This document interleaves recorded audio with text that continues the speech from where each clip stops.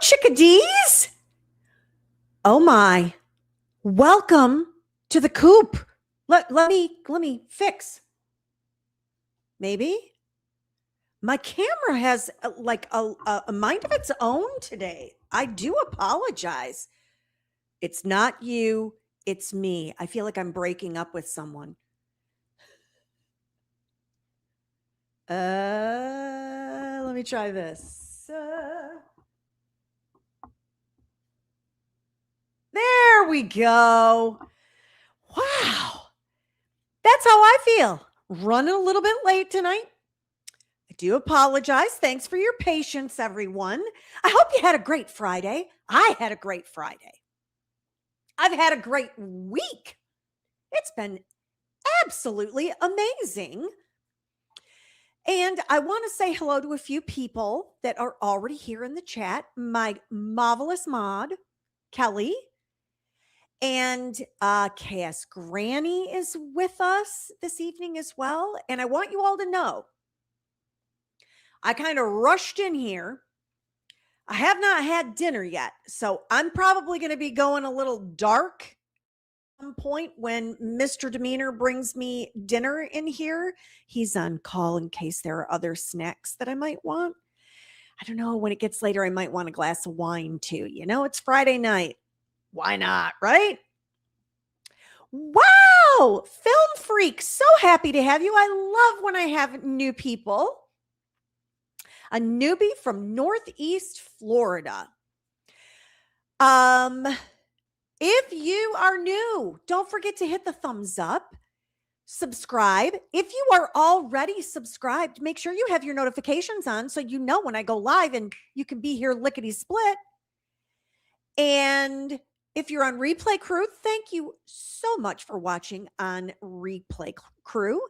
Oh, Jonah Bark, thank you so much. She is also new with us. I am so happy to have some newbies this evening. Yay, Kristen is back with us tonight. Love having new people in the chat. If you are new, some things that you need to understand and know about being at the chickadee coop with Ms. Demeanor. We welcome all opinions. We want to be respectful to everyone, but we welcome opposing opinions. And all we say is that if you do have an opposing opinion, you need to stand on it with some facts. You got to back it up here. We want to have a good conversation about it. So, upstate New York is where Jonah Bark is. Great. And Disney Nerd is also with us. Yeah, you probably didn't hear me very early on. I'm going to be eating at some point during this testimony this evening. But in the meantime, we are going to be getting into all of this. Yes, Film Freak, bring the receipts. I don't mind if you want to have a different opinion, but don't just say, well, because. Yeah, that's not going to fly here. We want to know why. Give us the facts. So we are going to continue Minnesota versus Senator Nicole Mitchell. Senator Nicole Mitchell is being charged with burglary because she broke into her stepmother's home in the middle of the night, scared the poor woman half to death. And she's claiming she was in the home to retrieve, it's a lot of different things. It depends on when you ask the senator. Sometimes she says it is because she was retrieving a shirt and some mementos and possibly her father's ashes. But then we find out that the ashes had already been buried and she already knew that. So there's that. And then if you talk to Carol, the stepmother, she says she was trying to get in here to steal some documents. And then Wednesday night during Wine and Crime Wednesday, we found out Carol thought she was in there trying to get a gun that Carol used to keep in her drawer under her bed. And that she thought Nicole was going to try to one of those, Woo, doggy, it was a lot. So that's where we are as it stands right now. We have seen several body cam videos. If you all have not seen Monday night and Wednesday night's live streams, you are going to want to go back and do that. I don't necessarily know that you have to do it in order, but it may give you a little bit of perspective before this evening's, but I feel like you're still going to be okay with it. I want to say hello to Jillian. She's back with us this evening. And Eve is the one that turned us on to this case, and she's got her popcorn ready. So yeah. I don't have popcorn. I'm going to eat my meal at some point. So where we are is we are on. No, Joan of Arc, you don't have to stop right now and go watch them. You can hang with us tonight. It might actually be interesting to see this testimony and then watch the body cam footage. Because this evening we are going to have the senator is going to testify and give her perspective. Son is who was just getting ready to take the stand. And so without any more delay, let's get right into it. All righty. Mr. Ringster. Thank you, Your Honor. Good afternoon, Mr. Keel. Good afternoon. I'm sorry, I'm kind of behind that glass. Would you state your full name for the record? My name is Jonathan Andrew Keel. All right. And Mr. Keel, where do you live? I live in Plymouth, Minnesota. Mr. Keel, do you know a Carol Mitchell? Yes, I do. And why do you know Carol Mitchell? Carol Mitchell is my birth mother. Mr. Keel, that microphone is very sensitive and it does pick up everything. If you're speaking into Don't it eat at it. very close distance, it picks up like your breath, and so we're not hearing you completely. So you can speak up, but just stay a little bit further away from the microphone. Okay? Yes. Okay. Thank you, Mr. Ringster. Thank you, Your Honor. And Mr. Keel, if you can't hear me, please let me know. I can hear you. Very good. Mr. Keel, do you know Nicole Mitchell? Yes, I do. And how do you know Nicole Mitchell? I met Nicole Mitchell after I was reunited with my birth mother. And again, your birth mother is Carol Mitchell, correct? Yes. All right. Let me give some perspective here. So this gentleman is Jonathan. This is Carol Mitchell's son that I don't know the story. I'm sure we're going to find out, but they were estranged or did not know about one another until much later in life. And this is also the same individual that Nicole believes is going to get the entire estate of Roderick, which is Nicole's dad. And I think that is probably where some of this motivation for the burglary came from. She had like 3.5 hours to drive from her house to the home that she broke into to burglarize. So there's that too. Let's not forget that she had plenty of time to make a different choice, and she didn't. So this is Jonathan, the son of Carol, biological son of Carol. Hey, Holly, thanks for joining us. Approximately when did you meet Nicole Mitchell?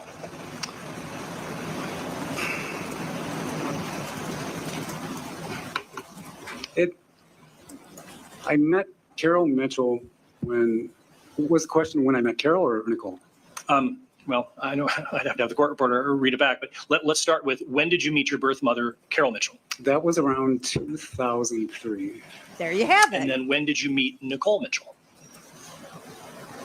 I don't recall exactly. I believe it was years later, maybe more, around 2008. Okay. I'm not entirely sure. But it was within some few years of your meeting your birth mother, Carol Mitchell. Is that true? I believe so. Okay. Do you remember where or how you met Nicole Mitchell?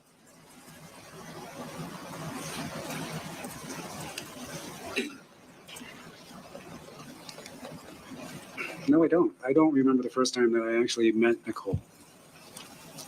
It was really Did you memorable ever for him. see or interact with Nicole Mitchell in Carol Mitchell's presence? Yes, yes, I have. Okay. How many times do you think that happened? That has probably happened, to the best of my ability, I think maybe around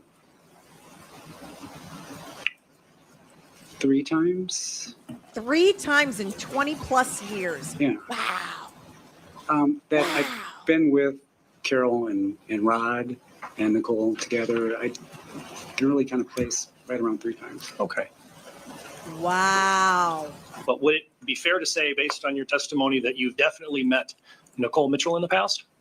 Yes. Okay. Mr. Keel, did you see Nicole Mitchell at Rod Mitchell's funeral? Yes, I did. Would you describe to the jury the circumstances of that? What just briefly that situation was like?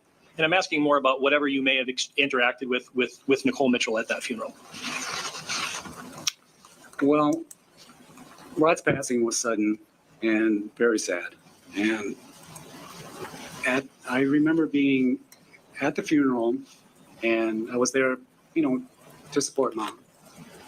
It was tragic. She was really hurting. And I interacted with Nicole a few times at the funeral, just in condolences, watching her out of concern. But there was a few words. I felt really bad for Nicole. Okay.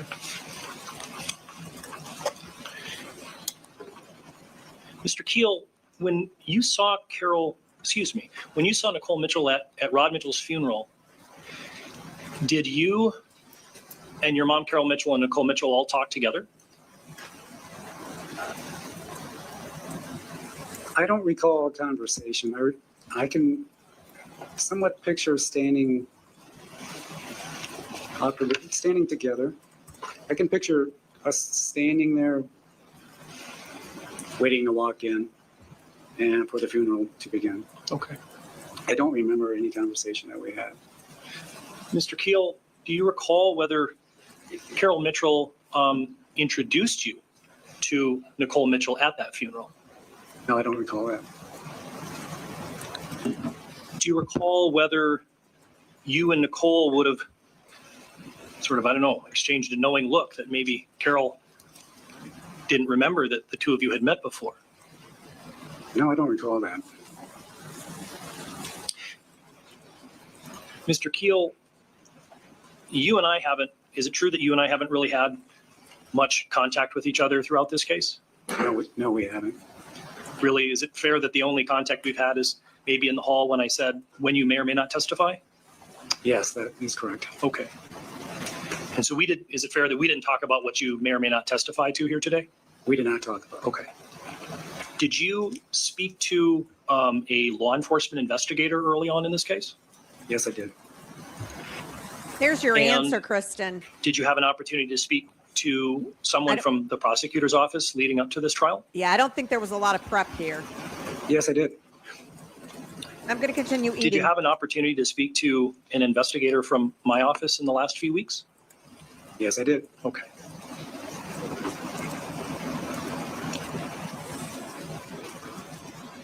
And I want to ask the question just to be clear, so no one's confused. When you were at Rod Mitchell's funeral, did Carol Mitchell introduce you to Nicole Mitchell there as though the two of you had never met? I don't recall that happening. Okay.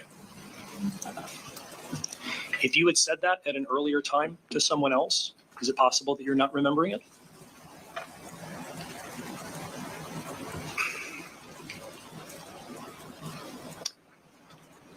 It would be quite striking. I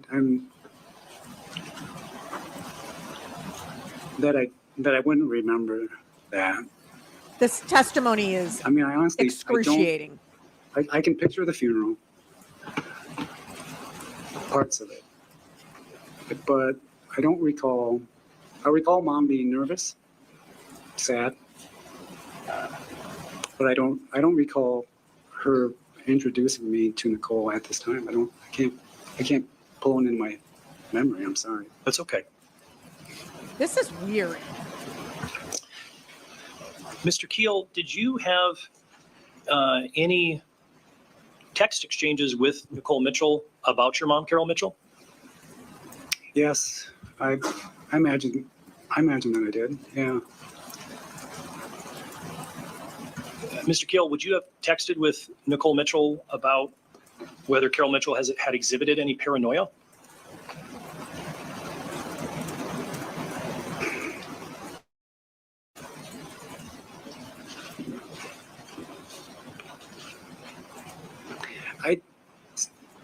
The only thing I remember in a text to Nicole was, what I remember is when Nicole was running for state senator. Okay. And I also remember a text where it was the first Father's Day after the loss of Rod, and I sent my condolences. But I don't remember really discussing Mom with Nicole in the text chain.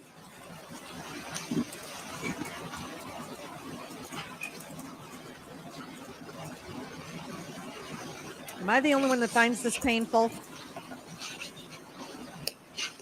I mean, it might be making me start to lose my appetite. Your Honor, I'd like to turn on the screen for the witness at this time. You may.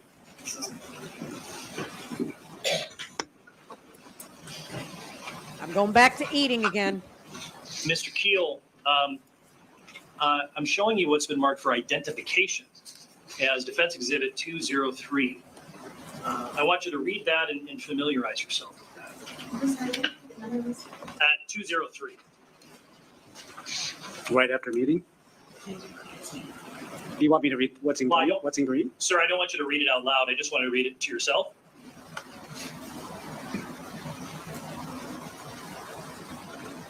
And then let us know when you had a chance to read that. I read that. Okay. And then this is what is marked for identification as Exhibit 204. Would you read that?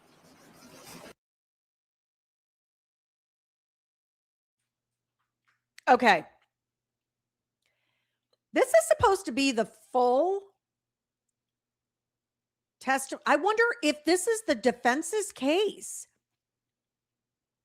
Because this sounds like a direct examination, correct? Y'all with me? But we've got Miles from Murphy Brown is the one that is doing the questioning. Are y'all with me now?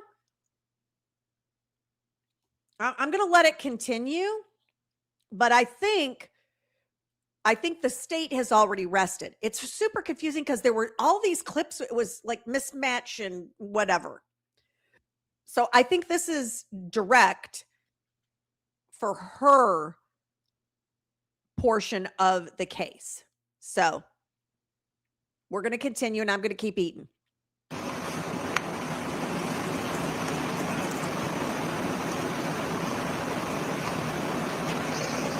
I read it. And then what's marked for identification is Defense Exhibit 205.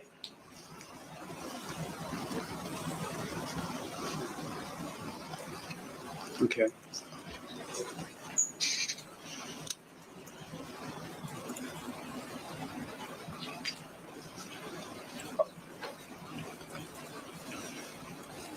Your Honor, at this time, I ask to introduce Exhibits 202, 3, and 4 into evidence. What? Mr. McDonald? No objection. All right, exhibits. And I spoke wrong. It's 203, 4, and 5. That was my mistake. Mr. McDonald? No objection, Your Honor. All right, exhibits 203, 204, and 205 are received. Your Honor, I'd like permission to publish. You may.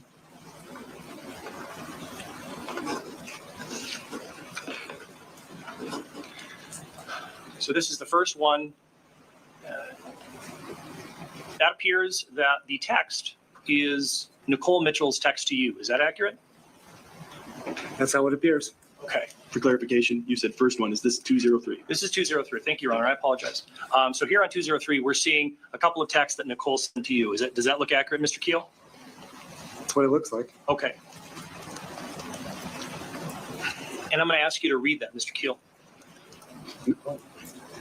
It was fine. I'm always trying to juggle 3 things at once, so my texts are often a mess. LOL. Thank you for trying. I'm worried her Alzheimer's is starting to make her isolate more, and I've seen her start to get paranoid about things in a couple texts.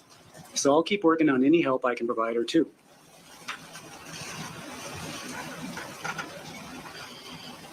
And if we can go to 204.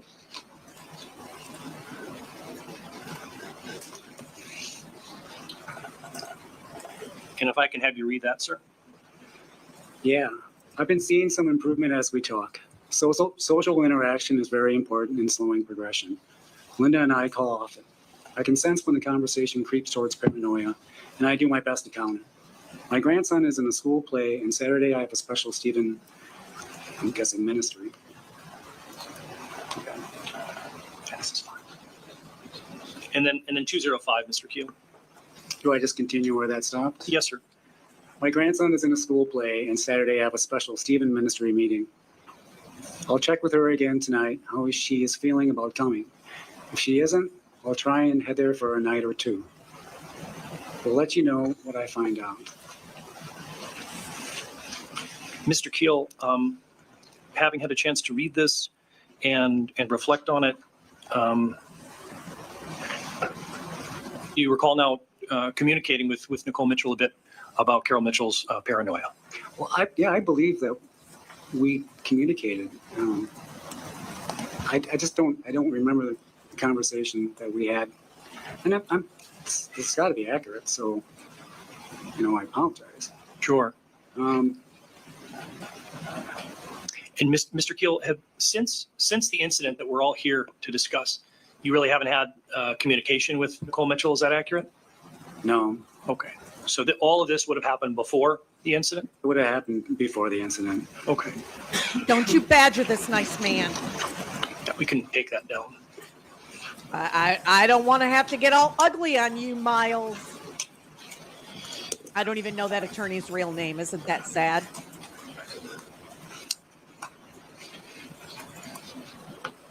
Mr. Keel, and I apologize, did you say you live in Plymouth, Minnesota? Yes. All right. After Rod Mitchell's death, did you have an opportunity to take your mom, Carol Mitchell, to any doctor's appointments? No.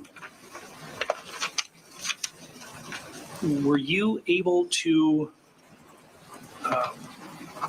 help your mom, Carol Mitchell, with any financial type concerns? No, I didn't need to. Okay.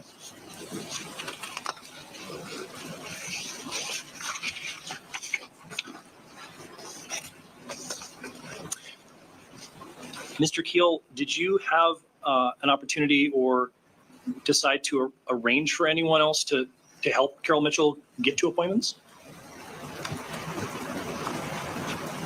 I didn't have to. Mom has a good support group, so I didn't have to ever arrange with anyone to get Mom to an appointment. This is not going well.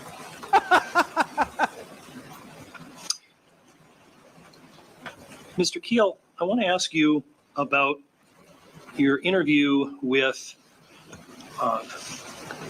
Sergeant Glander. Do you remember maybe more than a year ago having a conversation with Sergeant Glander? That was a while ago. Yeah, I remember talking to Sergeant Glander, Investigator Glander, on the phone. Okay.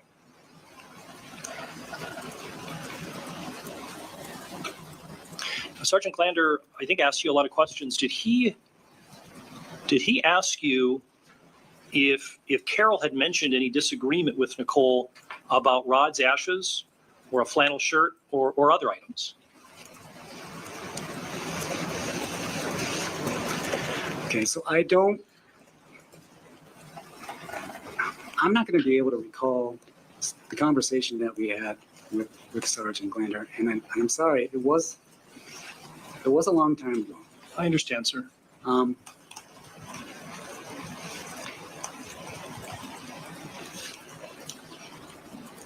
I want to say that I can remember Sergeant Glander talking to me about Nicole wanting to retrieve her father's stuff, a flannel shirt and the ashes. I can remember our conversation about Sergeant Glander asking me about Nicole and Carol talking about that as well, but it's faint. Okay. Do you remember what your answer was when Sergeant Glander asked you if Carol had mentioned any disagreement with Nicole over Rod's ashes, flannel shirt, or other items?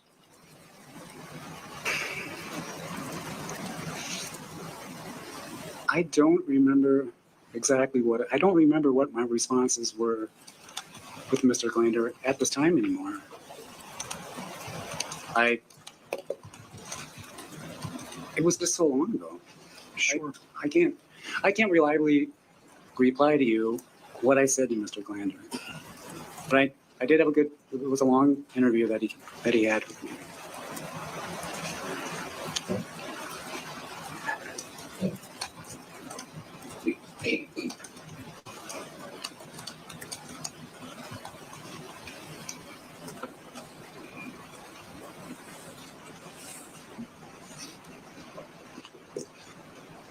Now, you also spoke, as we talked about before, to an investigator from my office in the last few weeks. That's correct? Yes, he called me when I was at work. Okay. He asked you how often you would see Carol. Do you recall what your answer was? I'm looking bad.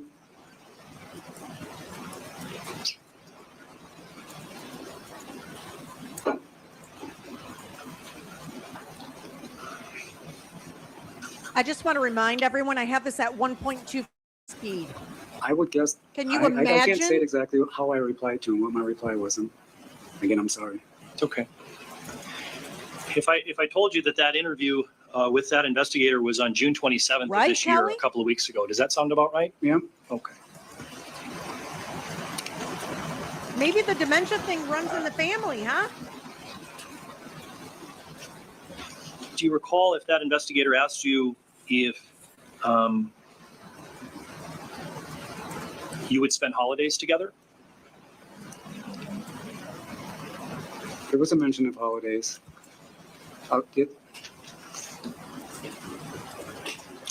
So, did you spend holidays with them? And I mean, Rod and Carol Mitchell? We would meet after the holidays.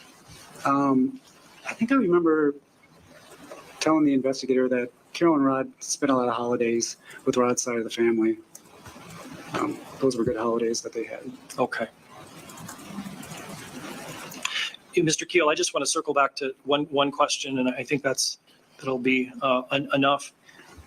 You didn't remember what you had said to the investigator about how often you saw Carol or see Carol.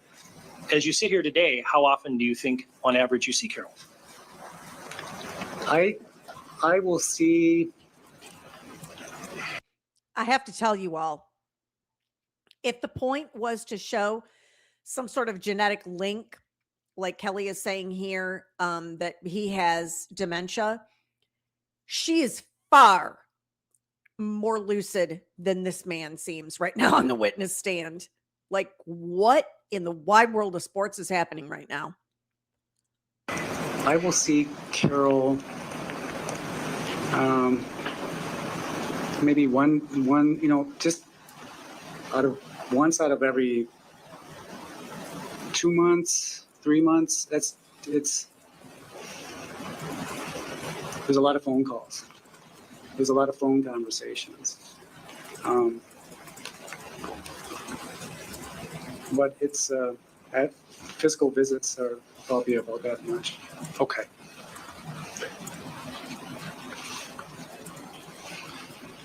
Thank you very much, Mr. Keel. I have no further questions. Mr. McDonald?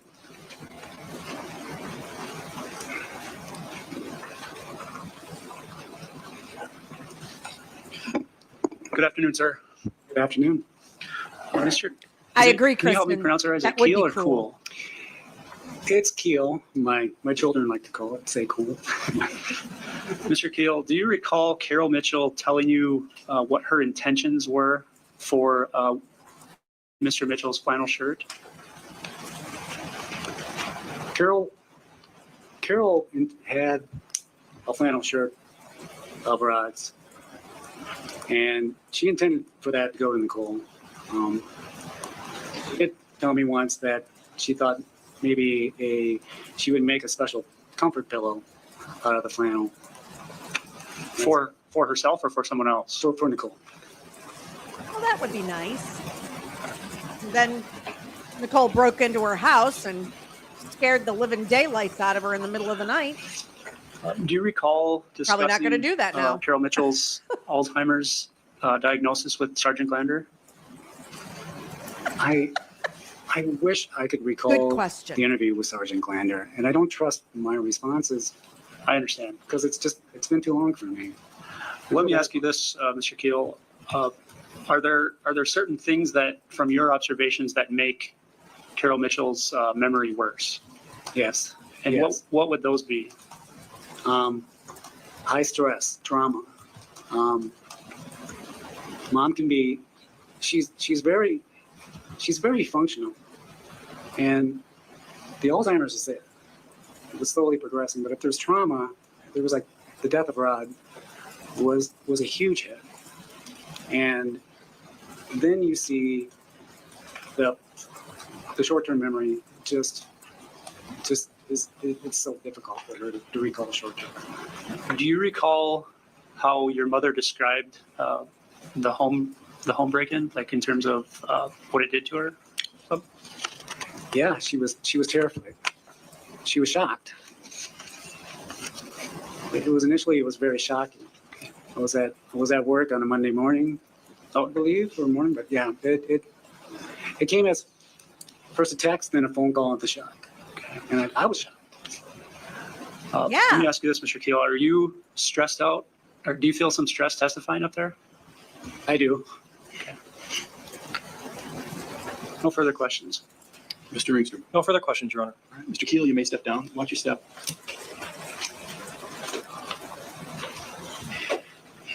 I'm going to say that we have moved on to the defense's case now. The next testimony is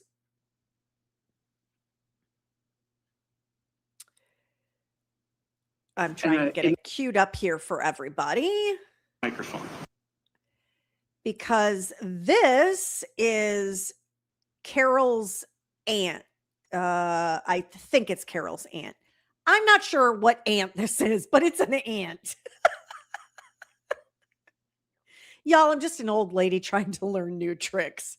Give me some grace. All righty, let's see what we got here. And we'll find it. I did my best. Can you spell your last name, please? L-U-N-D, Where do you live, Miss Lund? Moorhead, Minnesota. What is your relationship to Nicole Mitchell? Nicole is my niece. Ah, Nicole's aunt. How long have you known Carol Mitchell? Over 40 years. Over that time frame, how often did you see Rod and Carol Mitchell? Probably over the last 20 to 25 years, probably at least 10 times a year. They would come in for a lot of holidays and a lot of family events. Maybe about once a month, about. To your knowledge, did Rod and Carol Mitchell spend holidays with Carol's family? They may have very early in their marriage, but I'd say for the last 20 to 25 years, they never missed a holiday at my house or my parents' house. At some point, did you learn about Carol Mitchell having medical issues? Yes.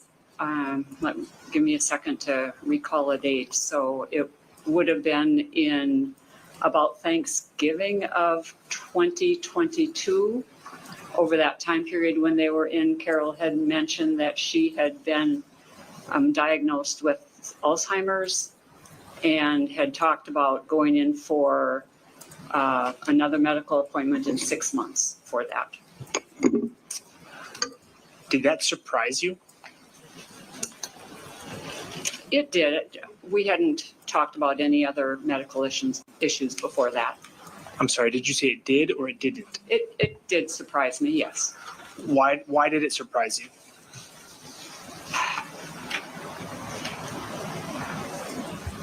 I just hadn't heard her talk about that before. Now, you mentioned earlier that you are Nicole Mitchell's aunt. Yes. Would that make you Rod Mitchell's sister? Yes, Rod was my brother. It's okay. Did you have any conversations with Rod Mitchell about Carol Mitchell's Alzheimer's diagnosis before you heard about the diagnosis Thanksgiving of 2022? No. After Rod Mitchell died, did you try to help Carol Mitchell with anything? Yes, and immediately after Rod Mitchell's death, my sister and I went down and helped Carol immediately with all the funeral planning, all that type of stuff. So we're with her quite a bit that first week. And then during that period, we were always asking, anything you need, Carol, we're here for you, we'll help you. And the one need that she had brought up was that she had never paid bills or done any of the financial end of things in the 40 years she'd been married to Rod. And so I said, well, that's right up my alley. I have a 40-year career in finance and accounting and things like that. So I stepped in at her request and started helping with those type of things. Did helping Carol Mitchell have anything to do with your brother Rod Mitchell? Feelings of loyalty or responsibility? Would you repeat that, please? Yes. When you stepped in and helped Carol Mitchell, as you just testified to, did that have to do with anything related to your relationship with your brother, Rod Mitchell? Absolutely. I mean, that would be what Rod would want us to do. Absolutely. And I love Carol too. So it's just a natural to step up and help the people family members and people you love. It's just a natural thing to do. Did you ever meet with Carol Mitchell's attorney as a part of this post-Rod Mitchell death and the resolution of his estate? Yes. What did you discuss when you met with that lawyer? During the month of April of 2023, I helped Carol compile all of her financial papers. So we had kind of a balance sheet that we went through and compiled everything. We rounded up everything. And the purpose of going to her attorney, she picked the attorney, it's somebody local in town here.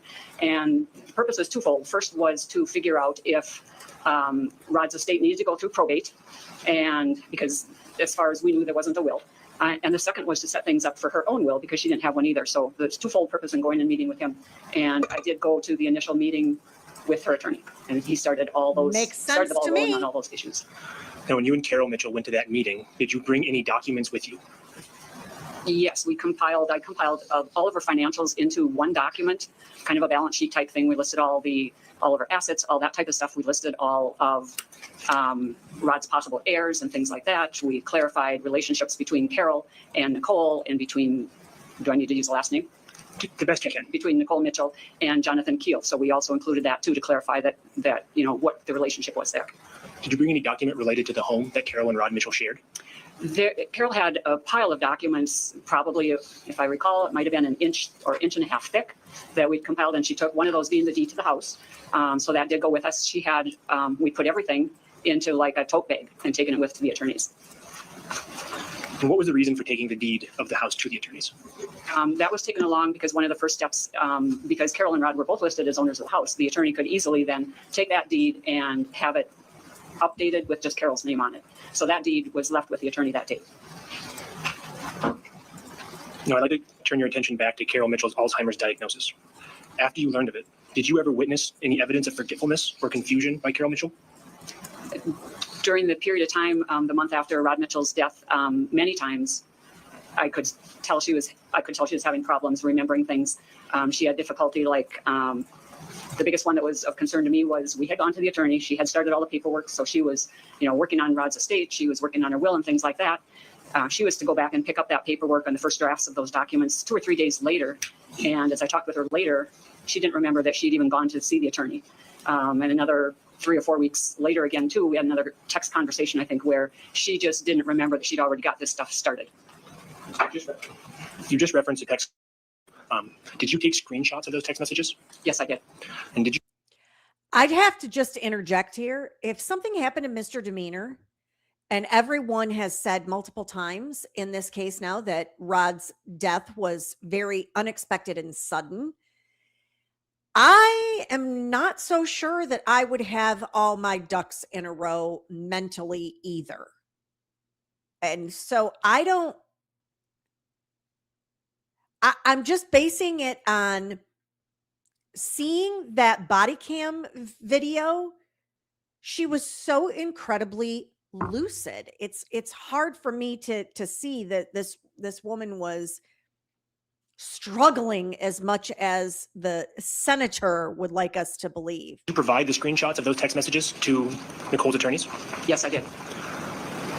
Ms. Lund, I'm going to show you a series of documents marked as exhibits 279, 280, 281, and 282.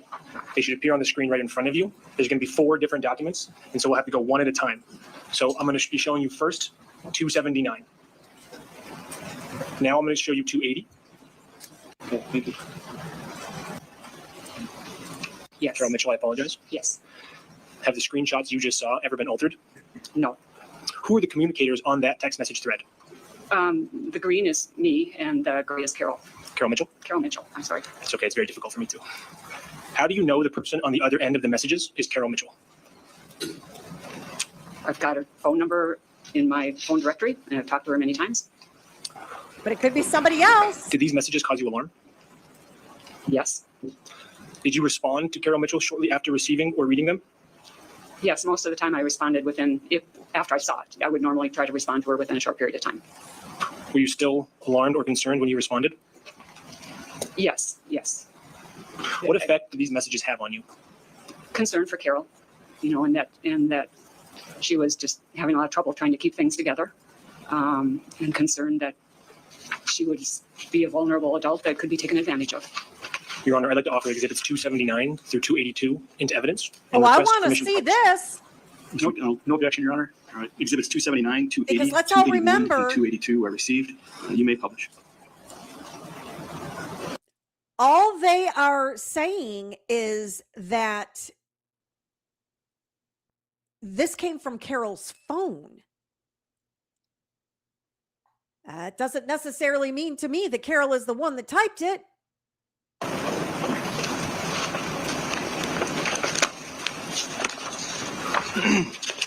So as we discussed when it was just on your screen, there's going to be 4 messages. And the reason for that is when you screenshot, it goes vertical. And so you kind of cut things off and it's a little bit wonky. I wish we could do a full one long scroll, but we can't. So what I'd like you to do is I'd like you to read those.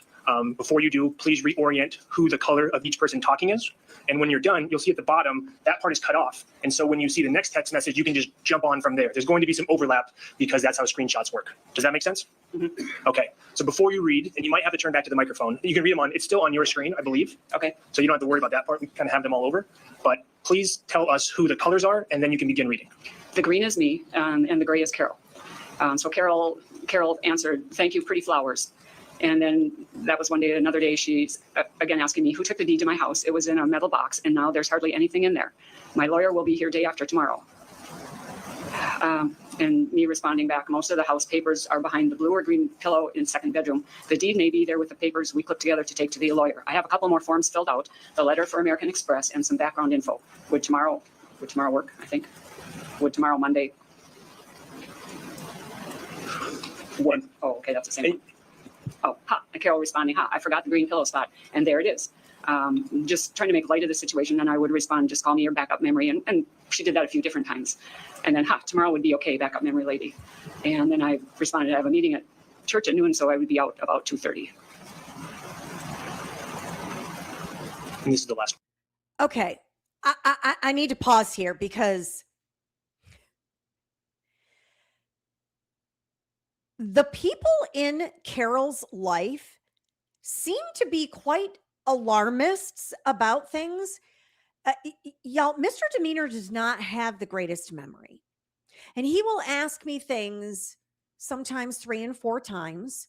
And I will say, "Remember, I said la, la, la, la, la," whatever it is. I would hate to think that someone would jump to the conclusion that he has early signs of dementia or advanced Alzheimer's because he forgets some things. He forgets the things because it's not important to him to remember whatever it is because he has me and he just asks me, right? That's how it goes. And I'm like, I'm tired of keeping track of this. But as soon as she said the pillow, she looked at, she's like, yeah, right. It's right there. Y'all tell me, am I off base? Because I don't think it's that big a deal. Not so far. Me and Green again, we can move it to next week if you prefer. Your will was on the table yesterday. Carol responding, do you mean the healthcare directive? I haven't made a will yet. I am going to do that with Charlie.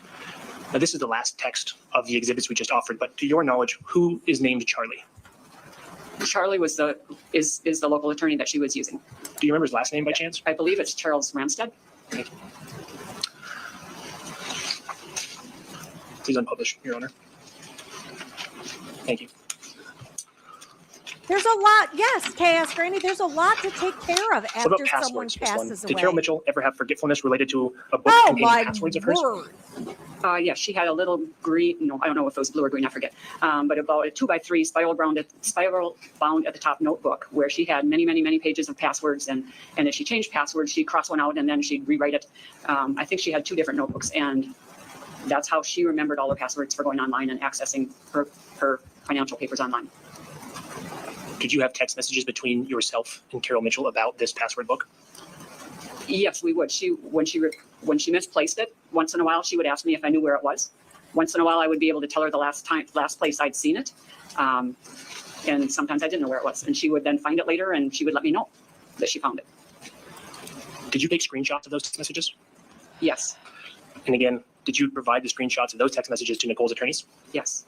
I'm I'm going starting to show you a get series of pissed. documents marked Exhibits 277 and 278. They're going to go back up on the screen just like we did last time. The- We'll go through it the same way. Can you see those? And I will also wait so The that Mr. level McDonald can of see them too. shade,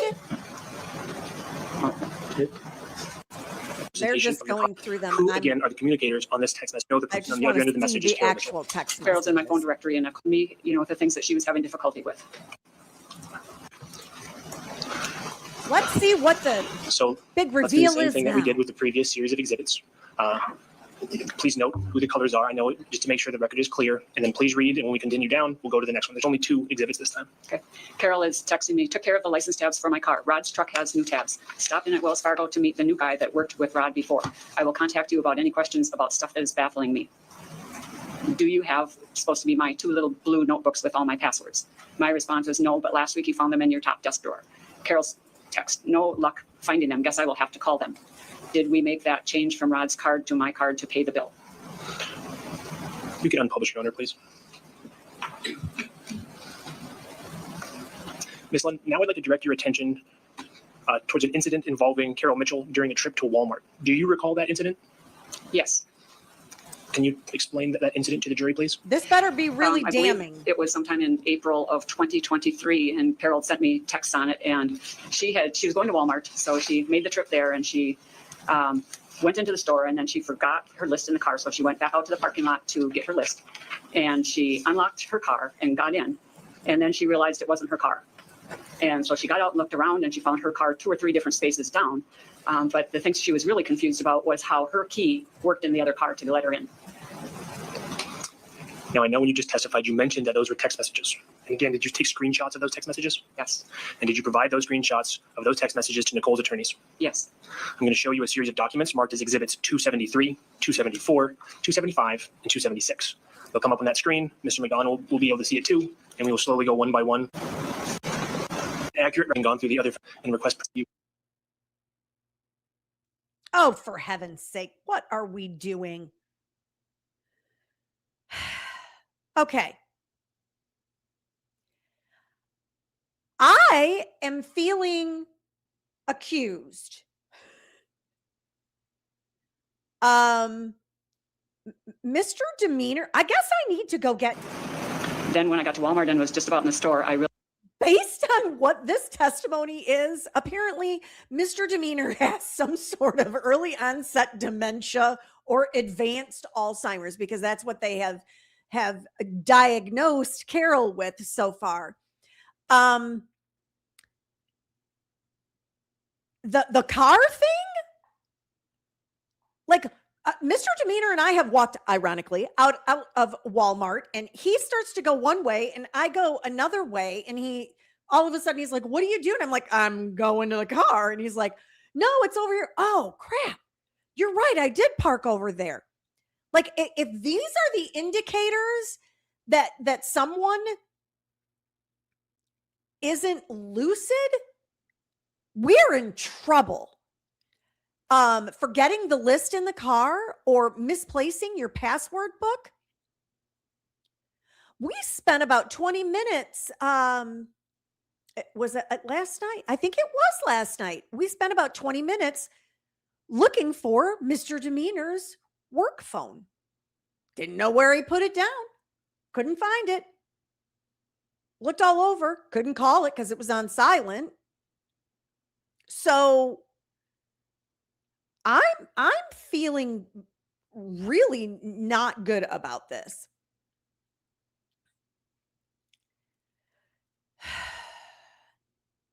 Hey, Ann, thanks for joining us tonight.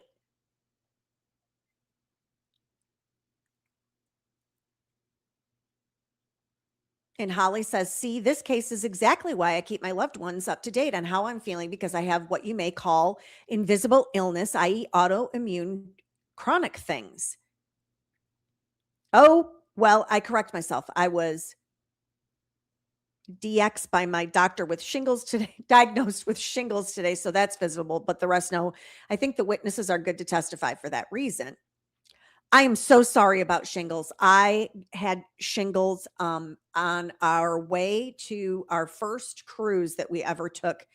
So much pain. It was the worst flight I have ever taken. The back pain was excruciating. And Mr. Demeanor then decided for the second leg that he was going to upgrade us to first class. I was much more comfortable. Realized I forgot my shopping list, went back to my little green car, hit the door unlock and hopped in, and it wasn't my car. OMG. I jumped back out and saw my car about 3 more down, exact same color, but mine is a Ford Escape and the other was a Subaru. How could my key open the other one? Freaky. My response, OMG, maybe you should let Butch give you a ride tomorrow. We can unpublish, Your Honor. Ms. Lund, who's Butch? Butch is my brother-in-law. He's married to my sister, Cindy. Was Why it a did you offer that to Subaru? Carol Mitchell? She was coming in for, I think this was Easter of 2023, and she was coming in to spend Easter with us, and we didn't want her driving out of town by herself. So he made the trip out, picked her up, and brought her, and then I think maybe Nicole took her back home at the end of the Easter celebration that we had. We may ask some questions about that in a moment, but reorienting you just very briefly to the text message related to the Walmart incident. How did you feel after reading those text messages about Carol Mitchell and her trip to Walmart? Still concerned about her, you know, how big of an effect the Alzheimer's was having on her, having just lost her husband, my brother Rod Mitchell, and thinking some of her difficulties were going to be more apparent going forward as long as Rod was no longer there to compensate for some of the struggles she was having. I appreciate you providing me with a transition in my questioning. I want to now talk about your statement earlier that Rod and Carol Mitchell had come to either your home or your parents' home in Moorhead for holidays with the Mitchell family over the past 30 years. Has Carol ever driven to your house to come to one of those holidays? Carol Mitchell, I apologize. Carol Mitchell, if Rod Mitchell and Carol Mitchell were both coming in, normally Carol drove because Rod worked in town, lived in Detroit Lakes, worked in town, and he drove that route 5 days a week. And so if they went somewhere on weekends, normally Carol would do the driving because he'd had his fill of driving during the week. I don't want to make you estimate, but would it be fair to say that Carol Mitchell drove to your house or your mother's house in Moorhead more than 10 times? Probably more than 10 times in a year. Yes. Okay. So many times. Many times over the duration, yes. After Rod Mitchell's death, did there come a time where Carol Mitchell began to have trouble getting to your house in her car? Yes, there were 2 incidences where she called me, where she was coming to my house and she called me. She'd made it as far as Fargo Moorhead, but then got lost in town. And so she called, and I was able then to direct her via the phone to have her come to my house in South Moorhead. That's an Did you take a issue. screenshot of the record of that phone call from Carol Mitchell to you? Yes, I did. I don't know A if that picked up on screenshot your- of the Yes. phone Oh. call. Yes, I did. Thank you. I just want to make sure. Huh? And did you provide the screenshot of that phone call to Nicole Mitchell's attorneys? Yes, I did. What? I'm going to show you a document marked as Exhibit 323. It's up on your screen and Mr. McDonald's screen. Are Can you you see all that? as lost as I am? Yes. A screenshot of a phone call. What are we doing? Is this a complete and accurate record of your screenshots regarding the November 2023 phone call? Yes, that would have been the day after Thanksgiving in November of 2023 when she came in. Has it been modified at all? No, it has not.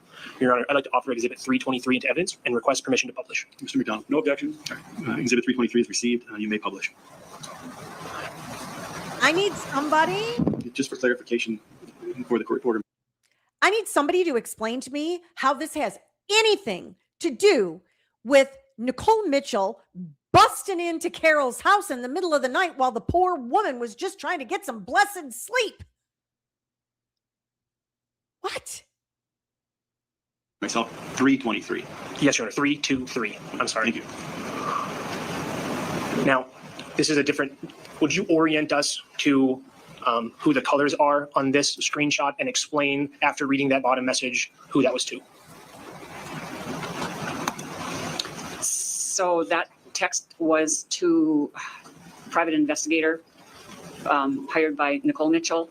And we had a phone conversation and I followed up with a couple texts, or most of the texts, to him. So this was after the original conversations with him. Yeah, in this case, I think he's in blue and I'm in gray.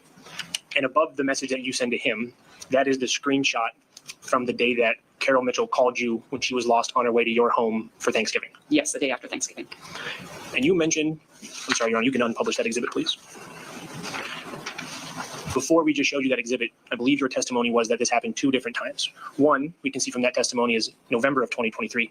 Can you place the other one of when it might have happened? I believe it was in October of 2023. Why do you believe that? I was able to find a phone record for it. Did Carol Mitchell and Rod Mitchell ever get lost on their way to your home before Rod Mitchell passed away? Not How that would I'm aware of. she know? They could have. Now, you testified to this earlier, but I'd like to ask you to repeat it because I think it makes more sense in context now. Did there ever come a point where you or your family made different arrangements for Carol Mitchell to get to your house to attend a holiday at the Mitchells in Moorhead? We talked about the one in Easter in 2023 in April, where we went out, or which my brother-in-law went out and picked her up, and Nicole brought her home. There may have been other family gatherings that we did something similar, where somebody picked her up and somebody else took her home. This may sound obvious. I don't mean it to be, but why did Anne says, are they trying to suggest Carol forgot she told Nicole to break into her home in the middle of the night? I have no idea what is happening. you decide to do that, or why did your family have that conversation amongst yourselves and come to that conclusion? Because we thought she was struggling with driving and was a risk to herself and driving outside of DL. Safer to drive inside DL, but when she's out on the road, we had more concerns. Now I'd like to discuss any additional symptoms of Alzheimer's that you began to notice in Carol Mitchell after Rod Mitchell's death. Was Carol Mitchell exhibiting any additional symptoms besides forgetfulness and getting lost that we've already discussed? Yes. What was that? Paranoia. So paranoia. Thank you. Can you give the jury some examples in your experience with Carol Mitchell at that time where she was exhibiting paranoia? What time? So as I said earlier, I helped her pretty extensively during the month of April 2023, put together all her financial papers and went to the attorney with her and all those sort of things. But then she started accusing me and my sister and Nicole Mitchell of stealing papers out of her house. So that theme came up and recurred several times throughout, from the time from April of 2023 through the end of 2023, where out of the blue, I'd get a text that says, something, it'd be a text that's like, well, where are my papers? You took them, bring them back. And each time I would carefully take a few minutes and realize that it was part of her paranoia and part of her Alzheimer's, and then very carefully respond to her. My response was normally, Carol, I know, you've got some paranoia going on with that, and that's why I've been very careful to not take anything out of your house. I'd had an experience with another family member where they always thought somebody, not me, but somebody else was taking stuff. It was always the same story over and over and over again. So I just thought she was exhibiting that same thing was stuck in her mind, that I took papers. And so I just very carefully try to walk through that with her and tell her we didn't have them, but it kept coming up throughout the months. Were those I don't call conversations that memorialized in paranoia. text messages? Yes. Did you take a screenshot of those text messages? Did you provide a screenshot of those messages to Nicole's attorneys? Yes. I'm going to show you a series of documents marked as exhibits 304, 305, 306, and 307. Ready to go to the next vote. May publish. 5 through Ms. Lund, please orient the jury to the colors, and then we will read them aloud, please. Carol Mitchell is in the gray. I am in the green. This one is in May of 2023. Carol, saying you have not returned any of the files you took from the tin box, noticeably the financial forms, most especially the ones where Rod wrote out his wishes across the top should he pass on. My lawyer wants them ASAP. My response, good morning, Carol. As I said before, I was very diligent about making sure I never took anything out of your house. Everything I helped with was left at your house with notes attached. Are you referring to the bound book that Rod had written in? You showed it to me early on, but again, I never took anything out of your house. I'm sorry you're having difficulty finding it. You put all your house-related papers from the metal box behind the pillows in the second bedroom. Maybe you put it in there too. I'm so sorry.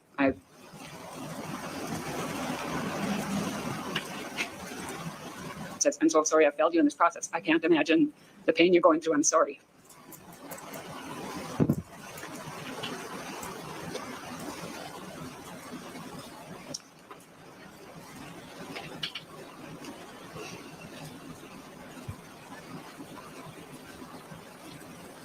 Take your time, Ms. Lund. Nicole said she never had any of those forms. So I guess it was you and Cindy that removed them. Whatever, I need them back. Oops, I sent that last one just before yours paid in. I will keep searching. You can unpublish these, Your Honor. Y'all tell me, do you think Ms. Lund, that's I can't help paranoia, but or notice do that you you were think that emotional at the is? end of that. Can you explain why? I'm concerned about the people around me. I knew it was her disease that was talking there and not herself. We'd always had a good relationship, so I knew that, and I felt sorry for her and that I couldn't help anymore. Had you ever taken papers out of Carol Mitchell's home? Never. May I correct? Yes, please. Preparing for Rod Mitchell's funeral, Cindy and I think Jonathan Keel and I loaded up all the things we were taking to the funeral home. So we took boxes of pictures and memorabilia and all those type of things, loaded them in our cars, picture boards and everything, took them to the funeral home, brought them back home again, unloaded them all. And that was the only papers I would have hauled around. Did Carol Mitchell have any fears or concerns related to her bank accounts? Yes. We had talked about earlier, I talked about her little book of passwords and things like that. So she had those going on. And, you know, probably one of my goals was, you know, knowing she had Alzheimer's, knowing that sometimes people with Alzheimer's end up having trouble getting their bills paid on time and things like that. So one of my goals for her would have been to get everything set up on automatic payment so she didn't do anything like get behind on a utility bill and get her electricity shut off or something like that. I've had experience with those type of things. So my goal was to more automate and auto pay for as much as I could so she didn't have problems. But Carol's paranoia, I think, had stepped in and she didn't want anything on auto pay. She wanted the bills coming to her at her house. She wanted to pay them and she didn't want the internet in her house anymore. Okay, y'all. I do not have things on auto pay. I despise and detest it. I want control of my money. I will pay the bill when it's time to pay the bill. I don't need you automatically zapping money out of my account. I'm perfectly capable of making sure you get your payment or your payment for whatever utility bill or whatever it is at the appropriate time. So I guess I'm paranoid too. I don't like that. I'm old school. I will sit down. You get this money. You get this money. And Eve, this is a great question. Why did they move her papers and put them somewhere else and then blame the dementia? Right? I'm not saying that there isn't something going on, but I don't think this is to the degree that everybody wants to think. Auto pay, I think it's deceptive. Yes. You know what else I don't do? My insurance company. They want to put that little freaking tracker on my car to see how I drive. I drive like a bat out of hell. You're not putting that tracker on my car. Absolutely. Well, you get a 20% discount or whatever the heck it is. You can take your discount and shove it. I haven't had an accident in 20 plus years or something like that. Give me a break. Yeah, I don't do that mess either. I don't need Big Brother watching every single solitary thing I do.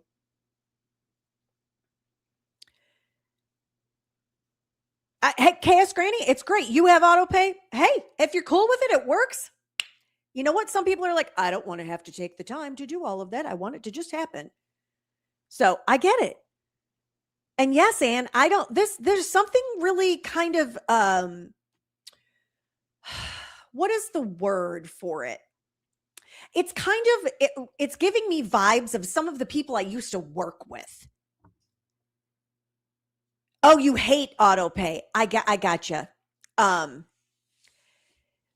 this lady, and when I say vibes of people I used to work with, like almost, and I'm going to sound like a crazy conspiracy theorist, but I'm not, because I know what these people, how they tried to gaslight me for a long time.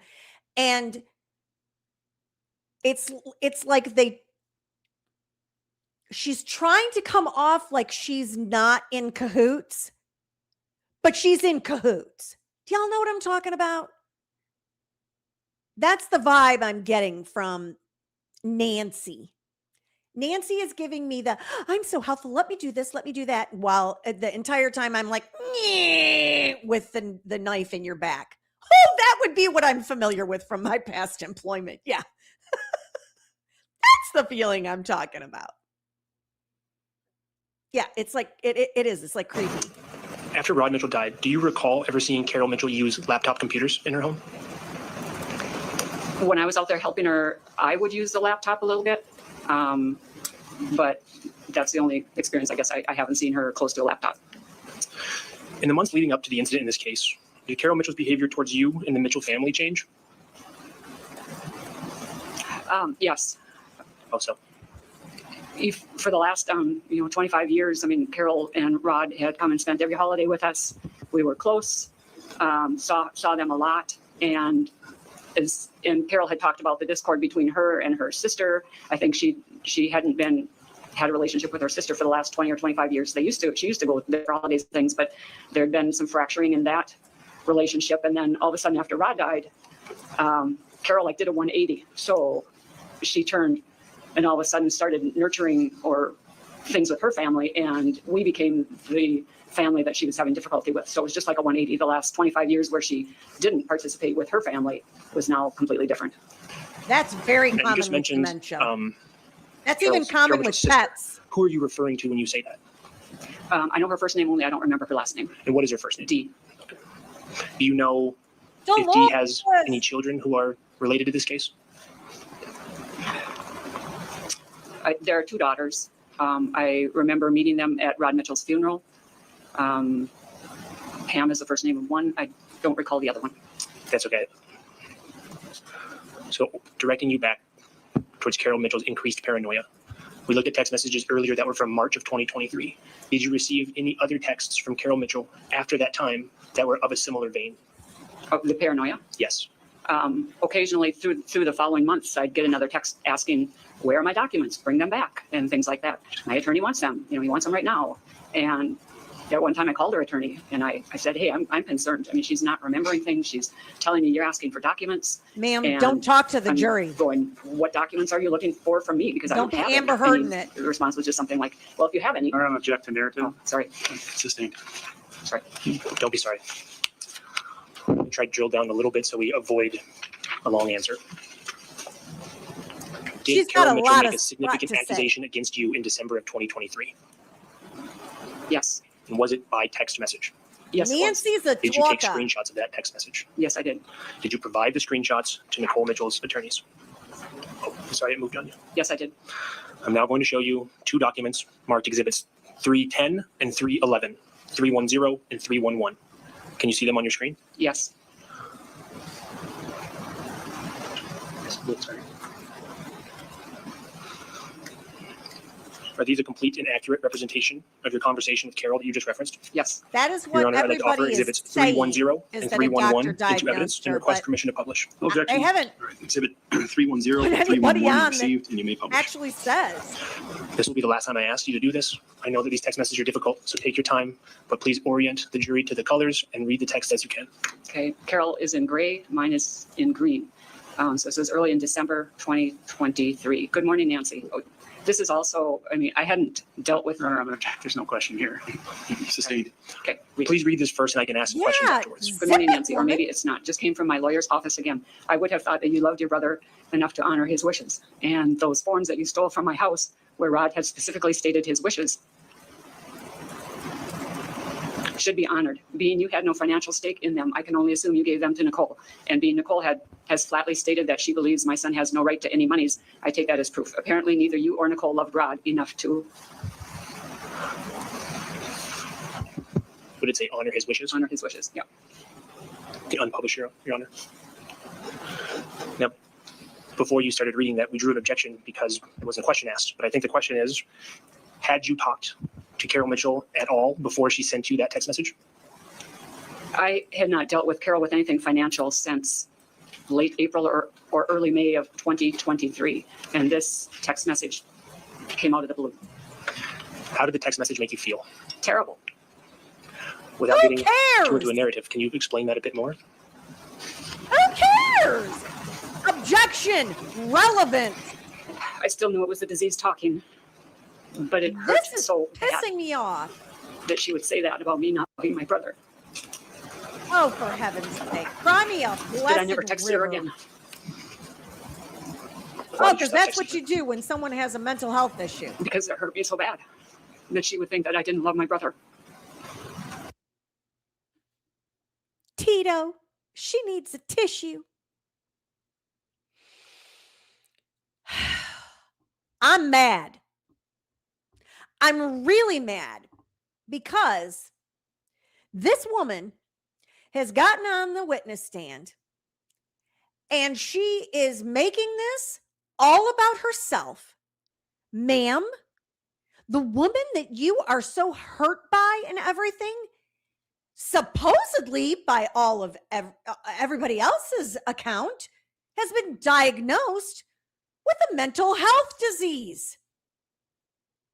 I don't know, ma'am. Do you think it's a good idea to be treating her the way that you are? And oh, my feelings are hurt. It's giving me my mother vibes. Oh my gosh, that's probably why I'm so triggered. It ain't about you, Nancy. It's about Carol. Carol's the one that has the issues.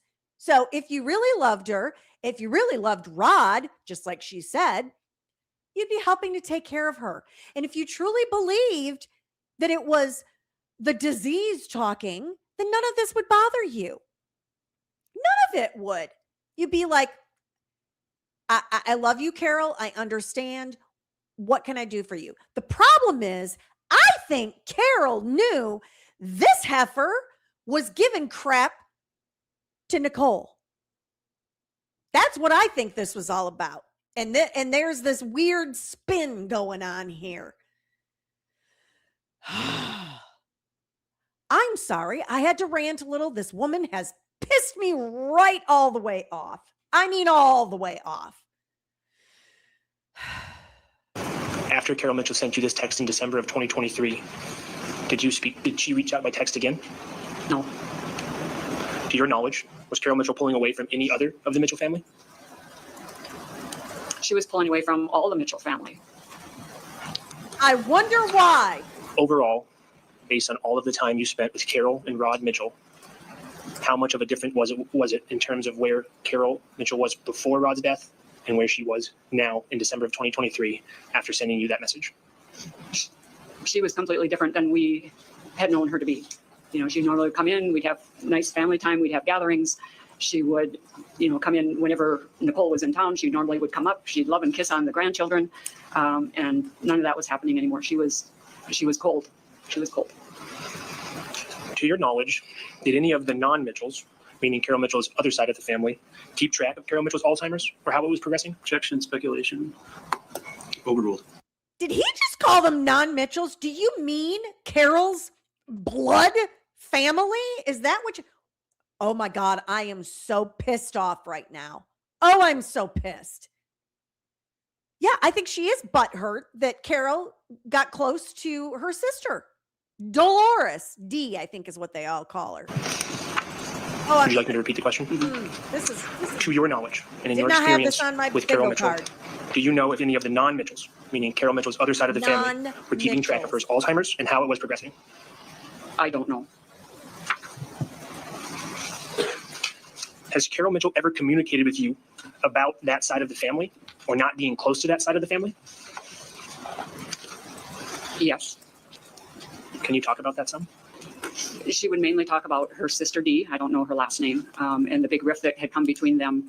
And it was twofold, the things that she talked about. And even in the month of April of 2023, when I was Oh, here we helping go. Carol and we take a break from what we're doing and we go to lunch or things like that, she would talk about Dee on occasion. And the 20-year rift, she said, were the result of two different things. First of all, Dee, took all of their parents' estate. So Carol apparently didn't, according to Carol didn't get anything of her parents' estate. Dee took it all. That was the first thing. And Carol said when she went looking for the baby she gave up at birth, that Dee was very opposed to that. And that also caused a rift between her and Dee. So the combination of those two things was why Carol no longer had a relationship with her sister. So let's talk about the son that Carol Mitchell was reunited with. Y'all, what if she found out all these years later, this paranoia that she has? What if she had it back then too? What if she thought her sister took all this stuff? What if she thought her sister had a problem with her reuniting with her biological son? And she sat down and was like, hey, all of this has happened. I don't have Rod anymore. Family's important to me. Like, what the heck? And Dee said, well, what was the problem in the first place? And Carol said, well, you did blah, blah, blah, blah, blah. And Dee said, no, I didn't. That is absolutely not what happened. I have no issues with either one of these things. And no, I didn't take this stuff. I had a friend that hardly talked to me for about 7 years. And it was over a misunderstanding. It was over a misinterpretation of something that I said. A single sentence. And finally, 7 years later, I was like, what are you talking about? What are you talking about? And then we had a conversation about it. And she looked at me and she said, you're absolutely right. You would never have the intention of what I took from your sentence. Yeah, that was a you problem. It wasn't a me problem. It was a you problem. Hey, Janet. Yes. Janet says, hello, everyone. I'm 23 minutes behind. The car thing at Walmart is the kind of thing my grandmother would do when her Alzheimer's first appeared.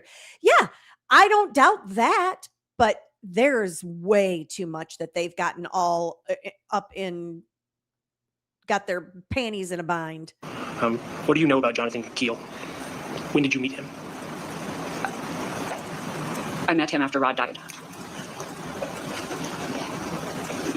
After Rod Mitchell died, did you ever attempt to acquire any of his things? During the process, when Carol was cleaning things out and trying to get through things and things like that, one of her homework from her attorney was to make a list of things within the house, who gets what in her house. And so I thought I was going to be helping her with that, but I wasn't. And so a couple different times she would text. I think she offered up a couple things of Rod's to our family members. I think a fringe jacket and a Minnesota Vikings jacket were the two things she offered up. And then an oak buffet that she'd had at her house that belonged to my parents and my grandparents before that, I believe. So she had offered those up. And continually, several times throughout the months, I'd asked her if there would be a point in time when we, meaning my remaining family, could come down and go through Rod's things to see if there's anything we wanted. Her answer was always, oh, yeah, yep, I'll get things rounded up when I get things sorted out. And it was always, this is things that you don't want anymore, Carol. It's, if you don't want them and you're going to give them away or something like that, we would like to have that opportunity. Yep, when I get things organized, I'll let you know. Well, that time never came. She had, I'd say 3 or 4 reminders. Let me just jump into. Yep. Is it possible Mitchell was not Nancy giving thought them their relationship to you was or a the little people that she tighter said she than what would? it actually Do you know was? where she was giving them or what she was doing with those items? She was giving them away to other people or donating them. I'd like to Greedy! shift gears a little bit away from Carol Mitchell Ooh, so to Nicole angry. Mitchell. Do you have an opinion as to Nicole Mitchell's character for greediness?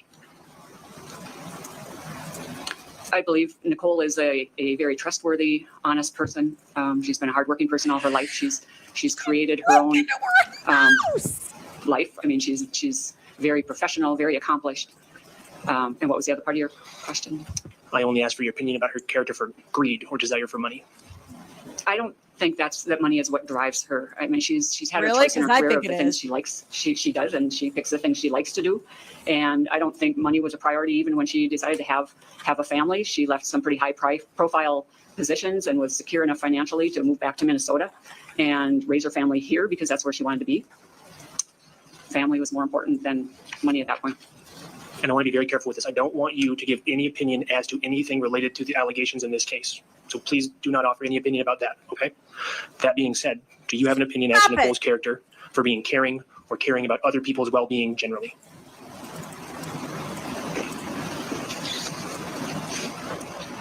Yes, I believe she's a very caring person. And a lot of times you would see that through some of the work that she chose or her volunteer work that she chose. I think a lot of it was very children oriented, and she did that kind of caring.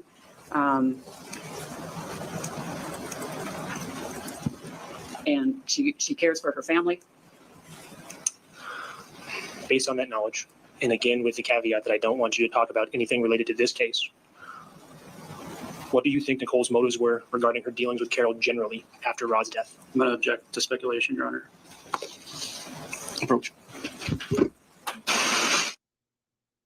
All right, let's see what happens. Oh, we're already back. Oh, good. Ms. Lynn, I'd like to talk a little bit about your perception of Carol Mitchell and Nicole Mitchell's relationship. Miles has a What was it partner. like in your experience? Sometimes it was rocky, I think, as any daughter and a mother, would be. But most of the time when I saw them together, there was always a hug and everything that went on. So I think they, worked through their difficulties or differences. And I think it was a pretty normal mother-daughter type relationship. And what about Nicole Mitchell's children, which would be Carol Mitchell's grandchildren? To your knowledge, did Carol Mitchell see those grandchildren frequently? Yes.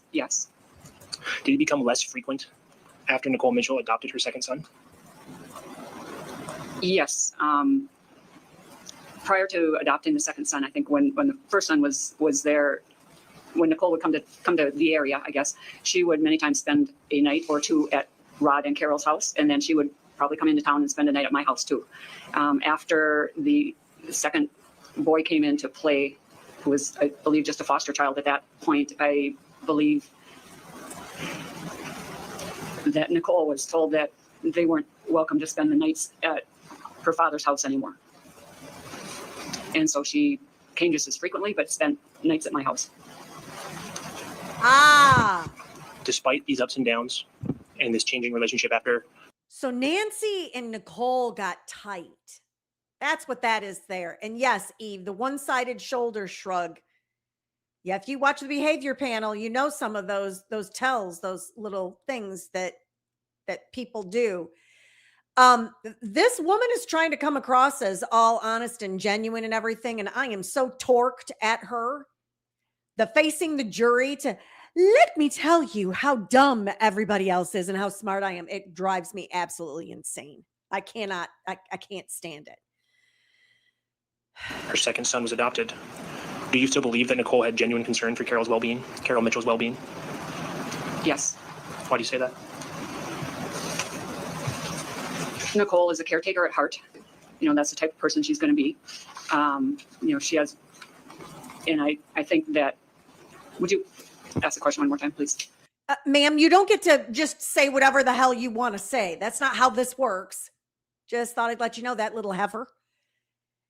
I have huge questions about how close Nancy really was to Carol Mitchell. I am starting to question whether this sister-in-law relationship was as tight as Nancy thought it was. I have questions. Absolutely. You testified to some incidents of rocky relationship between Carol Mitchell and Nicole Mitchell. And I'm asking, despite that, it seems as though your testimony is that you still believe that Nicole Mitchell had Carol Mitchell's well-being in mind. I'm asking why you think that. I think that because I believe that Nicole loved Carol and still does. And I also feel that she, being a caretaker, that her father, Rod Mitchell, would want her to make sure that Carol is well taken care of. And I think she felt an obligation, not only love, but an obligation to take care of a family member. I'd like to direct your attention to the time period 2023, and 2024. Overall, was that a difficult year or an easy year for the Mitchell family? Very difficult. Can you tell us about why that is or what happened to make it so difficult? We experienced a lot of loss that year. So it started with my brother Rod Mitchell in March of 2023. We lost a family member. My 39-year-old niece passed away in September of 23. And then in December of 23, my older sister, Julie Bradley, passed away. And within a couple days of that, my ex-husband passed away within a couple days there at the same time. Can you explain a little more about how your ex-husband passed away?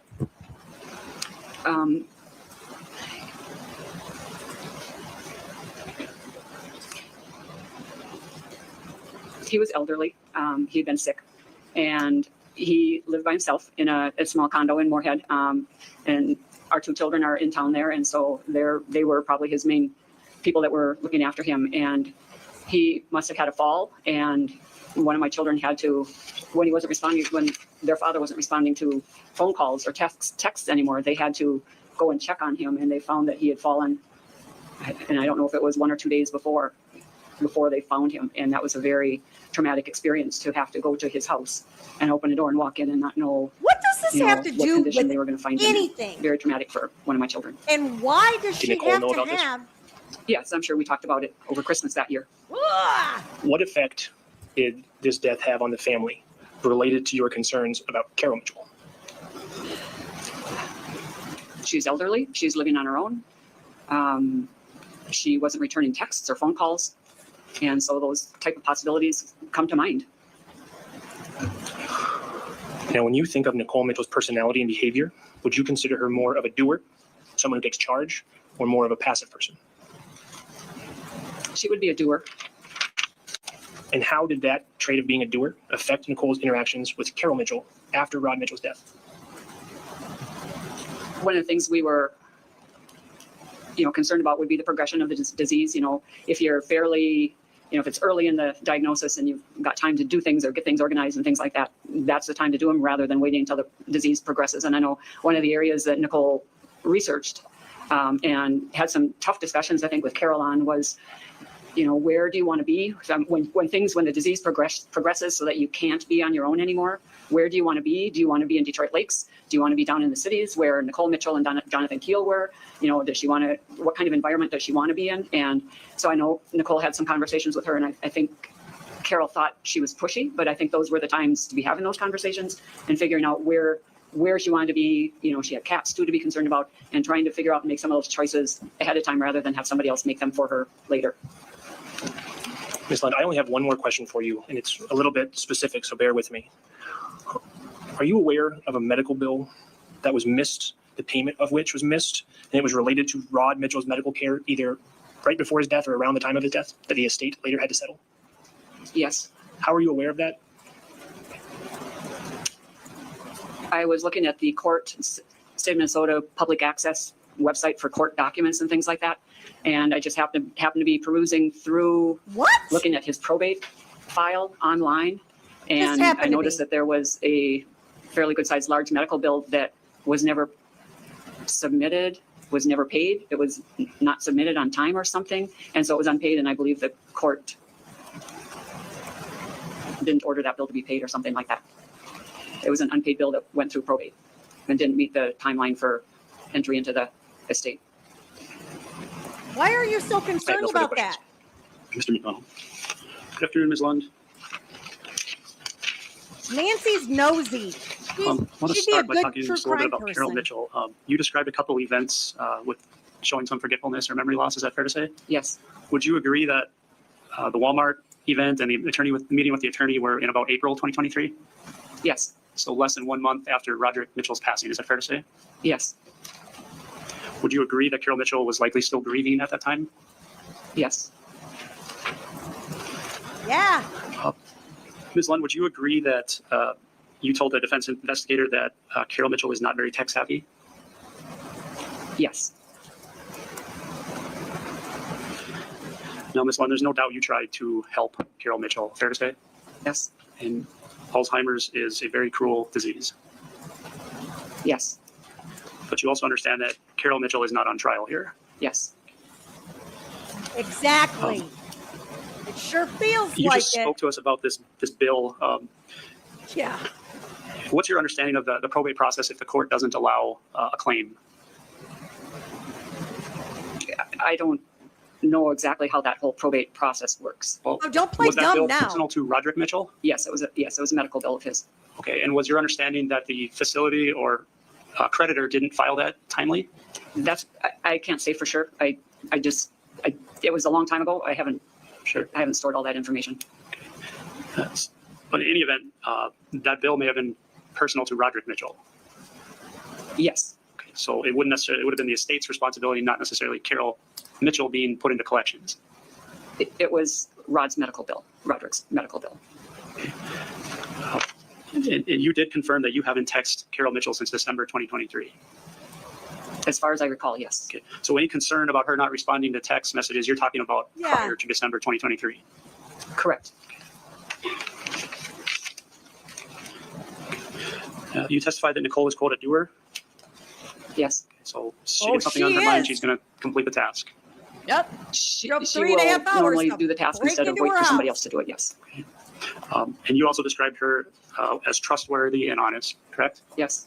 Meaning if someone asks her a question or she says a statement, we can believe it.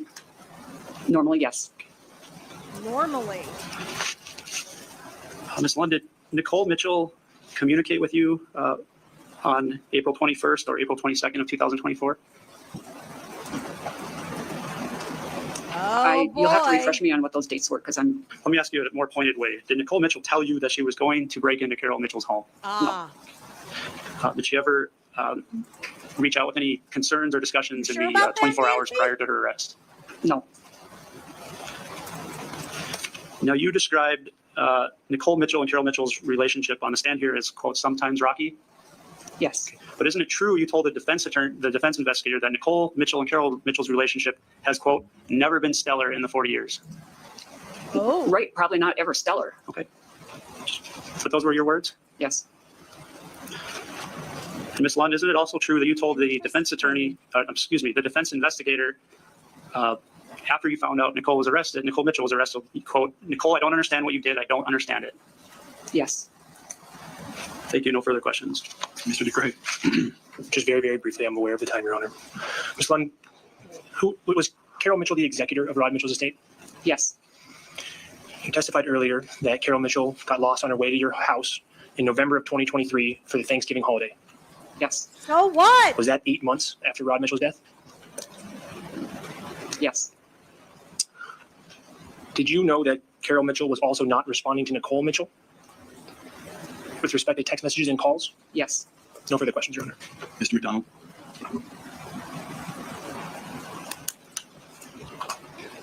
When you testify that Carol Mitchell was not responding to Nicole Mitchell, what time frame are you speaking to, Ms. Lund? I think during 2023, there were a lot of times when there were very slow responses, but I think I don't know when she no longer responded at all. For periods of time, there were very slow responses. I don't know the dates that she didn't respond at all. Thank you. No further questions. Mr. DeGray. Nothing, Your Honor. Ms. Lund, you may step down. Again, watch your step. There's that slight decline. Hey, KS Granny. She gifted 5 misdemeanor memberships. Thank you so much. Yes, making it rain the memberships. Y'all want to know who it is, don't you? I know how this goes. Let's see. Eve is getting a membership, and Melissa, Skylar, Raineo, I don't know how to say that, and Cuckoo for Cocoa Puffs. Welcome to the Chickadee Coop. I love that. Oh, KS Granny. I love Ms. D, and I want everyone to be a member. I really appreciate that. Thank you so much. We're going to head on to the next segment here. Let me get myself. That woman has me. I mean, I'm pretty pissed. I'm really upset with what she did. Okay, let's see. The next one up here. Answer questions about any. Hang Answer on. questions about. This is supposed to be, let me get it queued up for y'all. Get the closed captions on and make it the right size. Let's do this. Anybody in this direct examination, please try to use their first and last name. Is that okay? Yes, sir. Can you please state your name for the record? Jay Brody. You might have to get a little bit closer to the microphone so it grabs you. Jay Brody. Thank you. Can you spell your last name, please? Brody. Where do you live, Mr. Brody? Mauston, Wisconsin. Say that first sentence again. Mauston, Okay. Wisconsin. I thought you said Boston. What is your current occupation? I'm the superintendent of the 126 Combat Weather Flight, Volk Field, Wisconsin. Is that with the Wisconsin National Guard? Yes, sir. How long have you been in the military? 10 years. What is your relationship to Nicole Mitchell? Nicole was our commander at the 126 Combat Weather Flight. Co-workers originally, and then, naturally through co-workers, friends. How long have you known Nicole Mitchell? 6 years. How often would you see Nicole Mitchell through the Air Guard? Roughly once a month. It was typically a little more than that because when she would get a break, she would come down and do some extra days just to keep up with some of the admin tasks through the unit. How often would you and Nicole Mitchell speak outside of the Guard? I'd say at least once or twice a week. Over the course of those conversations, have you ever spoken to Nicole Mitchell about her stepmother, Carol Mitchell? Yes. Can you describe those conversations? Yes, absolutely. Objection hearsay, Your Honor. It's a prior consistent statement. Approach. Oh, we're already approaching. Mother. Yes. Can you describe what Nicole Mitchell told you about her concerns? Yes. Maybe long-winded, I guess, because it was kind of an evolution of, naturally we talk about a lot of things that started with work and they would be turned into our personal lives. And so she had expressed concern that Carol was displaying evidence of missing things, and she was worried about her well-being. She was concerned for how she would take care of herself, and that she was missing some certain things, let's say appointments and things like that. So sorry, trying to summarize that, but so I could go into great detail about a lot of examples, but that was the general idea of how those conversations evolved. And did those conversations begin shortly after Nicole Mitchell's father's death? Most of them. We talked about Carol and her father before he passed away. So. But the conversations about Nicole Mitchell's concerns for Carol Mitchell began after Rod Mitchell's death? Yes.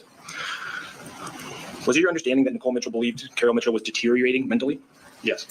What sorts of things did Nicole Mitchell tell you that she had concerns about with respect to Carol Mitchell?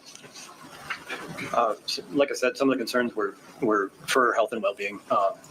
Nicole was trying very hard to help her through the transition after her father passed away, and so expressing things, like I said, like if she would miss an appointment or there would be gaps in some of her memory about things, including like she would have plans to take the boys up to go visit them, and then Carol would have forgotten that they had plans to do that. Was it your understanding that Nicole Mitchell was trying to help Carol Mitchell with any of that? Absolutely. Say that one more time. Absolutely. Did Nicole Mitchell tell you whether or not Carol Mitchell was accepting of her help? She did. Nicole would tell me about it, and it would. Some would be received and some wouldn't by Carol. Like some of the help, and it seemed to coincide with those moments that Carol was struggling with something. Like I said, if it was something like a missed appointment, or and then the very next day she would allow it. Did that back and forth seem to have an impact on Nicole Mitchell? Absolutely. Did Nicole Mitchell's concerns seem to dissipate as time went on or grow as time went on? Grow. Did Nicole Mitchell ever tell you about Carol? Well, strike that. You asked her that already. I'm sorry. Did Nicole Mitchell tell you about Carol Mitchell's plan for her father's internment on a date that Nicole Mitchell was unavailable? Interment! Yes, Nicole told me about what had happened. In your perception, how did Nicole Mitchell take that? It was very upsetting for Nicole. She wanted to very much be Right part back of at anything you, that involved, Fluntork. the grieving process and some of the events after her father's passing. So, yeah, upsetting. You testified earlier that you had conversations with Nicole Mitchell both before and after her father Rod Mitchell's death. Is that correct? Yes, sir. Prior to Rod Mitchell's death, did Nicole Mitchell ever talk to you about her concerns about what would happen to Carol Mitchell if her father passed away? Absolutely. What did she say?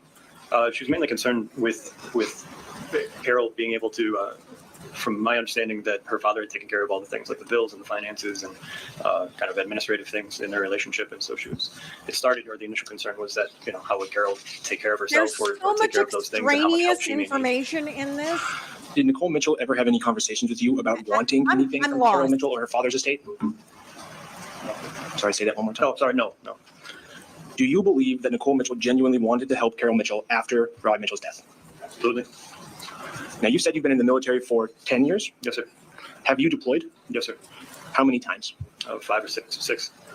Throughout your military career, how many different commanders do you think you've served under? I'd say about 15. Have you What does trusted this have every to single do with commander you've served anything? under? Say that. No, sir. Why I'd say that a caveat because there's a level of trust, but commanders have to earn followership, and they don't, or not all of them do. Do you trust Nicole Mitchell? 100%. What has Nicole Mitchell done to gain your trust? Very early on, before I took the full-time position with the unit, she This is there was like events massive because of my personal character life that testimony. I don't know what the have in point the past is with other here. commanders caused issues, mainly related to my daughter who has a terminal illness. And so immediately one of our first interactions was Nicole Mitchell going to bat for me with our higher headquarters command over some issues with my daughter's hospitalization and things like that. And so that's the first thing that comes to mind, that it was just different than what I had dealt with other commanders. And so that was the very initial moment because she cares more about her people Me too, probably than Debbie. herself in a lot of ways. And so that, like I said, that was the initial reason and what earned that trust for me. And to your knowledge, was that sort of advocacy for her subordinates something that was only limited to you, or did it apply to everyone under her command? Everyone. Was there anything else that made Nicole Mitchell trustworthy to you? Absolutely, a lot of things, and all of them tying into the unit. I shouldn't say Sure. all of them tying into the unit. Like the We majority of saw them the in the body professional cam relationship, but then even knowing Of in her her being personal life, caught in the bathroom fostering in her children and burglar gear. her relationship with Sam and Liam, and when she had the baby and things like that, and knowing about all of these things in her life, and that's not those are unique traits for a lot of people. So all of those added to that trust. Do you recognize or believe Nicole Mitchell to be a selfish person? Not at all. I think that's an antonym to describe Nicole. What things have you personally observed that make you believe Nicole Mitchell is selfless? Within the unit, so many events and things like that. She would put herself Oh, last. So Lord. she was very much about morale and camaraderie, and she built that within the unit, which was evident in things like we have a climate survey that comes out every year. You could be that really goes out good for at all your of the job and commands, still be a and year over year, our complete unit was ranked jackwagon the in your highest personal life. within the state for the Air Hate National to Guard, tell y'all, which is a direct reflection of her command, and very, very and easy vice to, versa. to get knocked down. Sorry, that's derailing a bit, but she would pull together events for us, like go into escape rooms after we were done with drill or putting on cookouts and contribute to those. Covering, we had a holiday party that was it was tickets to get into, and she bought them for the entire unit because she wanted them to. Oh, well, yeah, everybody by to kind of friendship and collaborate and be loyalty. able to That enjoy always the, works. the party together and so on. So Suffice it to say that you thought Nicole Mitchell was a good person and a good commander. absolutely. I have no further questions, Your Honor. Oh, thank Good morning, heavens. Mr. Brody. Thank you for your service. Mr. Brody, you testified that Ms. Nicole Mitchell was very upset after the internment situation. Interment! And when this case started, Ms. Mitchell was your commanding officer, correct? Yes, sir. Would you consider her a good leader? Absolutely. And a good leader make sure that their troops are outfitted for missions. Is that fair to say? Yes, sir. Make sure they have the proper equipment. Yes, sir. Make sure they have the proper attire. Yes, sir. And you testified that Nicole Mitchell is a trustworthy person. Yes, sir. Would you consider her an honest person? Yes, sir. As a leader and a commander, you imagine people are put in a lot of stressful situations. Oh, yes, sir. Okay, so if she says something in a stressful situation, we can believe her. If she says something in a stressful situation, we You can. testified she's an honest person, correct? Yes, sir. And she's a good leader. So she's in a Oh, Oh, hang on stressful. a second, Mr. McDonald. Let the witness ask the question. Mr. Brody, you nodded your head, if you please. Sorry, Mr. Provide a Brody. verbal response to the last question. I'm sorry? You nodded your head to a question. We needed a verbal response, but Mr. McDonald didn't allow can't me to hear the answer. So rocks we're moving rolling along here around quickly. in your So why don't you head. back up, Mr. McDonald, a question or two, and let's I apologize, let the Mr. witness Brody. answer before you begin. Sorry, Your Honor, and Mr. Brody. Mr. Brody, you testified that Nicole Mitchell is a trustworthy person, Yes, sir. and you just now testified that she's an honest person. Yes, sir. And you testified that as a commander and a leader, from your experience, those individuals are put in stressful situations. Yes, sir. Okay. And they have to make decisions and answer questions in stressful situations. Yes, sir. And if they're asked a question in a stressful situation, we can trust that their answer is honest. Not necessarily. What's that? Not in my experience, sir. Very many commanders that I have come across, especially in stressful situations, What do not about make the her? correct decision. We don't care people- about the other Well, I'm talking commanders. specifically about Objection, Your Honor. He's badgering the witness. What? It's allowing the witness to complete the answer. Mr. McDonald, if you'd wait for the witness to finish. Sorry, Your Honor. You may complete your answer, Mr. Brody. Yeah, not necessarily. I believe that it's all in context. But in the context of Nicole Mitchell, she's an honest person and we can Correct. trust her answers. Depending on the context, sir. I have experienced many commanders in dire situations, in combat situations, and not even that extreme. And how people handle those situations is different for the individual. So it doesn't undermine their trust or my trust in them or their honor because people handle those situations differently. Have you ever been under Miss Mitchell's command in a stressful situation where she lied to you? No. No further questions. Indeed. Mr. DeCray. You testified that at some point, Nicole Mitchell was your commanding officer. Is that correct? Is she your commanding officer anymore? I think you have. Sorry. It's okay. I was So just her status gonna as say that, a commanding Kelly. officer has no influence on your testimony today. The chat is on fire tonight. Would you agree that someone's honesty is related to the context of the situation and not the person? Absolutely. No further questions, Your Honor. Mr. McDonald. No further questions, Your Honor. Mr. Brody. Because I just need to check this and make sure this is what we wanted to do next. So bear with me while I get it queued. Y'all are killing me in the chat today. Yes, this is going to be another aunt that testifies. Let's see if we dislike this aunt as much as we did the last one. Because we were not fans of old Nancy. No, we were not. I'm going to take it back to normal speed. And we'll see how this goes. You're nervous, and so let me give you a couple of pointers for other witnesses that I have too. The microphone is very, very hot, and so if you lean forward, it'll crackle sometimes. It'll pick you up from this far away, so feel free not to worry to lean too far forward. And when we talk about whatever you're going to testify to, please use the people's first and last name if you can remember. Okay? Yes. Would you please state your full name for the record? Cindy Lee Markey, Can you spell your last name, please? Markey. Keep your mouth towards the microphone, because if you move it, it will grab. So Okay. it's okay. You're going to do great. Where do you live? Moorhead, Minnesota. What is your relationship to Nicole Mitchell, I'm so sorry. I'm her aunt. And how long have you known Nicole Mitchell? 50 years. Over the past 25 years or so, when did you normally see Rod and Carol Mitchell? Oh, Why are we pretty much every back to holiday. this? Birthdays, Mother's Day, Father's Day. We got together with my parents Where did you get Ay, together? ay, in ay. Moorhead. At some point, did you learn about Carol Mitchell having medical issues? Yes. Can you explain what those were to your knowledge?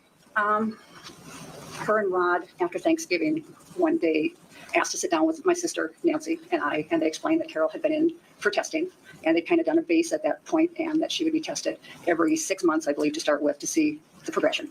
The progression of what? Alzheimer's. I'm sorry. That's okay. Was there an example of forgetfulness related to Carol Mitchell that you noticed at your brother Rod Mitchell's funeral? Yes. At one point, Carol and I were talking, and my daughter approached us. I don't and Carol understand introduced how this is my a daughter to defense me. of her This may seem like a silly burglarizing. question, but had you met your daughter before that day? A few times, yes. Did Carol Mitchell catch herself and realize she was confused during this interaction? No.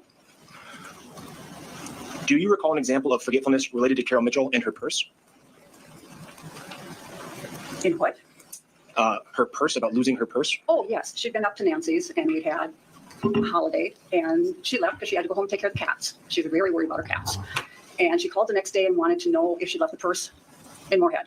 And we told her, no, we looked around, we didn't find it anywhere. And she called later and said she found it. It was a bar she stopped at on the way home. Did Carol Mitchell ever show evidence of paranoia related to paperwork in her home? Paperwork, I probably couldn't talk to much. That was Nancy's area. Okay, then please don't, because that's not, you don't have personal knowledge of that. I do know she was always saying she was missing things. Can you And then speak she'd about find it that? later, but what the paperwork was, I couldn't say. Can you talk about that, your knowledge about that general, Carol Mitchell's general demeanor for asking about things or thinking things were missing? Yeah, she would send a text or call, and when I remember what her charger, she couldn't find a charger anywhere. It's not where she always kept her charger. And she called a few hours later and she put it in the bedroom. So, or she would not be able to find something, and then she would say that her friend Lori found it. So She'd always let us know she found it.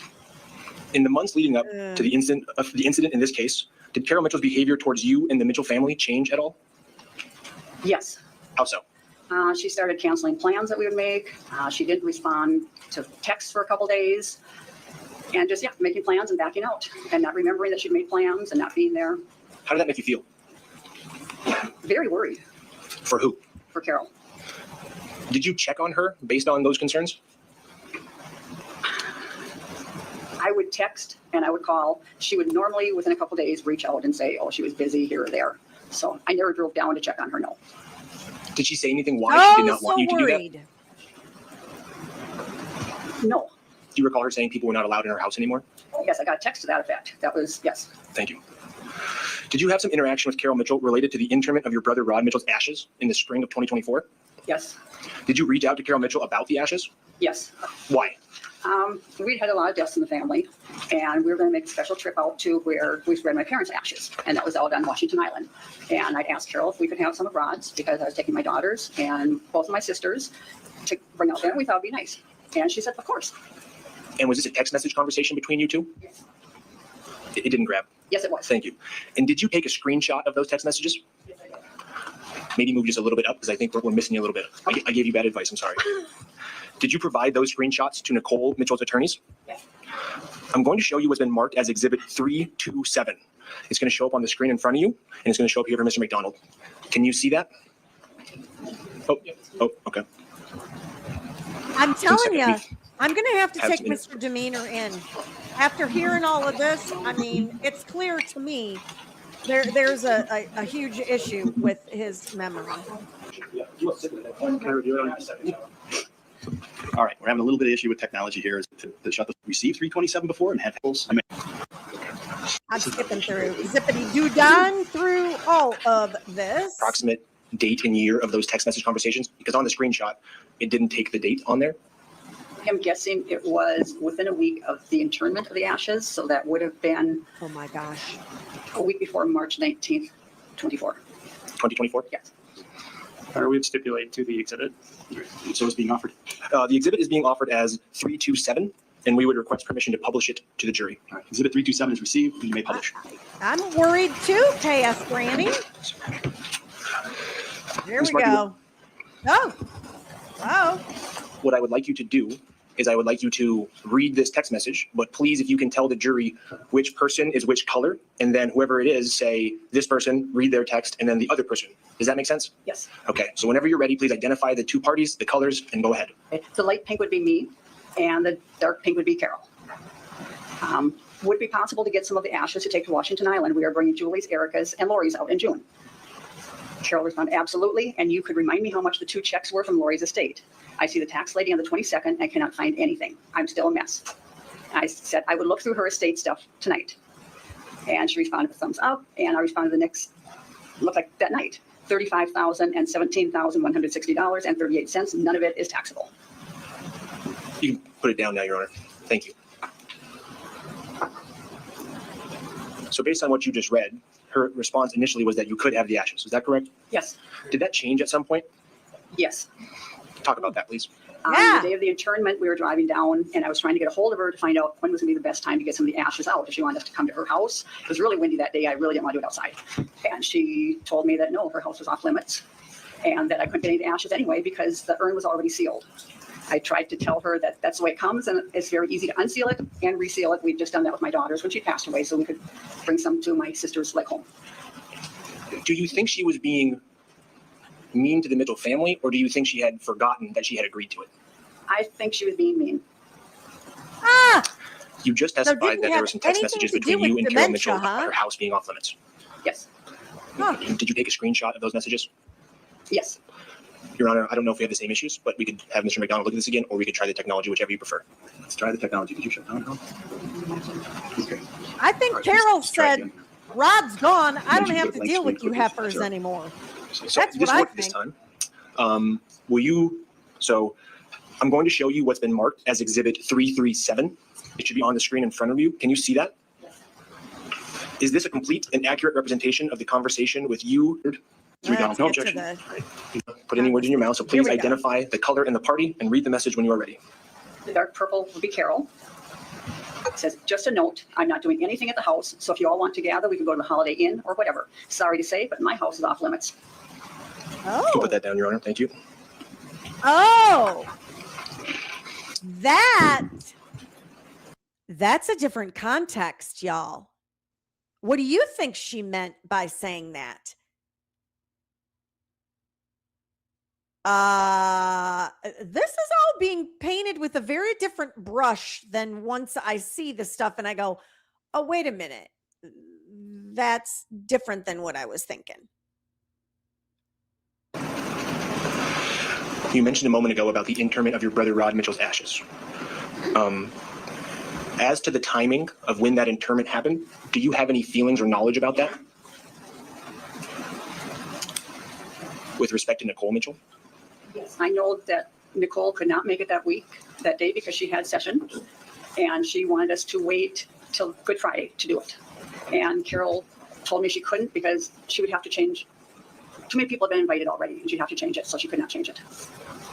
How did that make you feel? I kind of saw her side. I imagined a lot of people there. I imagined a lot of Rod's friends. I would imagine, Carol's family. I imagined she'd had a plan, and it was going to be tough to change it that quick. And sometimes those things happen. So I guess I just thought that's the way it had to be.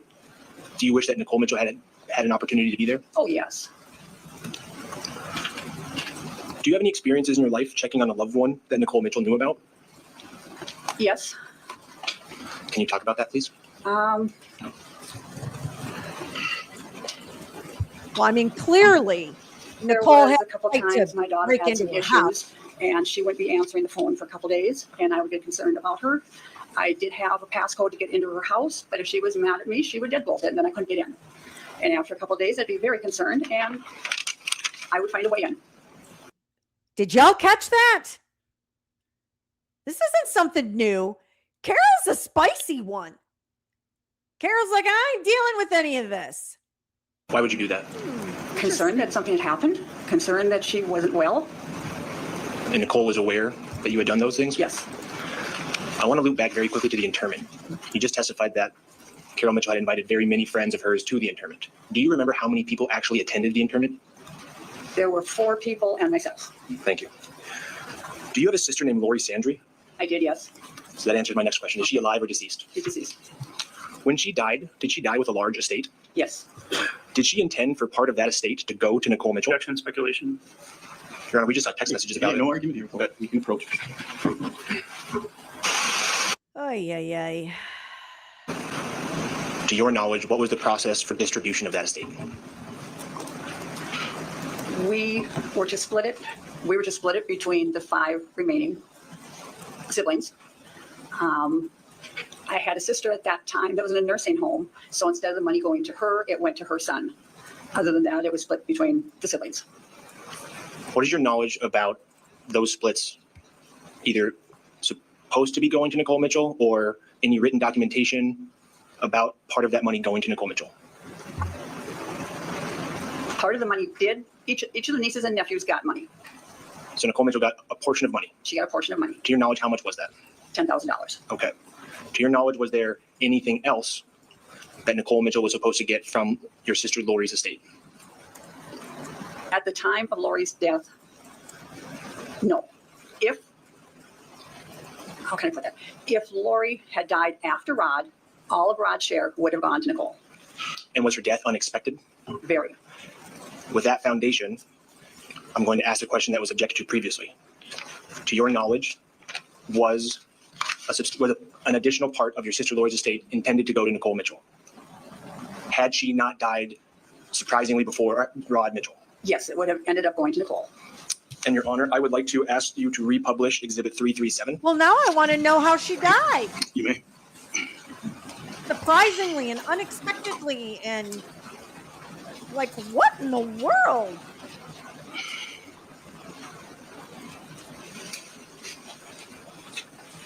Oh my goodness.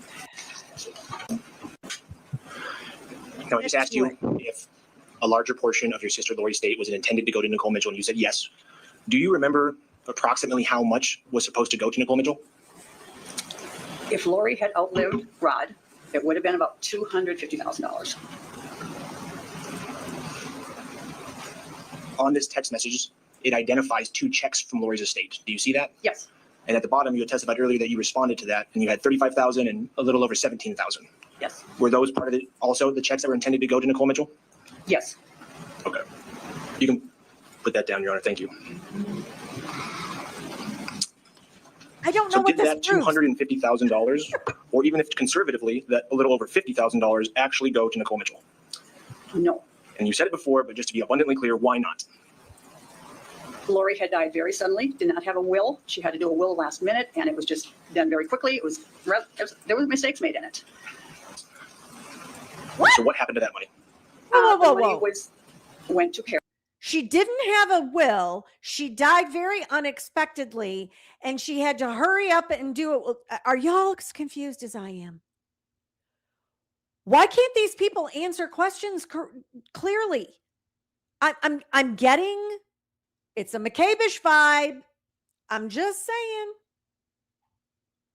I'm feeling genned. Carol, because legally she was Rod's heir. Did Carol Mitchell know the money was meant for Nicole Mitchell? Objection, speculation. If there were Sustained. Can we approach, Your Honor? Oh, may. for heaven's sake.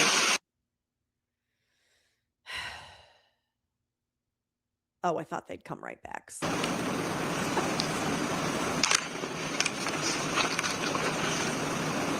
Was there a will? I'll withdraw and move on, Your Honor. Did Nicole Mitchell know that money was meant for her? To your Objection, knowledge? To speculation. your knowledge?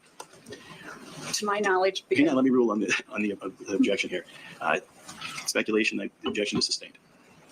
You don't get to answer, honey.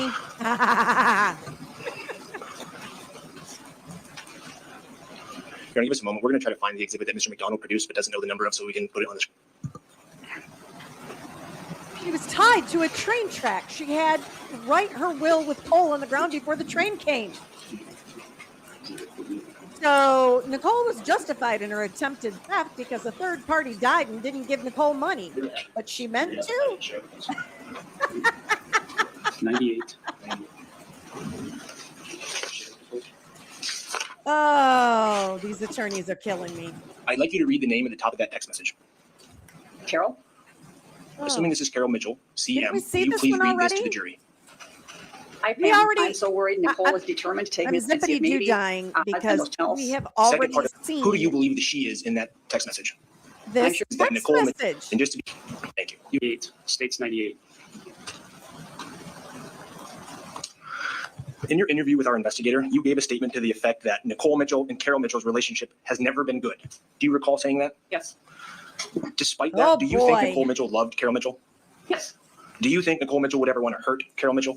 no, Do you think Nicole Mitchell was trying to help Carol Mitchell after Rod Mitchell's death? yes, You testified earlier that Rod Mitchell was your younger brother. Is that right? Or your brother? I'm my sorry. older brother. I'm sorry. Were you and Rod Mitchell close? Yes, we were close. Did you know Rod Mitchell well? Oh, yes. So yesterday, the prosecutor asked Nicole Mitchell a question on cross-examination that I want to pose to you. How do you think Rod Mitchell would feel about Nicole Mitchell breaking into his house?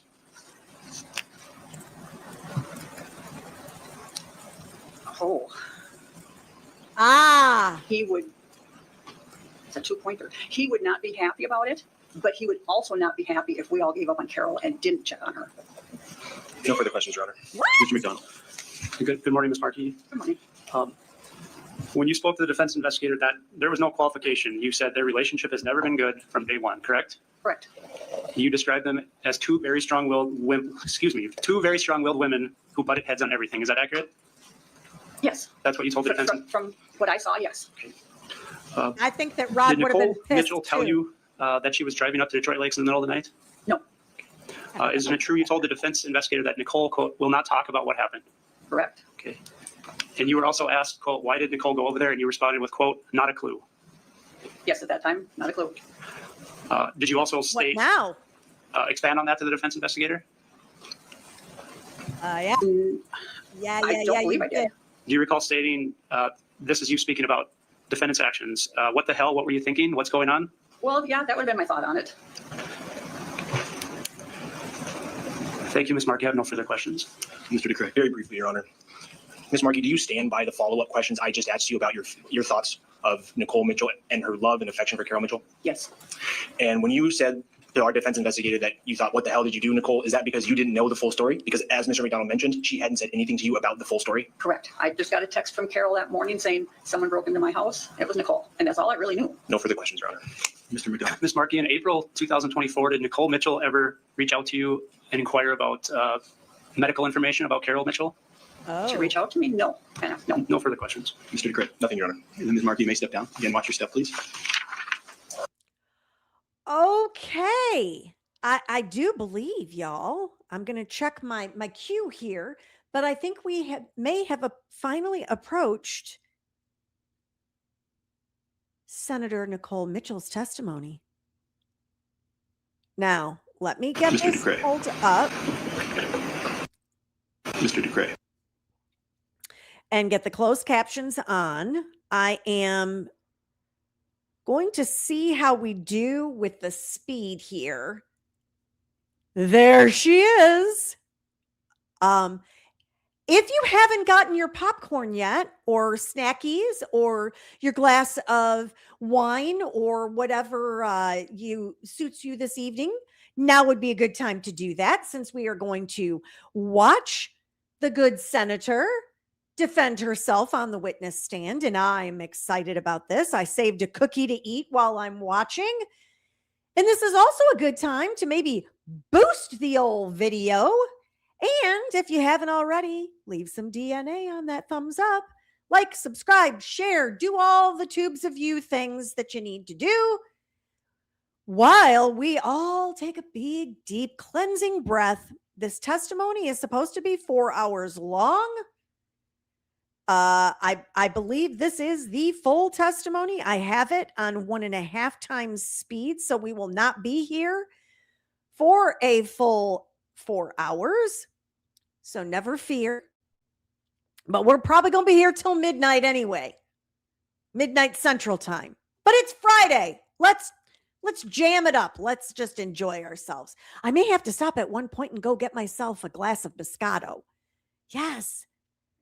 Oh, except for the tofu spring rolls. That sounds great, but going old school with your bottle caps. Oh, and yes, Kelly, everybody that's on X, the Twix, thank you so much for watching. Also, if you could pop over to the tubes of you, give me a little old thumbs up, maybe boost a bit, and that'll help the old algorithm for the old Ms. D here. So, all righty. I think I've given you enough time to get yourself prepared. Let's do it. I kind of felt like Tone Loc there for a minute. Let's do it.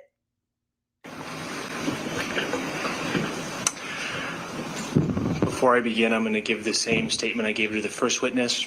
Please be careful with the microphone and do your best to use first and last names, and I will do the same. Ms. Mitchell, will you please state your full name for the record? Nicole Lynn Mitchell, What is your date of birth? October 10th of 1974, Making you how old? 50. Before we talk about this case, I'd like to briefly talk about your life and your background. Where do you live? Woodbury, Minnesota, And for those who may not know, is that a suburb of Minneapolis, St. Paul? just east of St. Paul. Who are the members of your household? Myself, and I have 2 sons, both age 8, Sam and Liam. Are they twins? No, Sam is my biological son, and Liam first came to me respite foster care when he was a little over 3.5, permanently when he was 4, and then I adopted him 2 years later. They're a month apart. I'm going to have you move the mic up a little bit and get it back a little bit just so we avoid. Perfect. It'll pick you up. Are you a single parent? I am. You mentioned Liam started out as a foster child. Have you fostered any other children? Yes, predominantly respite care. So either regular kids that would come 1 week in a month, usually children with disabilities, or emergency placements. And then I had one other full-time foster placement, a baby that I had for 2 years that left my family in 2023, but I still get to see him sometimes. I think we're going to be talking for a while, so I'm going to encourage you one more time. I know, but if you can just stay back a little bit. Back. Okay. Yep, it'll pick you up. Look how far back I am. It'll definitely pick you up. What do you do for work? But currently I'm a state senator. How long have you been in the Minnesota Senate? 2.5 years.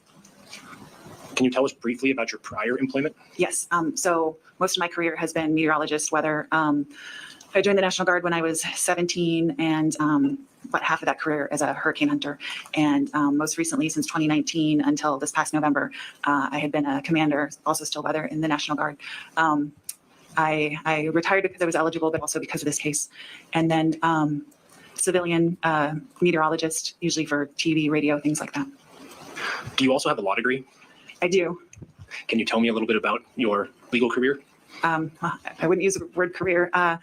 It was just something that interested me at the time. I was doing a lot of children's advocacy and thought it would be nice to have. So I never really practiced other than a very brief volunteer stint. I'm so sorry. It's okay. Until this case, had you had any experience with the criminal law? No, in law school, I always joke that it was, I took the touchy-feelies. So like family law, domestic violence, juvenile justice, things that I cared about. I had like one basic criminal case we had to, or class that we were required to take. So I took that maybe 20 years ago. And the Senate is the same way. We tend to kind of work in our areas that we have more experience in. So I do a lot of work for children's issues and veterans issues. Why does it seem like so How many long do you weather understand girls are Carol Mitchell? crazy? They started dating when I was 4 and got married when I was 8. So We remember the 46 smart, years. smart lady. Growing up, did you live with Carol and Rod What's their Mitchell first or name? with your mother?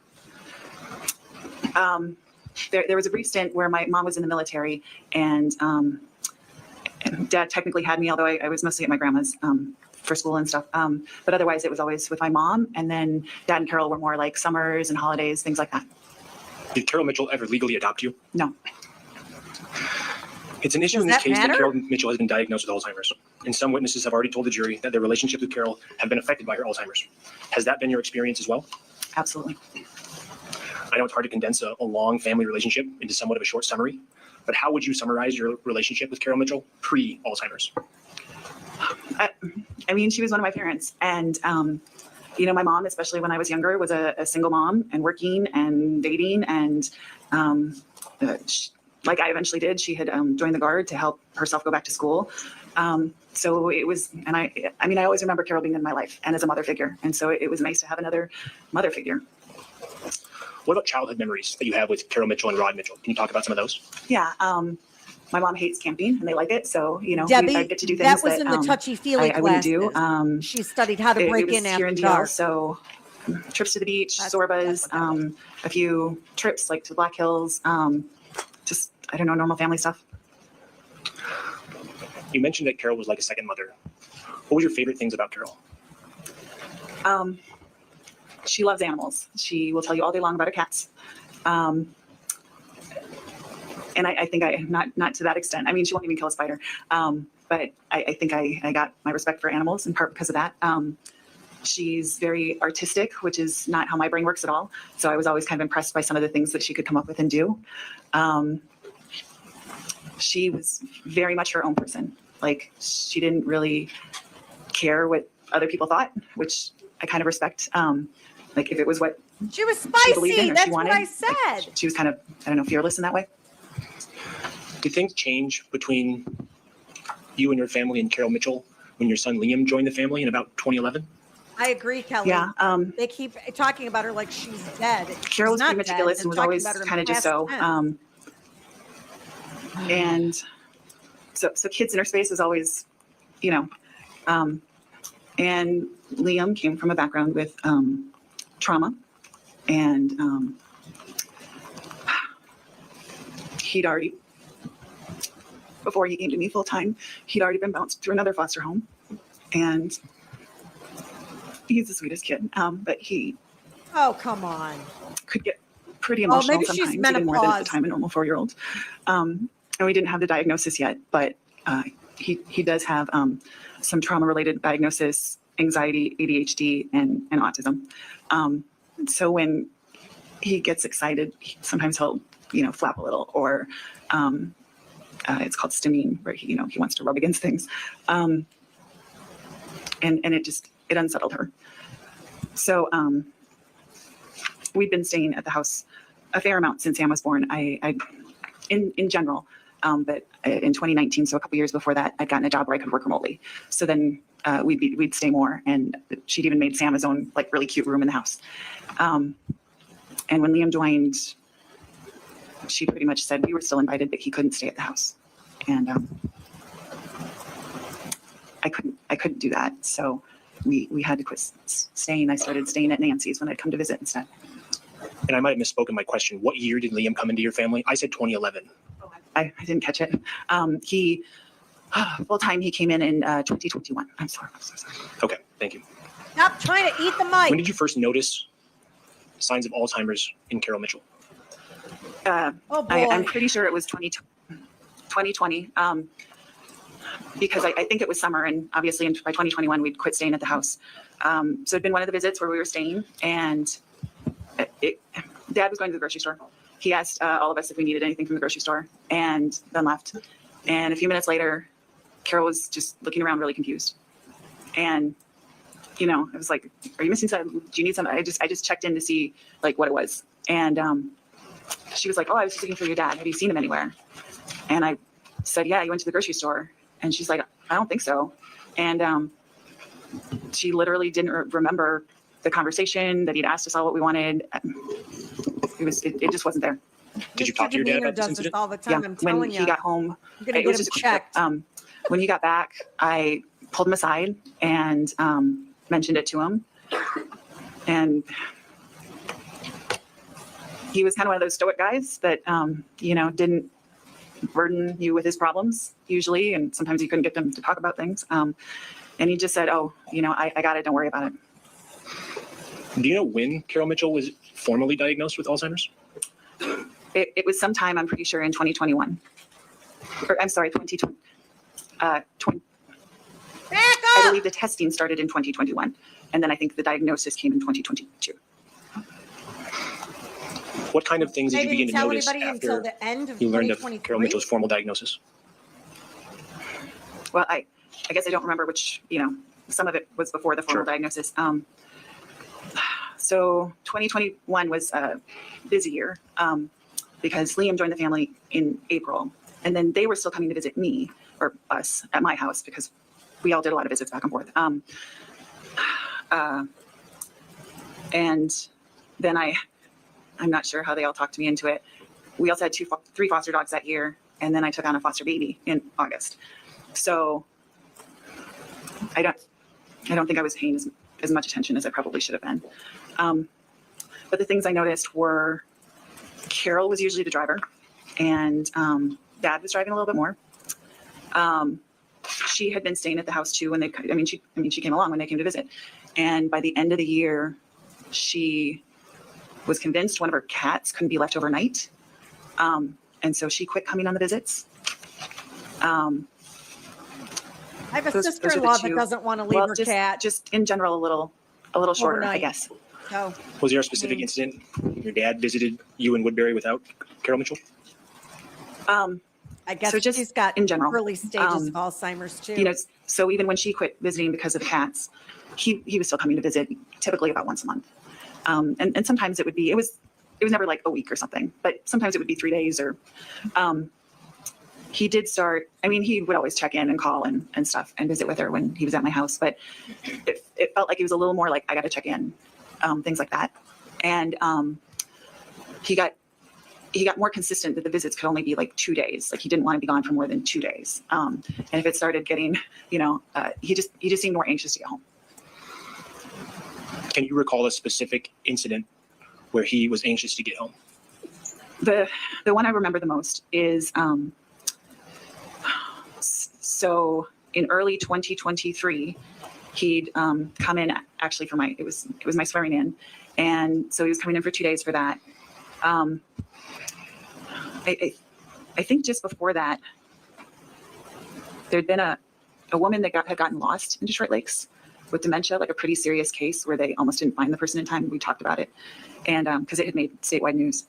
And that visit in particular, the one right after we'd had all that conversation, I'd asked him if he could just like stay the next day because my babysitter wasn't available until I got home from work and then go home.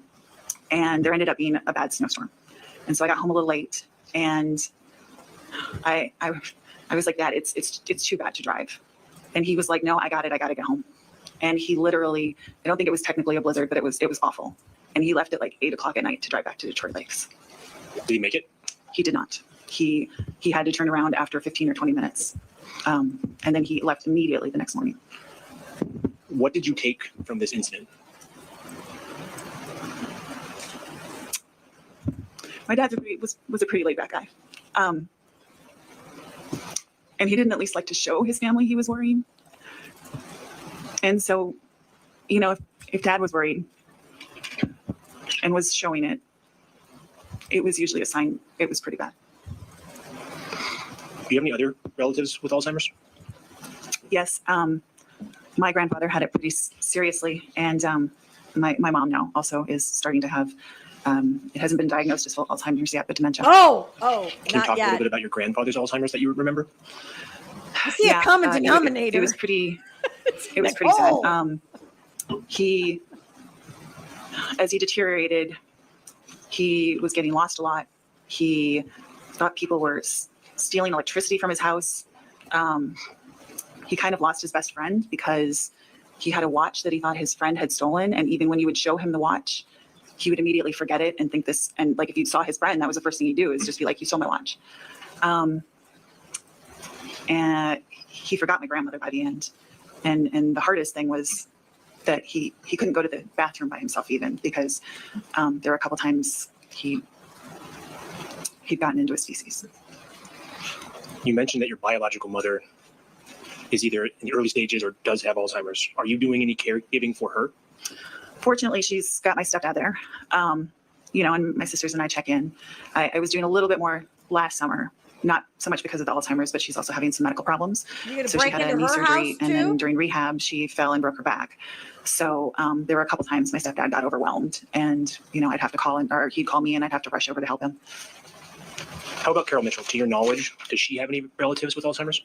Yes, one of her parents had Alzheimer's. Her oldest sister, Gigi, who's in her late 80s, and she has it to the point that Carol had told me in June of 2023 that her son lives with her, and she doesn't remember her son. I think she told Carol on the phone, there's just She's this in nice her young man that late lives in my house. 80s. And then her brother Lee had it, I think, pretty seriously, and was in a nursing home and passed during COVID. Carol Mitchell has a son named Jonathan Keel. What is your relationship like with him? I didn't know him that well. It was friendly when we would see each other. Do y'all think I'm crazy that I don't think it's that shocking that someone in their late 80s would have dementia or Alzheimer's? Like, what? How often did you see each other, to the best of your recollection?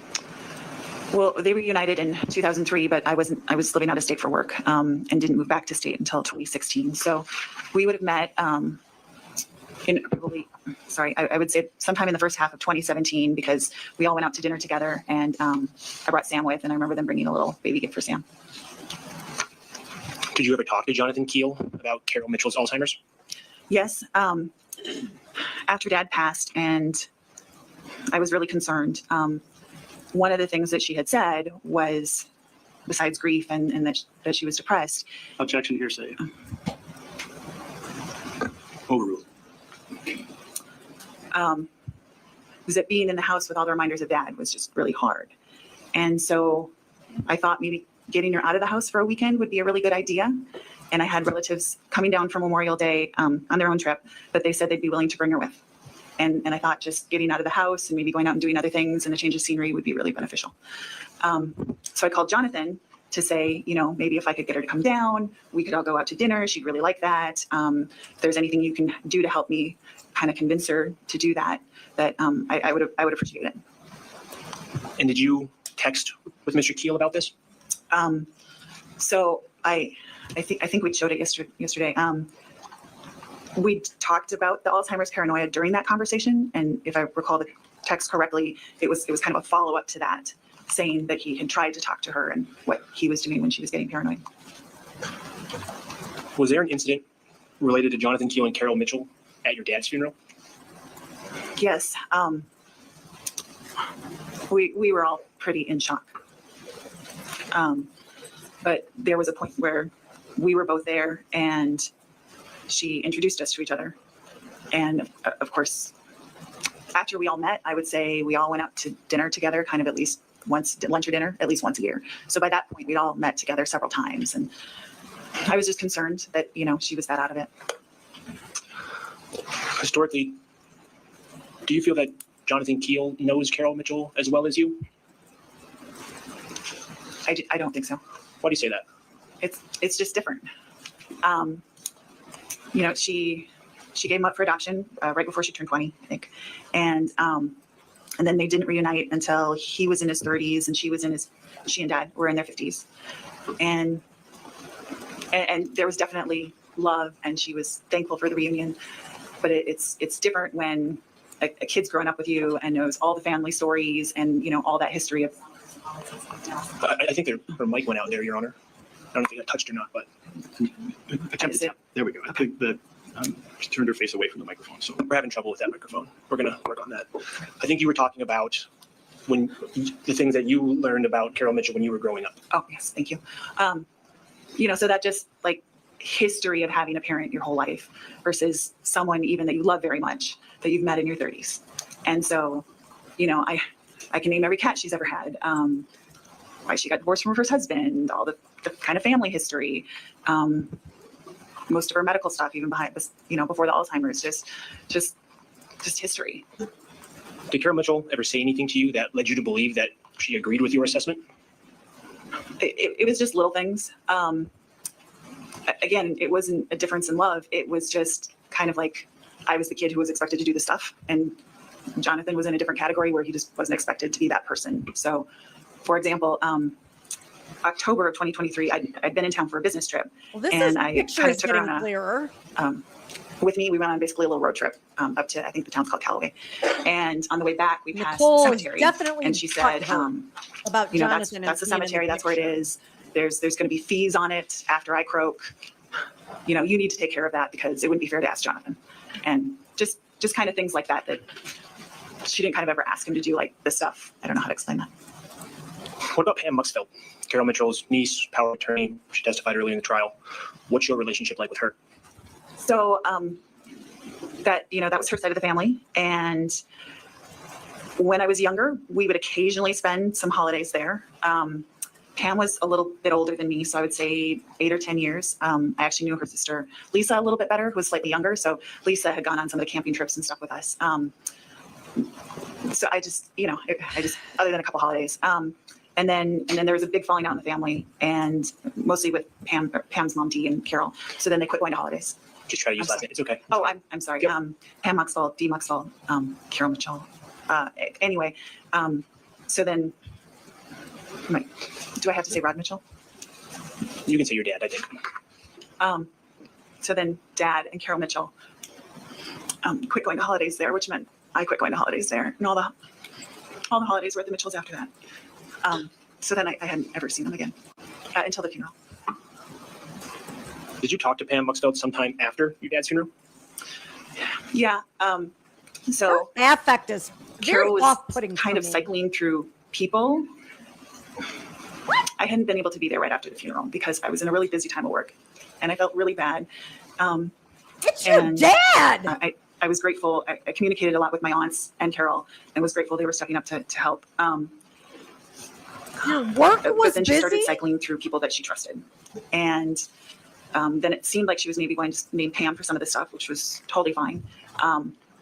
But I just knew they hadn't been around her as much, and Nobody especially knows with Carol as well. The one as thing I she see does. that is different from some of the other family members is that I think she kind of masks it well.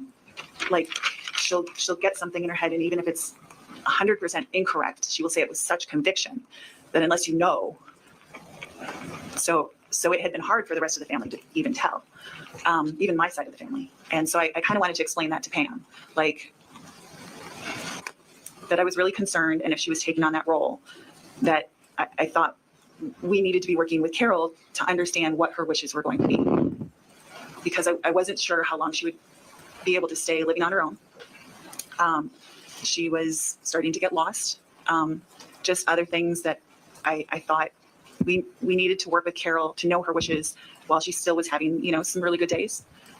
so that we weren't doing anything down the road that weren't actually her wishes. This And I just woman wanted her has to kind of know that. convinced herself that What Carol was Pam's is response? Pam Luxfeld's response. incompetent. She said that she'd had another relative with Alzheimer's and she knew all about it, and like basically she had it. And working with foster kids, I have to work collaboratively a lot of times with families, and I was kind of hoping that's what we could all do. I felt a little like my concerns were dismissed. You wanted Did she everybody say to do what you whether wanted. they had a plan if Carol would end up not being able to live on her own anymore? Yes, she said that if she needed, so what I had wanted, and I think I maybe communicated this, is, you know, there were a bunch of relatives in Moorhead if she ended up somewhere that would check in on her all the time, or maybe she wanted to stay in Detroit Lakes because she still had some friends in the area, or maybe she wanted to go to Fergus Falls, or maybe she wanted to end up like if she was near me in Woodbury, we would check on her all the time, and Jonathan would be near. Like I didn't know what she wanted, and I wanted to honor what she wanted. And so when I said, you know, we should just figure out what she wants, she said, "Oh, my mom will just take care of her." I'm sorry, D. Muxfeld, or no, D. Lindholm.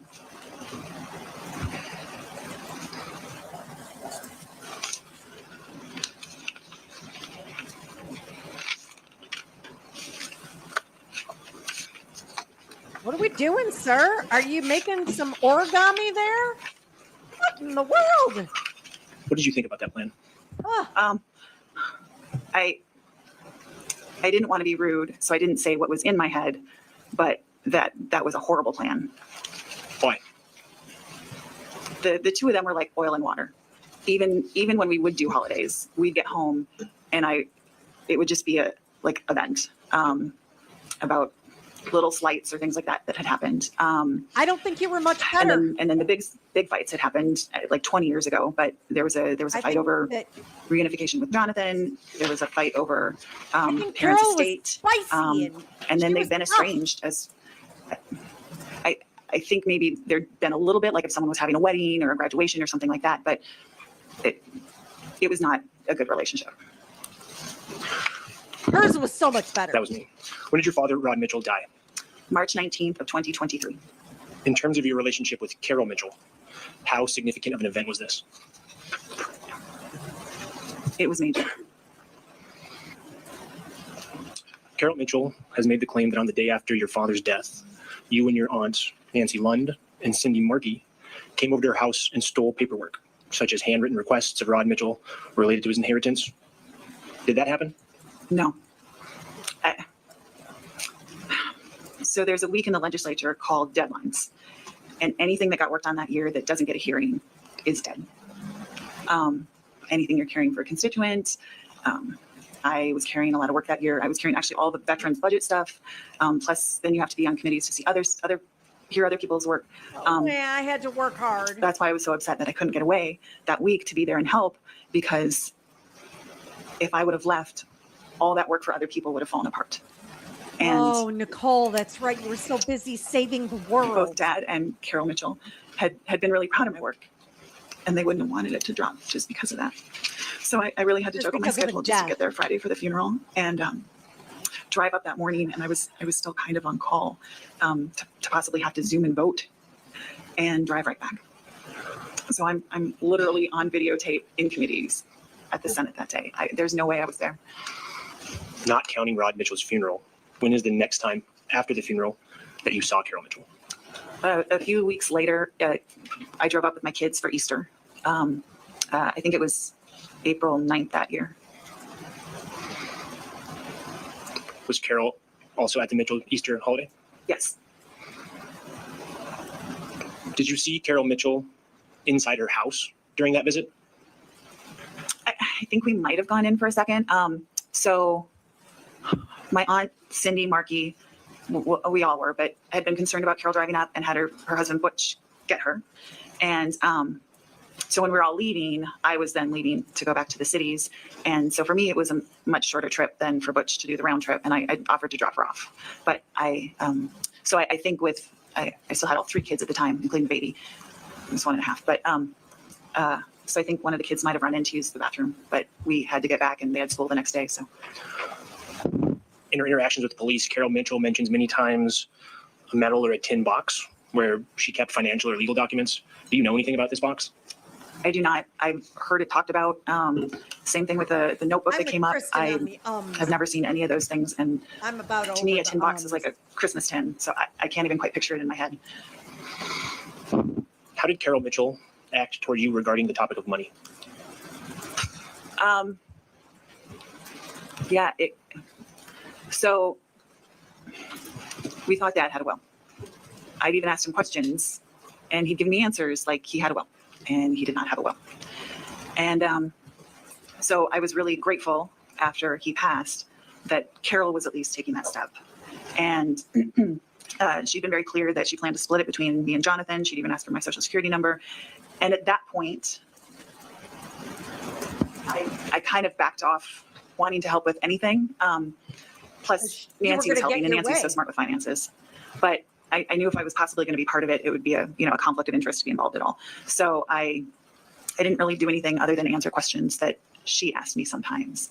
There was some money coming in from my aunt's estate that my aunt had passed very suddenly 2 years before of cancer. Yes. And she was diagnosed and passed so quickly. It was only 3 weeks. So she did her will the best she could, but it was kind of rushed. And so her intention had been clear that it was going to her siblings, and then they were to pass it down to the nieces and nephews. And because Dad hadn't properly marked things, and then there was a new chunk of money going into the estate, there was some discussion over that specific money. And Carol had asked me some questions like, why am I getting money from Lori? Lori Sandry, my aunt. And I had answered them. And I always told her, it was ultimately her decision. And then I mostly tried to stay out of it. Was that the Lori that Carol referenced in the text messages we saw yesterday? Yeah, yes. Let me ask you directly. Did you want to take Carol Mitchell's money after your father died? No. In fact, I'd had a conversation with her a few months later once I was finally out of session. Then I started trying to visit every month to check in on her and make sure things were okay. And in one of those conversations, I said, is Dad took care of you really well. Is there anything you haven't done that you'd like to do? Like a trip you'd like to go on, anything else? But then at the same time, I had done the math, and I'd even called what I would consider like the best senior facility in my area at that time, found out about wait lists, found out about the costs for the different type of care. And once you go from like assisted living into memory care, that can easily be in a good facility $100,000 a year. And so I just knew we needed to like protect the money as long as possible, because her sister was in her upper 80s. And if that tracked, we could be talking, 10 or 15 years of me needing to make that money last. And I knew that if it came to it and there wasn't enough, I would be the one covering everything. So I just wanted to make sure it was protected. I want to direct you back to your aunt, the money your Aunt Lori had given. Was it your understanding that that money was meant to go to you? Sorry. It was Lori's wishes, yes, that it would pass along, like basically the Mitchell family line, but it was not, her will didn't properly contemplate checks going out while someone else died and how that would pass. And so it was going into my father's estate. Because that's Who ended what up with that money? the will said. Carol kept it. Yes. I did. You testified earlier that your father died. She let it go. She had no right to it. The will said the money was to go to Rod. That's where it went. Rod passed away. It's Carol's money. Why are we talking about this? This is not confusing to me. Her affect is so off-putting to me. The all of it. Ugh. What? I let it go? Ma'am, that money was not yours. That was your dad's, and your dad didn't do a will. So then everything he had went to his surviving spouse. Died without a will, and so there was a probate. And was there a beneficiary designated? I don't know that the proper word is beneficiary. Just like you, I didn't do any of those parts. I only did criminal law in law school. Tell me what was going on related to sorting out your dad's estate after he died. So because he died without a will, most of his estate was his retirement account from where he worked for, I think, his whole life. And a So that was house. the huge chunk of it. But And a house. there was money he had put in a CD from what was actually the first distribution from my aunt's estate. That was $120,000. And then the new money that had come in from my aunt's estate, which was $50,000. And so almost all the money that actually ended up in probate was the money from my aunt. And in And Minnesota, a house. everything goes up, everything goes to the spouse up to a certain amount. I knew because of the amount, everything would go to Carol. If they have a child from a different family at a certain higher amount, then everything beyond that splits. So I knew everything was going to go to Carol because of that. She asked for herself to be named executor, which I had concerns with because she had no grasp of finances. Dad had done everything for 40 years, so she didn't have any foundation of finances. And then she couldn't learn anything new because of the Alzheimer's. So I was concerned about her naming herself executor, but I knew at the end of the day, it wasn't going to meet the threshold, so everything was going to go to her. And so again, just to put a fine point on it, despite your concerns, did you Wow. contest that she would be the person who would get the money, No, not at all. or that she would be the executor? So for the executor, so because I was the only child, I think they were required to put me on all the paperwork. You weren't the Only child of a different marriage. And so because of that, I could have asked to be the executor. And I thought about it because being the executor is mostly making sure all the final bills get paid, things like that, and then distributing it And you properly. get paid for your work. But it seemed like Carol was already getting paranoid just by the fact that my name was on the court documents. And she was starting to think that I was challenging it and trying to get the money just because on the documents that would be sent out about the estate, it had to have my name on it. So That's not I felt why. like if I put in to be executor, even just to make sure it got done correctly, that she would see that as threatening or something else. Did we see text about that yesterday? So there was a text about me being greedy or something like that. And I hadn't seen her, it was a text from June. And I'd seen her a couple weeks before that. But when I did the timeline in my head, it would have been about when some of the paperwork came out for the first hearing on the estate. And every time paperwork would come out for the estate with my name put on it, she would get, a little spun up. So let's return back to 2023, after your father's death, after the Easter visit. When's the next time that you see Carol Mitchell? The first weekend in June, I think it was a Sunday, Monday, maybe the 4th and 5th of 2023. Tell me about that visit. It was nice. I mean, I was worried, but so what I started doing is trying to visit every month, and we'd stay at Nancy's, and she would come in for the day, and sometimes it was on the way there that we'd stop there, but usually it was on the way back. And then the next day on the way back, we'd stop and visit, and that's what we did. She came out to Nancy's for the day. We had a nice visit. There were a few things I was concerned about, like she dropped a lot of weight, kind of a scary amount of weight to me. And then we did the visit on the way home and had a nice talk for, I would say we were there for 1 to 2 hours. And then the kids and I went home. After that visit, did you and Carol Mitchell text about how that visit went? I believe so. I mean, we were texting. I had to go back through all the stuff for this case, and I had hundreds and hundreds of texts, and almost all of it before Dad was loving and cat memes and jokes and normal stuff. Isn't that And interesting? same after Dad's, but then occasionally there'd be something paranoid. I want to reorient you to these early June. That's okay. Did you take screenshots of those text messages? I believe so. And did you provide those screenshots of those text messages to your attorneys? Yes. I'm going to show you what's been marked as exhibits 220, 221, Just as soon as 222 Dad died, and then 223. all of a sudden things And changed. It's going to be up Yeah, on the I screen for bet they both you and Mr. did. McDonald. Because Carol was I'll like, give you both a chance to read holy them one at a time crap, and let Mr. Keller know when he can go to the next one. holy crap. Yeah. Yeah. Yes. Okay. We're going to zippity-doo-dah past These other this. questions. Carol Mitchell, after your visit in June of 2023. Yes. I am green, and Carol Mitchell is gray. Because I've texted her under that name for forever. Your Honor, I'd like to offer as exhibits 220, 221, 222, and 223, and request permission to publish. Mr. McDonald. No objection, Your Honor. All right. Exhibits 220, 221, 222, and 2. Your aunt, whenever you're ready, we'll read each text message one at a time. I know you just said it, but for the jury's sake, please orient the colors of who is talking, and then Mr. Keller will move along as you read them. I am green.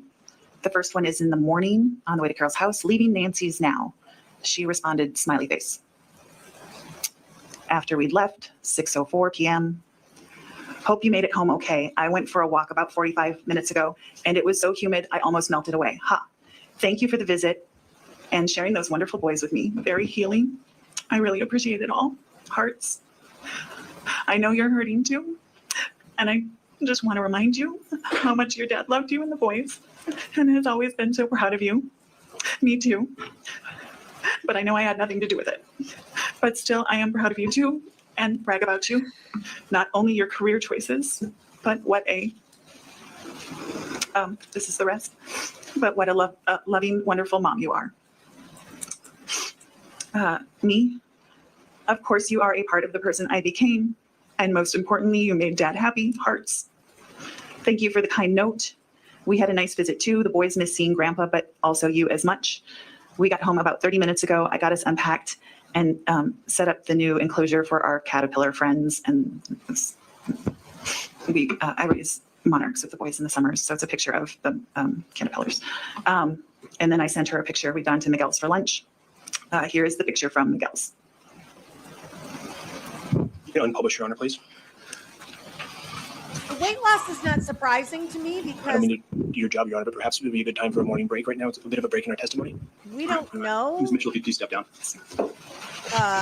what all Rod was This doing. case with anyone, including yourself, social media about the case, text or case. 23 visit with you and your family. Upside down. We'll take a 20-minute recess. All rise for the jury, please. I think I 2023 said the visit doodadas. with you and your family to Carol Mitchell. What was the next time that you saw Carol Mitchell after the June visit? I was trying to go monthly, so it would have been July, around the 4th of July. Talk a little bit about that visit, please. Same thing. I think that one might have also fallen on a Sunday, Monday. But basically on Sunday, we did the visit up to Nancy's, and then Carol came and joined us. More visits than not. She was getting lost on the way, so that was a concern. But otherwise, the visit was very nice. And then the next day, the boys and I went up to Detroit Lakes and did a longer visit there. Can you tell the jury about some of the things you did when you were in Detroit Lakes? It was a busy visit. I didn't remember everything until I was going through my texts, but so I think the first thing was we raised monarch butterflies, and one was about to come out right as we were leaving on the trip, and so we couldn't just fit. And Moorhead had just done something that had killed a bunch of monarchs. We don't want to. So I asked Carol, she had milkweed, and we actually released the monarch at her house. And then her friend Jim came over for a little bit to, I think, fix a light or something, and then her TV wasn't working, and so he started trying to fix the cables. And she'd mentioned it was a TV with a VCR thing, and the VCR or the DVD had gotten stuck. So I thought maybe like if that was the last thing she used, I looked at the input and she'd gotten it on the wrong input. So I reset her TV for her, and then she complained that she no longer had cable in the basement, which when they'd moved it from Dad's name to hers, the downstairs was kind of Dad's man cave, for lack of a better term. And so like the TV and the couch and everything down, that was kind of his space. So she told them she didn't need the cable. And then afterwards, she forgot she'd asked them not to have it. So then she was upset she didn't have cable down there. So I told her, we could get the cable back in the basement. But in the meantime, I'd given him a Roku stick a few years before. So it was back when you could share Netflix and stuff. And so I said, there's a Roku in the basement. I can show you how to pull up HGTV or something you like on it. And so we went down in the basement, and She's all talking to I took her through the jury steps. again. And she admitted she wasn't going to, it was two different clickers, and she admitted she wasn't going to remember it. And there was an old DVD in the basement, and she said she would like that reconnected. So I reconnected the DVD player for her so that she could do fitness videos downstairs, is what she said. So we did that. And then by the time I came back upstairs from getting that together, Jim had gone, which I was a little disappointed by because I didn't have his contact information. And I didn't want to ask him in front of her because I was afraid she'd get paranoid. We were like checking on her. Oh my gosh, the conspire, I don't know. paranoid word. And I'd hoped to get his contact information. It was about time to go to lunch, and then we were going to go to a movie. So she could not find her purse to go to lunch. And I said, don't worry, I'll cover it all. But she was almost obsessed about finding the purse, which was usually hanging by the back door. So we were all looking around the house. I asked her if it would maybe be in her bedroom. She said she'd never put it in there. I said, well, you came from Nancy's, and then you came home last night. So, it's got to be one of the two places. It can't be lost. And then she told me she'd gone out to the bar after she'd come home from Nancy's, which was a little concerned because I felt like maybe her drinking had been increasing after the death. And then she said, I think she asked me to call them. So now she's a And I big said, drinker describe the too. purse. And she was like, oh, I'm there a lot. They'll just know who I am. And so I called the bar and they did not have the purse. And we kept looking. I went to look in the car for her in the garage and wasn't there. She finally did find it in the bedroom. Could it Oh, be? sorry, the rest of the day. No. Did you talk to Carol Mitchell about her Alzheimer's during that visit? Oh, yes.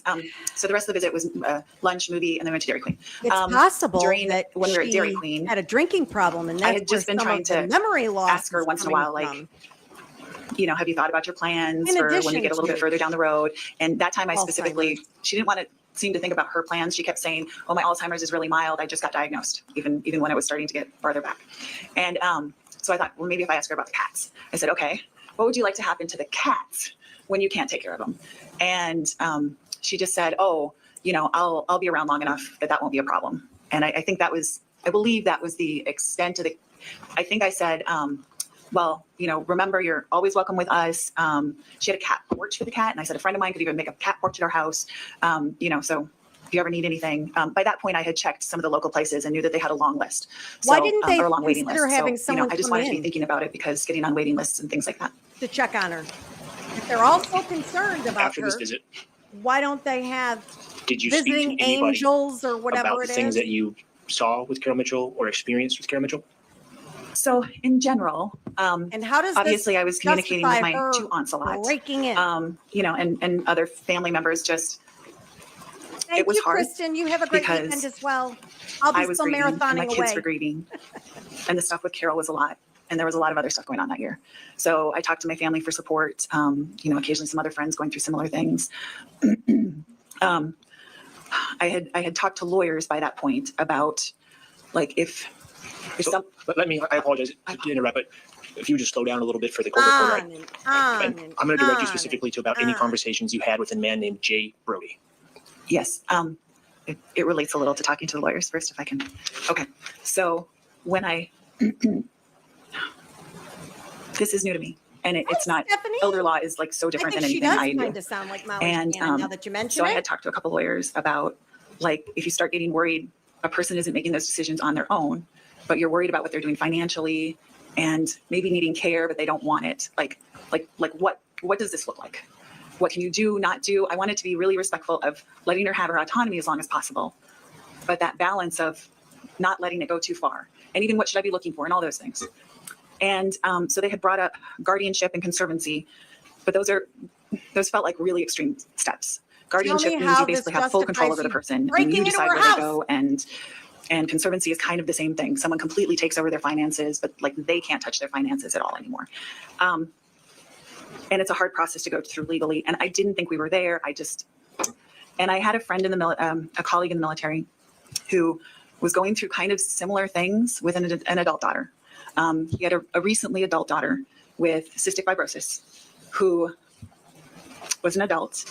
And so of course could make their own decisions, You've mentioned but that a few times. would sometimes not take medication and would not take care Yeah. to the point that she would end up hospitalized. Yeah, that happens. And so we had a lot of conversations about like,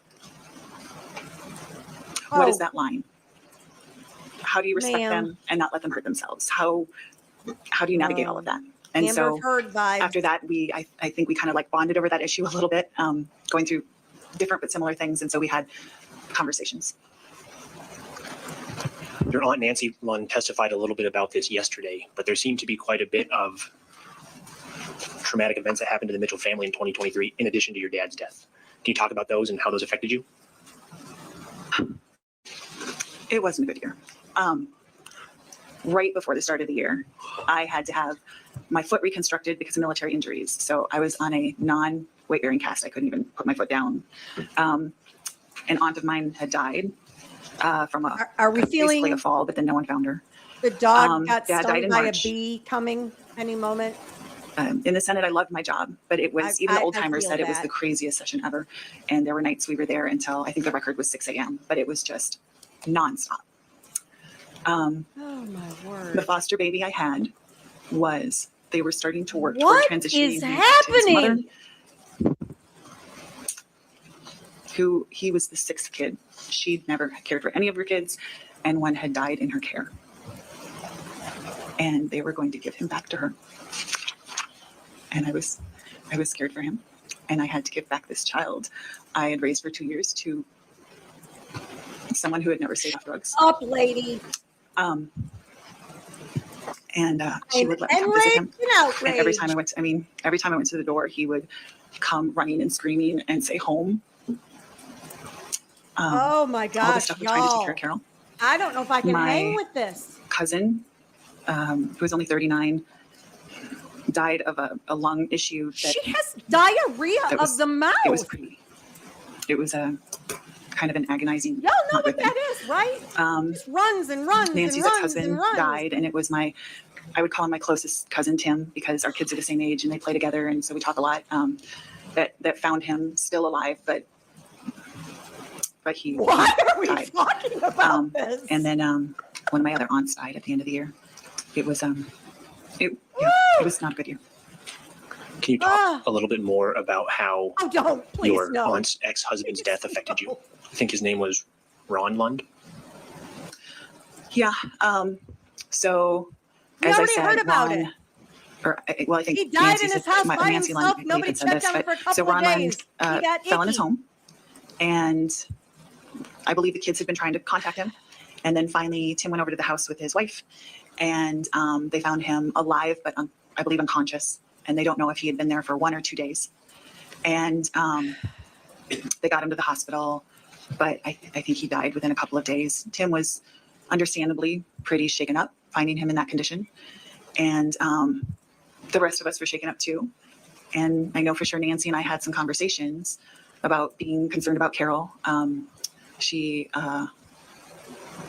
also has some osteoporosis, so she would be someone that would she be at broke risk for in bone with break. the shoes, There's Kelly. stairs in the She house. took There were them occasionally, off. there were sometimes she'd text back right away, and then sometimes she wouldn't text for a couple days.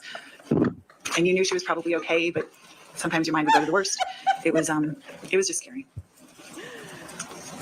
Was this the only time you experienced a loss of a relative in the same way as Ron Lund? It's allowed because the state No, is not as I affecting. mentioned, so it technically wasn't in 2023. It was right after Christmas in 2022. But my aunt, I call her my aunt. She was technically my mom's cousin, but they were closer than her sisters were. So she, a few years before that, her son had moved her closer. But then he wasn't doing the best job actually checking on her. And I know other relatives would try to, but I believe she'd had a switch in This medication. is why her testimony was And they think 4 maybe a hours reaction long. to that had made her fall or pass out. Unbelievable. But a Do any neighbor of you had been care trying about to any get a of hold of this? her. And the neighbor finally, I think they know that was So on Wednesday. And the broke neighbor into finally her talked to the house. manager. Or I think the last Why? contact with her had been Wednesday morning. And then without a contact for a couple days, the neighbor got the manager to open the door on Friday. And same thing, she was, I think, unconscious. She lived a couple more weeks. But then there were just too many medical things and she passed. Did the way that these two family members died affect your feelings about Carol Mitchell? I'm probably just a worrier in general. And yeah, when you've seen bad things happen, especially like for my mom, I worry about my mom, but my stepdad's there.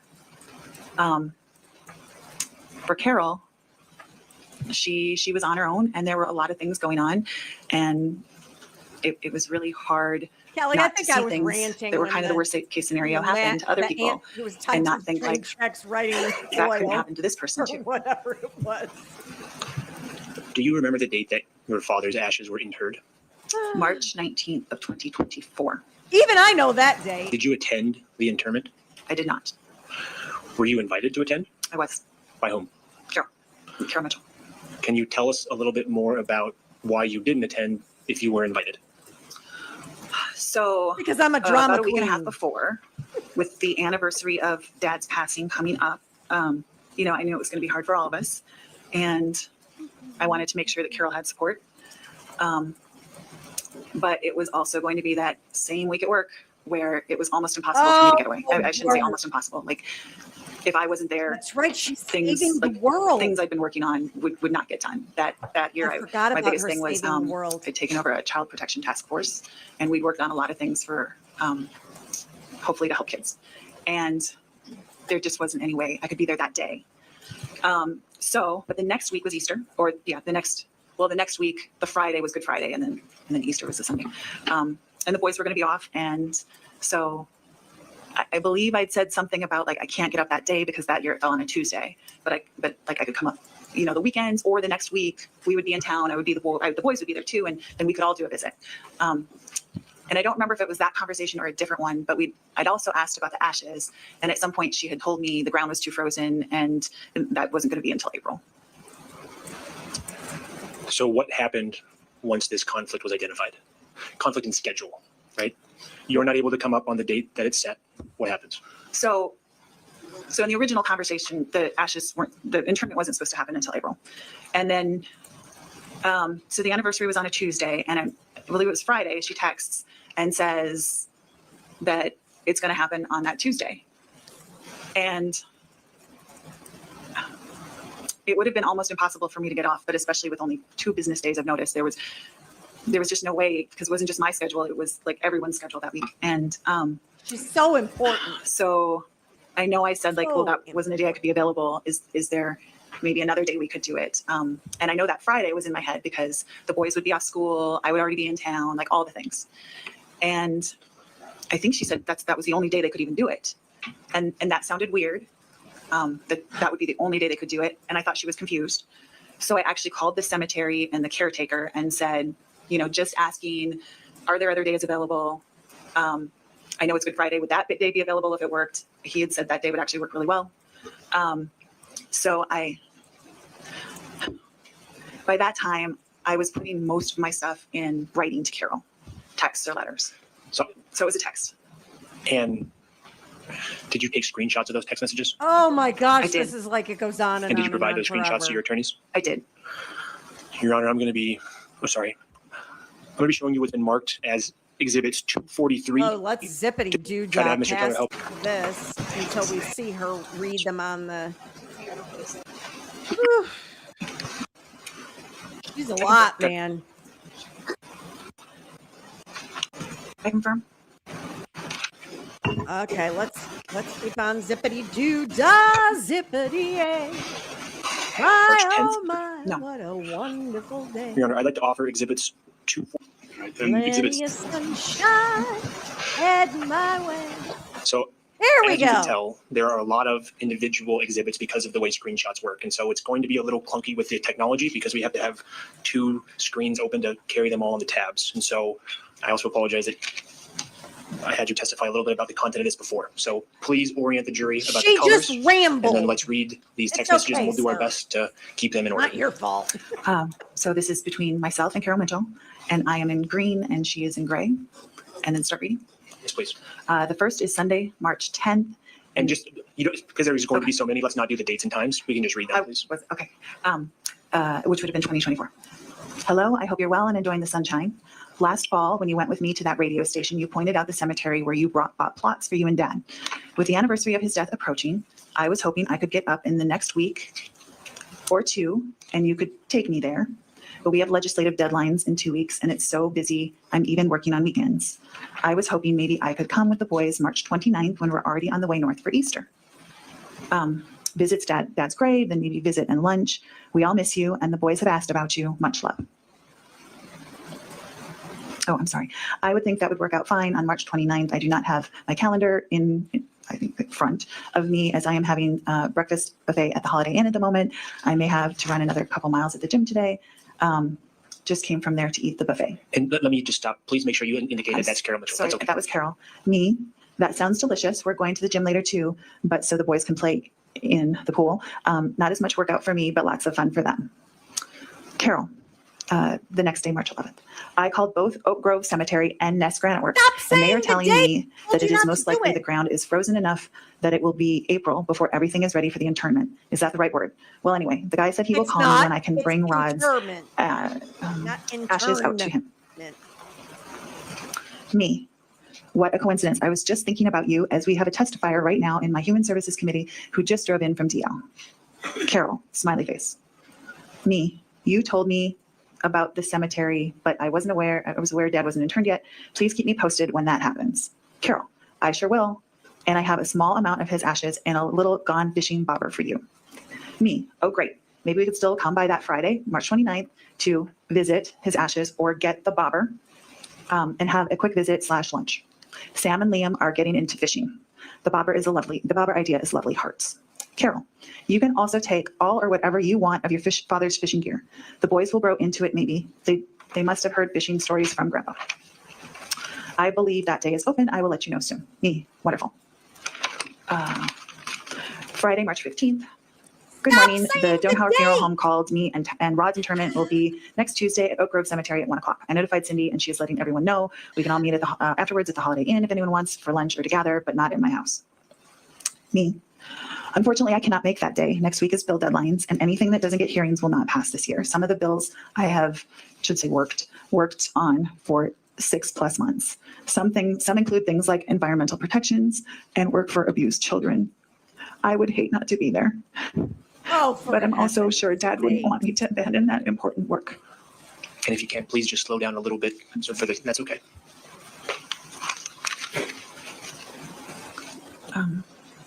I could get away from work the following week, and especially if it was March 29th, Sam and Liam could attend too. I'm sure he'd appreciate having his grandchildren there. Carol, I didn't get to make that choice, unfortunately. The funeral home decided it. I am so sorry you are so busy. I understand that is a job, but I can't change it.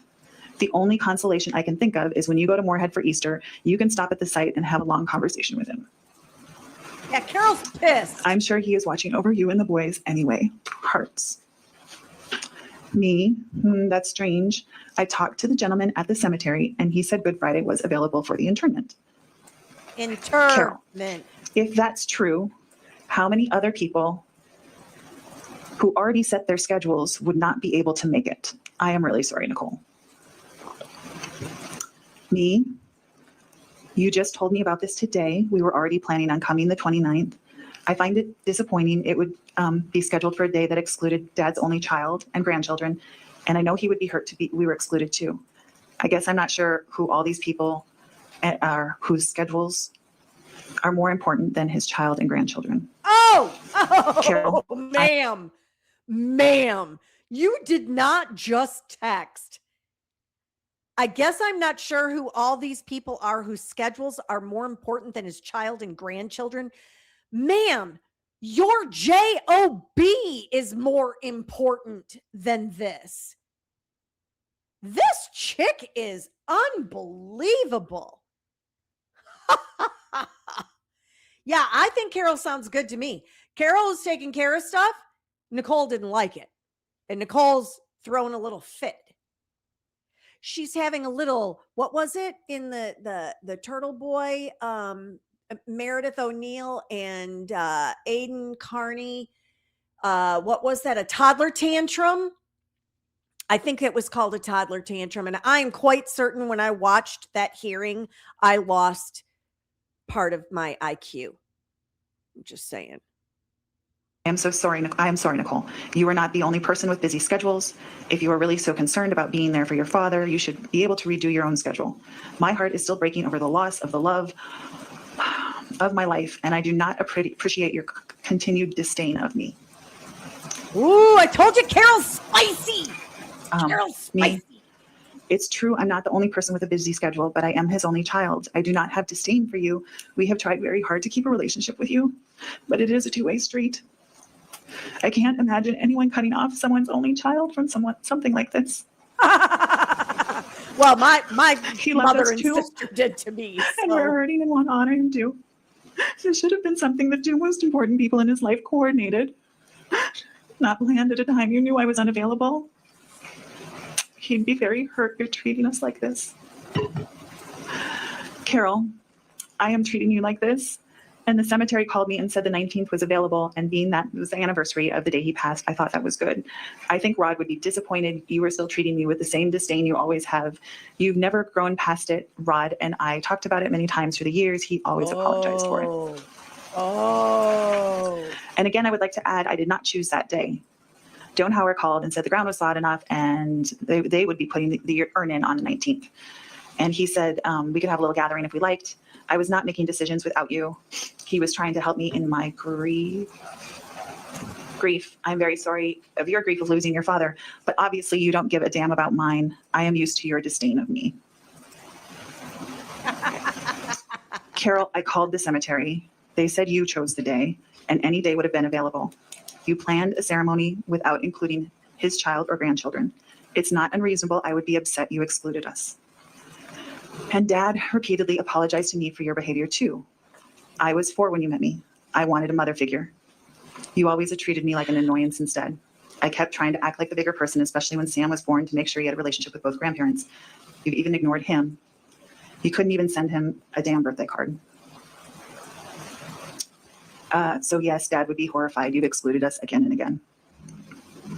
Her, OMG, it's amazing to see how different we see the past. But I suppose most people do this. Have you ever sent me a birthday card? We only have Rod for connection, and now he's gone. I guess there's nothing left. I love that wonderful man more than anything in the world. I would not let go of it, but I do not have to continue to live with your personal judgment. I will hold on to the love. What I can do is let you know when the gravestone is set up. I'll mail you the bobber. You can set up your own viewing if you like and invite your relatives. My relatives and friends will be with me on the 19th. We can unpublish, Your Honor.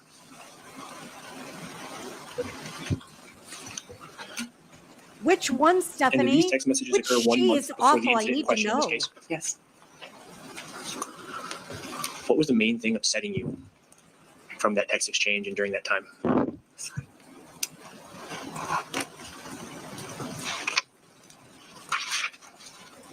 There had been so much stuff over the past year. I didn't want to upset her because she would get agitated and I felt like I just kept shoving down my emotions to not rock the boat. When she was giving away Dad's stuff without telling us so that we could even look at it. Times we would set up a visit and there was one time I drove all the way up and forgot about it. And she didn't show up and we were worried. And then when we finally tracked her down, because she thought it was lost again, she'd forgotten and just had gone somewhere else for the day. And I'd done a whole trip for no reason. Just constant stuff. And I kept trying to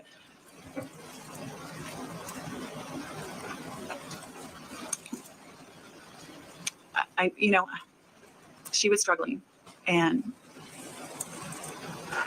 I didn't say anything but that was the one thing that it was so hard because we loved him too. And the people that were coming were going to be, I could guess who it was going to be. And it was probably a couple other retirees who could have come any day. Why does And it that seemed upset like her so? she wasn't going to change it because she was more concerned about a couple of her friends than us actually being able to be there. And I feel badly that some of my hurt clearly came out because I usually just tried, like Nancy said yesterday, Oh, yes, of when course. she'd say hurtful things. Nancy, we there was just- still a lot of loving stuff, but more of that sort of stuff was leaking out. And that one time I was just so hurt that I kind of stood up for myself, but probably not in the best way. How much contact did you have with Carol Mitchell after this fight about the interment until April 22nd, the night of the incident that is at issue here? She texted me a couple times, like a couple days later. I never contacted her again. I was feeling so emotionally beat up by that point. And there was so much other stuff going on that I just couldn't keep doing it. And I needed a break. Y'all see tears. I don't During see that month tears. where you were not communicating anymore with Carol Mitchell, were you doing anything related to your concerns about her? I mean, I was hurt and I needed a break, but I was still also really worried because even that, like, she was so confused. She said, you know, they were picking the date and it wasn't her date and there were another, like, it was just, and I don't know that she would have done that outside of the Alzheimer's. So I was worried. Separately, there is a little bit of a lull in April with work and until the end of the month, and then things pick back up again. So There was enough I of think a around lull Easter that break, you could drive 3.5 hours just to way break behind and into her cleaning house stuff in out the of the middle of house. the night. And I started going through some stuff, and it included a couple of laptops that I was trying to figure out how to recycle or do whatever with, and to include one that Carol had given me. And before we talk about that laptop, did you do anything else or look anything else up online or make any phone calls related to options that you were looking into for Carol Mitchell? I mean, I've done a lot over time. Talked to lawyers. I pulled up in the fall once. I pulled up. There's a thing on driver's license so that you can ask to have a family member checked, and they can do things like say, you know, they can't drive past a certain distance, so like they know their town and they can drive there, but not, you know, farther away where they might get lost. I pulled that up and almost did it, and then she got a new car with the GPS, and I was hoping that would help. I know at one point I looked up the Detroit Lakes Police Department to see if there was a social worker, because my town has a social worker, but they didn't. Again, I think that was a lot to do with concern with like getting lost, to see if there was a way to. This I is don't know how to say feeling it, more kind of like keep an eye meddling out. now. Y'all tell me in the chat whether I don't you know the exact feel timing that of way. everything. You've It testified feels that you're a state senator. Why not call intrusive. Becker County and sort of Not lean on them helpful. and, you know, say, I need help with my stepmother, and sort of, you know, say your name and try to get that done? I don't think that works how people think it works. I mean, I've literally called one. I don't So usually humble. do that for stuff for myself. You know, I just feel weird about using my position for personal things. But even when I'm doing it for constituents, the last time I called my county for something for a constituent, and I know the people in my county, I still got bounced around for an hour to try and find, saying my name and title to find the answer I needed for something social services related. I know kind of some of the social services places tend to have, and at least my impression is more of the stuff for seniors is a little bit more like if there's food insecurity, housing insecurity, like I don't know that the services would fit. And the final reason is in today's political climate, I honestly don't think, like I wouldn't want to do it anyway, but the political climate can be pretty bad, and you don't know if you're going to get worse treatment if you say, you know, you're a politician. So I can't imagine that would help anything. When you were Sure, reading those text Jan. messages, Carol Mitchell mentioned something about giving you a small bobber with some of your father's ashes. Did she actually follow through with that? She did. Had the memory for that now, didn't Your Honor, may we she? approach? Interesting. Ms. Mitchell, before we move on to a different subject, there was a debate about in the office about what your last answer was because the microphone broke a little bit. So just to be clear, we were talking about that small bobber that Carol Mitchell had promised to give you part of Rod Mitchell's ashes. Did you receive that bobber? They want us to answer this question. Yes. Thank you. Let's talk about the week leading up to April 22nd. Were you doing anything related to Carol Mitchell this week? Or that week, I should say. At some point, I had gone through the computer to possibly donate it or see what I was going to do. It was very old and not really useful. And let me stop you there just because I had done it before and you had mentioned a computer, but we didn't actually talk about it. And so why don't you explain the computer you're talking about and how you came into your position? Okay. So I'd come up on basically a business trip to the area late October of 2023 and had a seminar in the evening and then a visit the next day. And Carol met me for dinner and then breakfast and then actually went with me on the trip, kind of a field trip the next day. And What does that when we have to got do with back, anything? she'd been having a lot of problems with her phone. So sometimes the text wouldn't download or whatever. I was looking at, I mean, we had like an hour-long visit after we got back to the house. So I was looking at it for her, the phone, and had said, you know, it might work better sometimes if you connect it to the house's wireless versus always just using the signal on the phone. And she said, I don't have wireless, I don't have internet. And I knew she did because I used to be at the house a lot, you know, working there, and my phone was connected. I could see the internet was there. And so I explained, you do have internet. And she said, no, I got rid of it. And I asked for more details. And basically she had gotten really afraid of technology and scammers and all those things. And so she said she got rid of her email and had deleted all the emails, and that was how she got rid of her email. So she thought she got rid of her email account by just deleting all the emails. And for the internet, she said, and then I unplugged the laptops and put them away, and I don't use them anymore, so I don't have internet. And I explained, it was kind of like your landline phone, where if you unplug the line is still there. And she kind of got it. And then she got upset that she still had internet and made herself a note to get rid of the internet. And we were talking about technology anymore. And she was like, and I don't use any of this stuff. I just don't want it. And I apologize. So after she said that she no longer wanted any of her technology, what did Carol Mitchell do? She'd also mentioned the tablets, and if the boys wanted them, they each had a tablet. And then she offered me a computer, and I kind of hated to say no when she offered something, because she would kind of give you whatever was in her head. It wasn't necessarily what you'd asked for. But I didn't want her to think I was saying no to things, so she would quit offering, because I'd never actually been able to get any personal effects for the kids or anything. So I was thinking my kids could use it for gaming and stuff, because sometimes they use my computer and would, get into stuff that would mess up my work. So I accepted it. Did Wow, it end that up was a being long able story. to be used for gaming for your sons? No, when I looked at it, it was so old. Trying to get onto anything took a minute or two, and it had stuff going back to at least 2015. It was an old computer. Was the laptop itself password protected? No, her name would come up, but if you clicked it, it went right in. So when you were beginning your testimony, this is the laptop that you're talking about you getting into? Correct. Okay, so let's go back there. You had mentioned that it was a lull in the Senate and you were doing some spring cleaning. So I was trying to go through things that, I maybe needed to get rid of, and wanted to take a closer look at it to make sure there wasn't anything on it that I should, save off before getting rid of it. As I went through it, at some point, I found that despite what she had said about getting rid of the email, it still did have access to the email. And then I looked through it for any documents, pictures, anything that needed to be saved. At some point I had looked through the email, because just in case there was anything important that, had gotten missed, because they did use email a lot, and had seen both some financial things that concerned me, like a lot of messages that said incorrect PIN entered for debit card. And then I'd also seen in there that there were some medical appointments. What did you do when you saw that there were medical appointment emails? So there were 2 reminder emails for April, one early in the month, I want to say maybe April 2nd, and another one on April 17th. And I think the first time I looked, maybe I didn't do any more with that. But I'd been pretty worried. And at some point, we know you worry a lot. I didn't think there would be any chance that I would get into anything, because I couldn't imagine they'd set it up. But I did try to follow the link to see if I could find anything more about the appointment. So you follow the link. What happens next?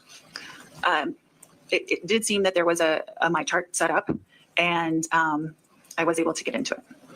Was the My Chart through Sanford? Correct. And was there a password on that? Yes. How did you get in if there was a password? So there was some autofill that I tried, and I don't think anything ever worked. So I believe I just did this. I mean, it was my parents. So I just did the security questions, I think, and reset it. So once you reset it, you were able to get into Carol Mitchell's Sanford My Chart? Yes. What did you see? I believe I went in there twice. I believe the first time I got in there, it looked like it maybe hadn't really been set up once you were inside, where you can, I couldn't see anything.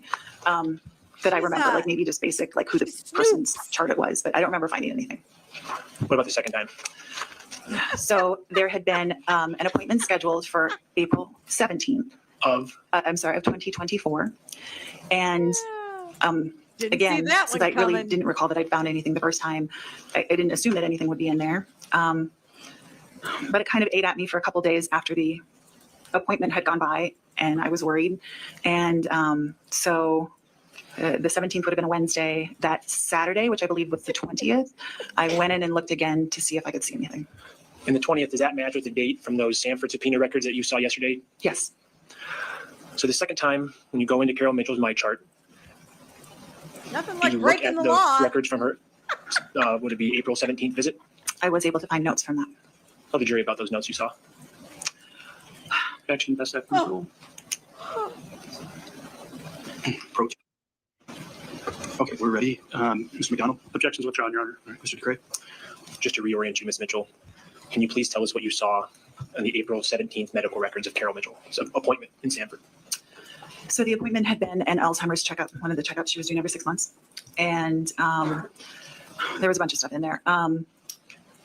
One, that it was a Wednesday and she had gotten the day of the week wrong. She had it as a Tuesday. That I knew this, but that, you know, she was struggling with depression. That she said she was drinking 3 to 4 days a week. That she had gotten lost on the way to the appointment. That no one was there with her. There was a note kind of with that, I think, that said the family should probably be going to Alzheimer's support groups or something like that. I kind of took the three things, I believe they were together. You know, she got lost, no one was with her, the family should be going to support groups. I kind of took it as, and I was probably taking this a little bit personally, but like, why wasn't anyone there? Those are the significant things I remembered. It said she was taking sleeping pills at night, which I already knew. Remember? It listed, I think, some supplements she was taking. You're too busy saving the world. Would the clicking of Nicole. those medical records be the things that we saw on that Sanford subpoena that Officer Glander testified to yesterday? Yes. Of all the things that you just described in the notes, what worried you the most? Well, the driving had been a persistent theme. The fact that she was getting lost, even going to Nancy's house. And Nancy remembered Dude, 2 if times she's she called. drinking 3 to 4 but there was times a also day, I'd be that I worried about her remembered drunk one time where she driving. said she'd gotten lost and she managed to get herself out of it. And another time she said that she had stopped someone and asked them for directions and then was able to kind of get back on track. And so my biggest concern was was if she was getting lost to There's places that supposed she had to be, previously Debbie. been comfortable with, including places that she'd driven to and from for 20 years, you know, how long was it going to be before she really got lost somewhere where she couldn't get herself back out of it? Or if she would stop and ask someone for directions, what if at some point she asked the wrong person and they realized she was a vulnerable adult? The driving was the thing that most concerned me. Based on the fact that the records reflected that she was at the appointment by herself, did you believe that anybody on Carol's side of the family was helping out with her or watching over her? No, I'll be honest, I was pretty upset. Because when Dad first died, No one would have known about these appointments except you got into her personal, private medical records. If she didn't want to have anybody with her at her appointments, that is absolutely her choice. I'm not saying it's right, but she is an adult. This is bizarre. This is like levels of craziness, because it's not okay to just decide that you need to take care of somebody like this. No. and I realized the state we were in, and I already knew how worried he was. I tried to talk to Carol, and I tried to talk to her family, and everyone just kept telling me that it wasn't that bad and things were fine. And I don't think it was. And I was trying to respect the wishes, and maybe I was, just worrying too much. And no, you wanted so to have control. I kind of sat on my hands, so to speak, which can be hard for me, because I'm pretty protective of my family. No, I just, that you. And it just made it pretty clear no one was actually looking out for her. So you testified earlier that you had considered taking some actions to intervene in Carol Mitchell's life, but had decided not to. Did you feel differently after reading these medical records? Yes. One specific thing was there's something you can do with the DMV in Minnesota where you can put in for them to assess the license. And there's like different levels. So one is you can't drive out of town, or you can't drive at night, or You I said had that actually already. seriously considered that in the fall before. That's hard to do to someone. And the only reason, like I'd already researched it and had it up on the computer once, and then she got a newer car with GPS in it. And so I thought, well, maybe, if we got the home programmed on there and some other things, that would help. I was trying not to overcorrect. And then with this, it was clear, this was still a concern, at least for driving out of town.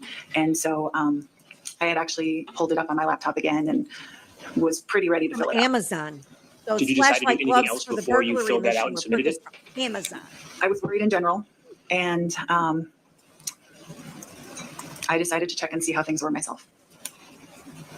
Right. Oh, I was really upset that night. I think I looked at everything in the evening, and I went through all the scenarios, and nothing just seemed to fit.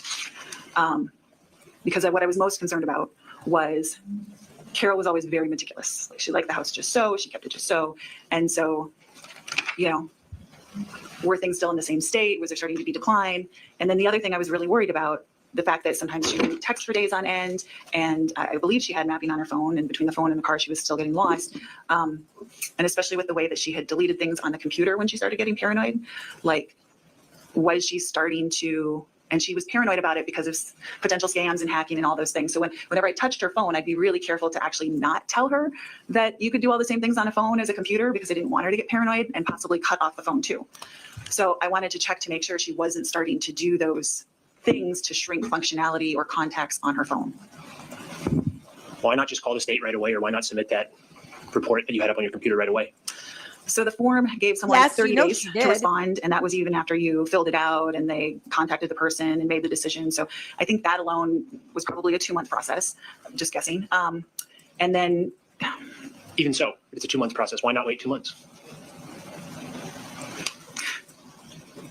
because what if you wait 2 months and then something happens in the 2 months? Oh my God. I've had situations This before where I've waited woman. too long for something, and How is the- she the ever bad in the thing does happen, military? or almost happens. And to me, it was better to be safe than sorry until I could get all the proper things in place. You said there was times in your life where you had waited too long. Can you give us one example? The worst example, or the one that eats at me the most, is I was pregnant once before my son Sam, and it had been a really good, easy pregnancy. And then in the 16th week, things just started feeling wrong. And I went to the doctor and explained everything and how I felt, and was told I was a first-time mother, and I was worrying about everything too much.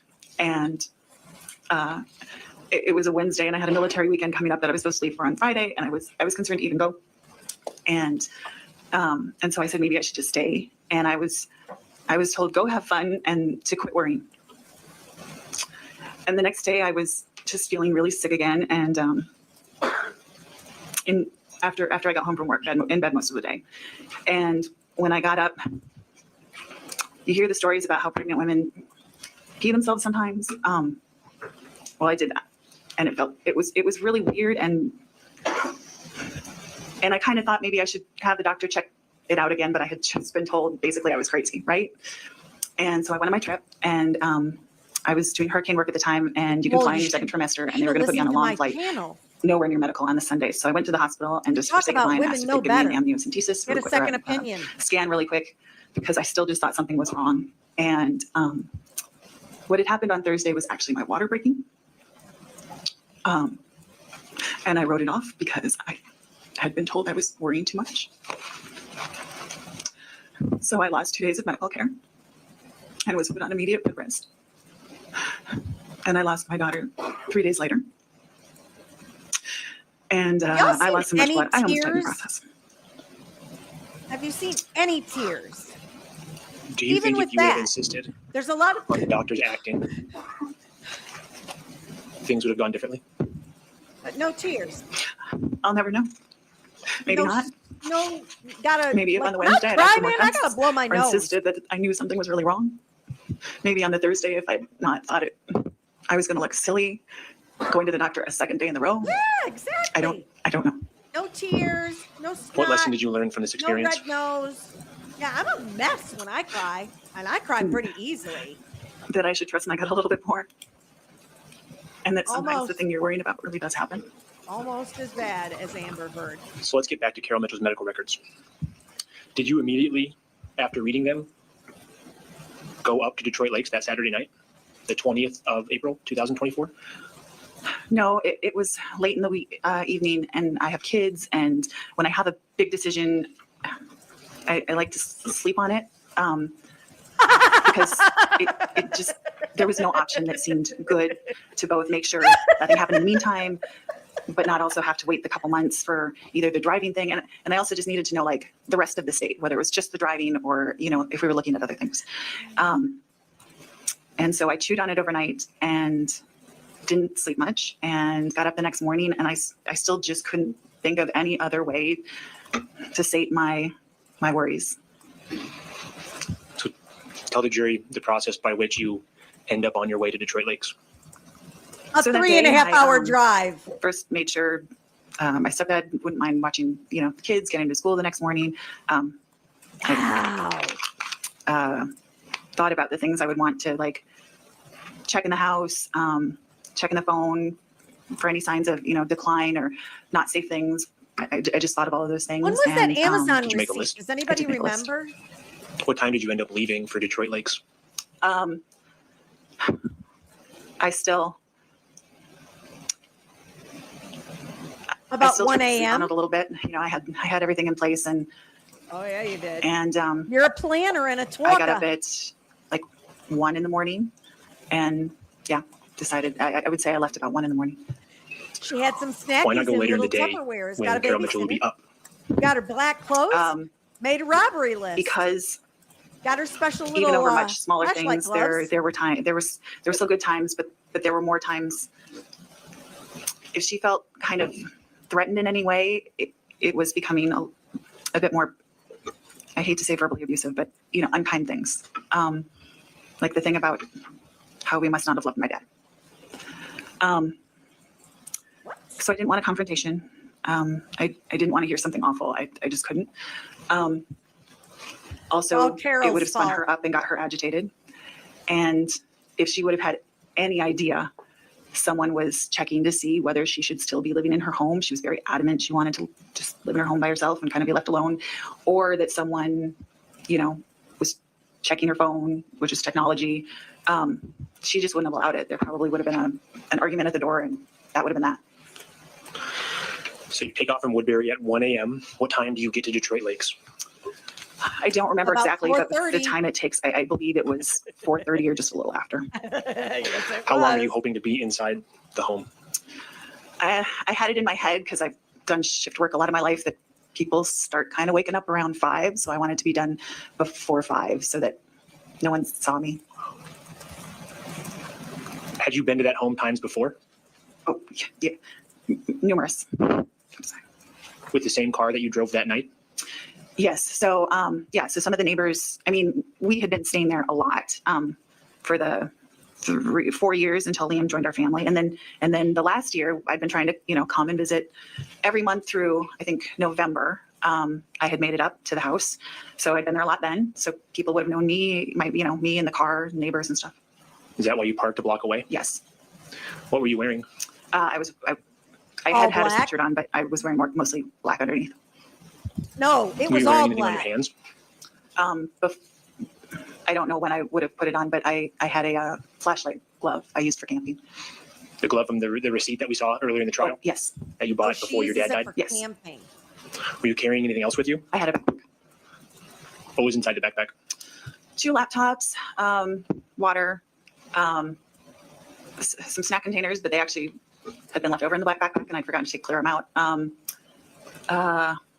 Pry bar, some gloves. Flashlight? Oh, yes. I had an extra flashlight. Is that flashlight right there that has the sock over the top? Yes. Did you put that sock over the top of that flashlight? With my son, yes. With the intent of the night before you came up here? Oh, no, it had been like that for a while. Explain why. My adoptive son is very afraid of the dark. This is Liam? Oh, I'm sorry. Yes. It's okay. Liam Mitchell. Very afraid of the dark. No, and she was returning. Even now that he's been with us Carol's for 4 laptop years, to her, is still a what lot she of claimed. night terrors and nightmares and night terrors and just a lot going on, to the point that I moved a bed into my room so that he could sleep in my room with me. And I bet you and he did. still does to this day. So I need it pitch black to sleep. Oh yes, Stephanie. And That's even with the so she comfort could of break being in the into same the room as home. me, he needs some light. She used it. So that was always a struggle of ours. And at some point, both boys And got left a it flashlight. outside. And he wanted to use his to have at night. And it's a really, actually, even though small, bright flashlight. So the compromise was that he could have it if we had something over it to not make it so bright that it would wake me up if, he was turning it on and off at some point. Hence the sock? Hence the sock. Was the list that you had created the day before in your backpack also? Yes. Did you have latex gloves in your backpack? I did. Why? I didn't think Carol was that far down the road. But the issue with my grandfather and the feces, like, is kind of emblazoned in my head. And I didn't know what I might find since I hadn't done any sort of, I hadn't been in the house to check since like November. Especially with her having cats, you know, like was the litter box getting cleaned and just some of those, or was there old food in the fridge, like those type of things that if I did find something disturbing, my intent would have been to stay and clean. You said you had 2 laptops in the backpack? Yes. You're going to clean Tell with me- little tell the jury latex about the 2 gloves laptops. on? One was the one that was Carol's, or that she had given me. And the other one was my own one that I usually did work on. So let's talk about Carol's first. Oh, yes, Stephanie. You Why should did you bring see the, Carol's laptop? the body Although I guess cam. technically it was your laptop at that point with you back there. I didn't know what else to do. I felt weird giving away the only thing that still had email on it, just in case, you know, that was ever needed again. I didn't want to keep it. She does realize you can access email from any electronic device. What is this woman now trying to convince us all of? And I have to tell you, I almost wish I would have watched all of her testimony first, and then we would have gone and watched the body cam, because we know what that body cam looks like. And some of you I know are just popping in tonight for the first time. You're probably going to get the better experience to watch all this tonight and then go back, because she is painting a picture that's very interesting. did want to handle things the right way. And I didn't want to have that temptation to just be looking at the records or whatever else. So I thought the best place was to just return it to the house. Did you end up leaving the computer She at Carol was Mitchell's house? done. No, I hadn't gotten to that Why She not? was done snooping. because things went sideways. You got arrested? Yes. Things went sideways. What about You the other got laptop? caught. Your work laptop. Why did you bring that? Because I was tired and stressed out and I forget things. And I wanted to be able to, and I work better on an actual computer. And I wanted to, once I'd seen whatever was in the house, be able to document it before I drove back home and potentially forgot something. I want to circle back to your attire Good quickly. night, KS Granny. Considering the mostly black clothing, the flashlight glove, the flashlight covered with a sock, are you denying that you were trying to avoid being seen? Oh, I was trying to avoid being seen Why? because the neighbors knew me and my car, and the point of checking and not rallying Carol up and not having her get more paranoid would have been kind of futile if one of the neighbors would have seen me and told her, hey, we saw Nicole.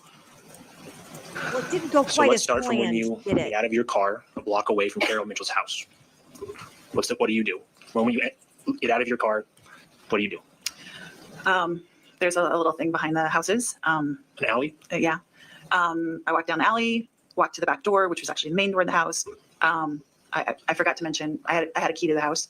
How did you have a key to the house? I mean, we Shut were staying up. there a lot. So I think pretty early on, the first time I brought Sam to the house, he would have been She 2 months had a old. key to the house So and I think she that was still February broke of in? 2017. And then from there, we were there 2 or 3 times a year. And then when I could work remotely, even more. So I would say some point early on. Yeah. Do your best to just be a little slower, please. That's okay. Did you use the key to get into Carol Mitchell's house that morning or evening? I did not. The floodlight came on, and I kind of paused at the door to make sure, like, the floodlight being, other than the bedrooms, most of the windows don't have treatments or shears, so the light goes right in the house. So I paused for a second to make sure I didn't see any lights go on.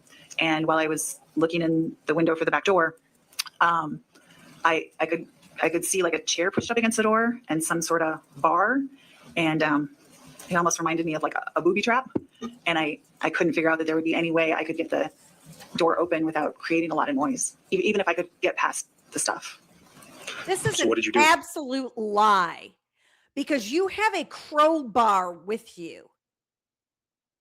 You never intended to get in this house any other way than to break into it through a window, which is exactly what you did. This is complete and utter bovine scatology. That raised my anxiety. The fact that the door, it made me even more stressed out and a little more desperate to look in the house. And the egress window was right there, and I Sure decided to was. see if there was any way I could get in that. Was that window open? Like, was Sure. No, you it was not. so how did you get in? I went in the well. I had a pry bar. One of the screen doors sticks sometimes, and even if it's unlocked, and so it was to like get the lock open, you know. So I tried that at first. The window was super rotted, and it's No, it not a wasn't crowbar. super. It's just something I have for painting. So it's not meant. It started bending, and the wood started flaking a little bit, and I didn't want to cause damage. A little edge was forward, and I was able to actually kind of like use my hands and like pull it. I don't know that it was locked because it came open pretty easily, or maybe You just So it said opens it up and what was do you do? locked. I entered the home. Where are you in the home when you get inside? There's a spare bedroom downstairs. What do you do once you're inside the spare bedroom in the downstairs of Carol Mitchell's home? I was stressed, so I'm not 100% on order, but I believe Took your my shoes were off. very dirty, and we don't wear shoes in the house anyway. So I think I was walking to the bathroom and set them at the edge of the couch, and I'd had a long drive, so I went and used the bathroom and didn't set my wanna backpack leave- outside the bathroom, leave and then I throughout the started to house. proceed to check the basement. Had you used the bathroom in the basement before? Yes. Oh, boy. You said you were proceeded to check the basement. Can you explain what you mean by that? Just looking for anything out of sort. So I just, went through the rooms and looked around. The two big things that I wanted to make sure I saw was just to make sure like the cat box was being maintained and, nothing was really getting forgotten. There was also a meat freezer in the basement. I did look in there, and there was stuff in there, which my concern would be Dad used it usually for his fishing fish. And sometimes my uncle would give venison, and I knew none of that would have happened in the last year. So not the end of the world, but I would be willing to guess the food in there was bad. Was the litter box okay? Yes. After you checked the basement So and she noticed those was things, what do you okay. do next? I went up to the main floor. And you What are you looking for on the scared main floor? the living daylights out of her. One of my other concerns was that Carol, when between Dad's funeral and when I saw her in June, she had gotten, to me, scary then. And I asked her about it, and she had said she had dropped from 140 to 100 pounds. And so I wanted to check the fridge and make sure, there was food in there, that it didn't look like anything was spoiled. Again, just kind of check around for anything that looked out of sorts or like there was evidence of her normal cleaning standards, which is pretty high standard, and, decline. What was your conclusion? Mixed. I honestly don't. It's such a hard balance. Someone's freedom and like, when is that tipping point? And It wasn't the that other night. thing that concerned me a lot is one of my mom's manifestations of dementia right now is occasionally leaving the stove on. So maybe that's just a me worry, but Carol was actually starting to, and I leave stuff accidentally on the stove sometimes, but this looked like actually like stored, like she had her papers, like some bills and things like almost looking organized, but sitting on the stove.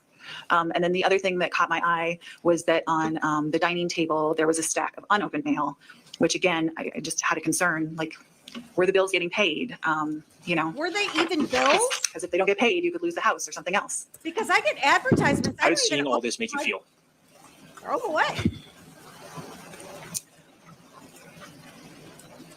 In general, I was just really worried. So I guess relieved that it wasn't so bad. Worried and paranoid. But also, there were Favorite some word. things that kind of verified a couple of concerns that I had.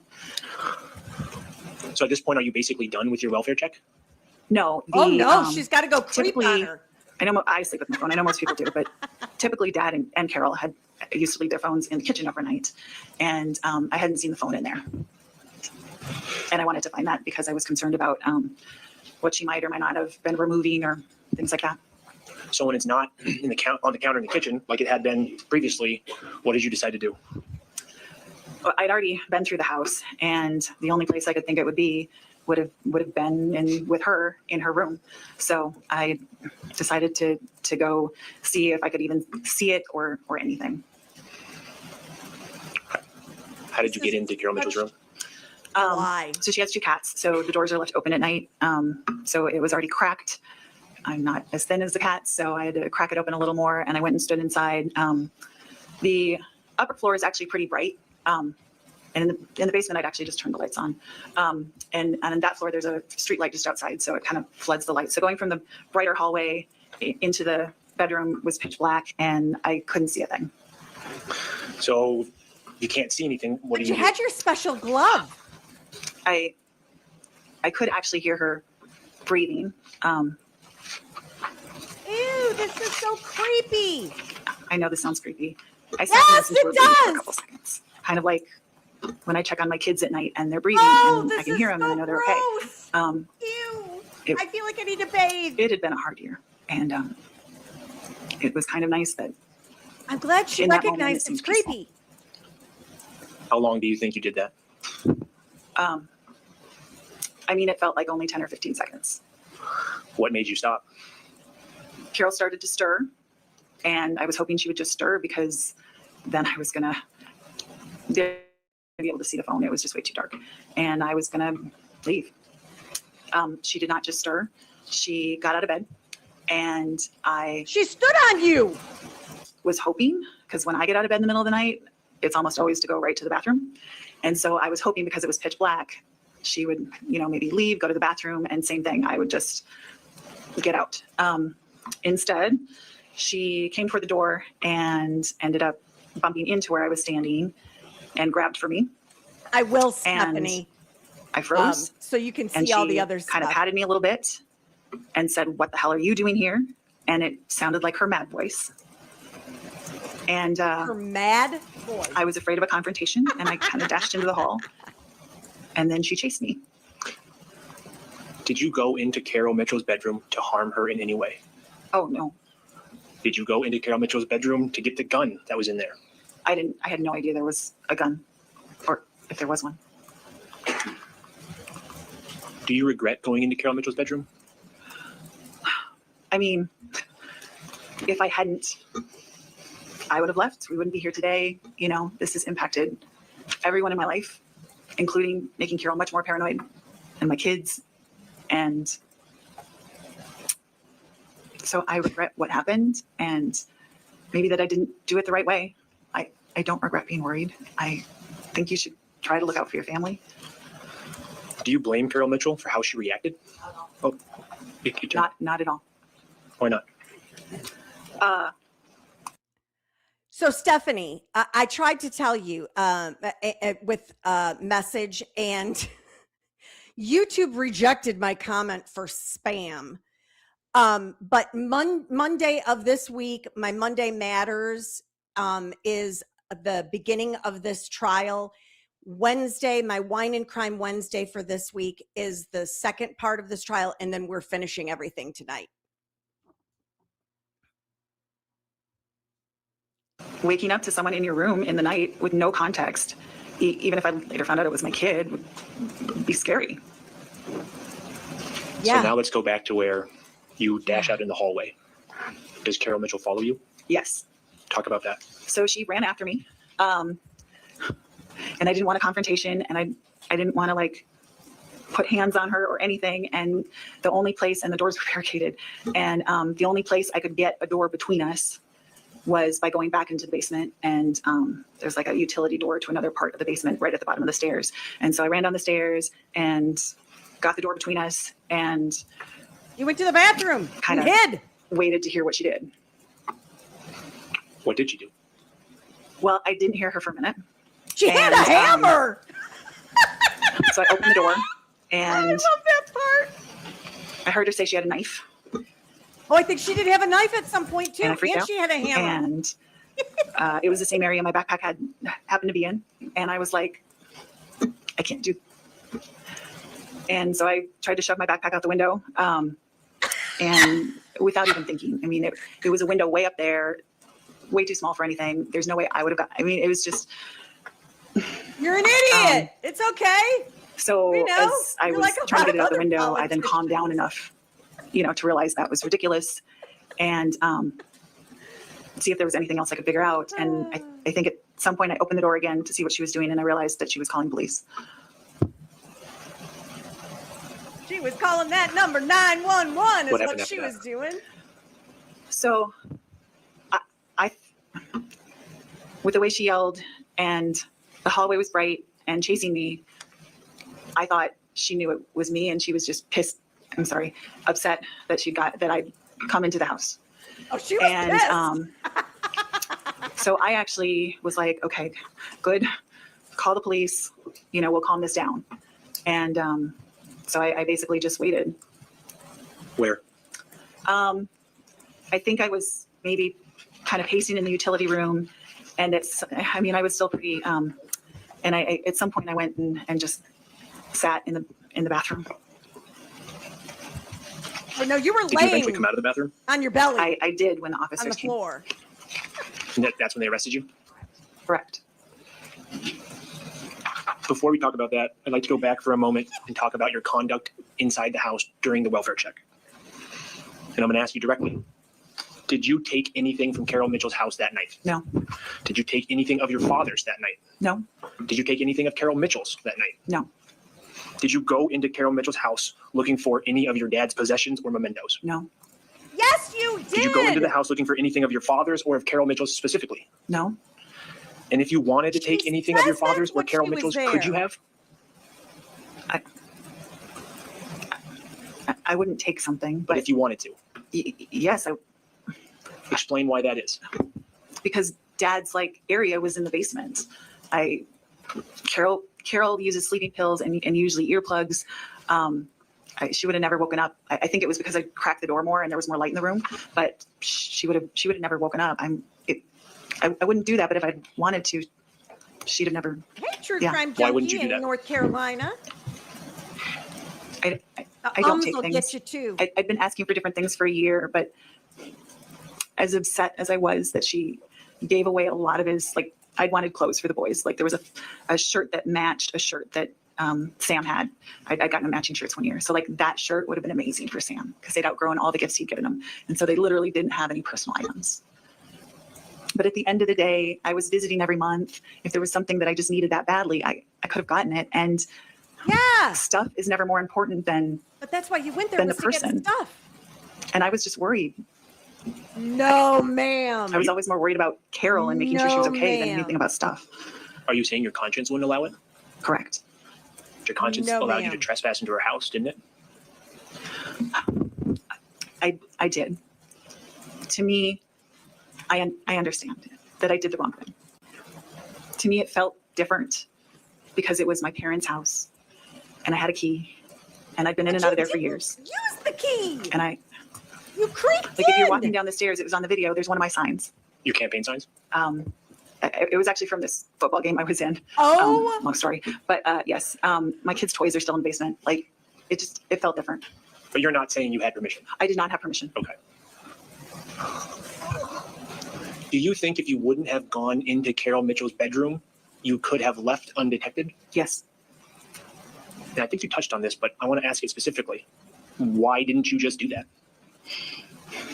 I was pretty upset about the driving thing. I mean, that was to me really the fear of her getting lost and something bad happening before I could, put the other steps in place. ma'am, you do So not at the love very this woman least, that I had a couple much. things I wanted to look at on the phone, but at the very least, I wanted to make sure because she would just turn things off. And part of the reason there was a problem with the phone is because if an update came, she just assumed everything was bad or wrong. So she wasn't even doing updates on the phone because she would just. So I had. Girl, I I'm don't do concerned that all because the the mapping time. wasn't working correctly. Maybe she had turned the Drives GPS my off the phone. son And so nuts. that if she got I lost, don't. it would be much harder to find her because that's usually how officers or whatever else track someone that's lost. Looking She was back so concerned. at how everything played out, If she was so concerned, why didn't she just take her phone and turn the location services on? Y'all know I've talked about location services and sharing those with your loved ones. There are simple fixes to this paranoia that exists in the Senator Nicole Mitchell's mind. The paranoia was not with Carol. Carol was smart, and it makes sense to me that she was afraid of all these people and had these thoughts because she did break into her house and creep over her while she was sleeping. And yes, Kelly, 3 times the officer called, show yourself, very forcefully. She did not come out. I mean, Yeah, I didn't even think of that. Yeah, you can have a telecare watch. I just know my whole family, we all have location services on. And trust me, for me, the thing, I was driving home and a fire truck pulled out and I could see where the fire was. And I'm like, oh, is that near my son's place? It is near my son's place. So what do? I immediately go to to the location services and I'm like, oh, no, he's still working. All is good. You know, like it's a simple thing to do. You don't need to do all of this. And yes, True Crime Junkie in North Carolina, this story is terrible. Oh, you probably haven't seen part 1 and part 2 where we watched all the body cam when they actually catch her and arrest her in the house. Yeah, then you really think it's crazy. Do you wish you would have just left and not gone into her room?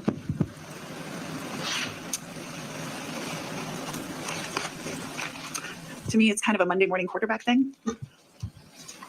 I've never seen this. And so if I wouldn't have gone in the room, I would have been worried. I would have continued to be worried sick. But of course, as I said, this impacted everyone. Ironically, she never said that a single time. And everything in my life. And so if I had the crystal ball, no. But then I would have been worried sick. Your Honor, may we approach? You may. Oh boy. Mr. Gray.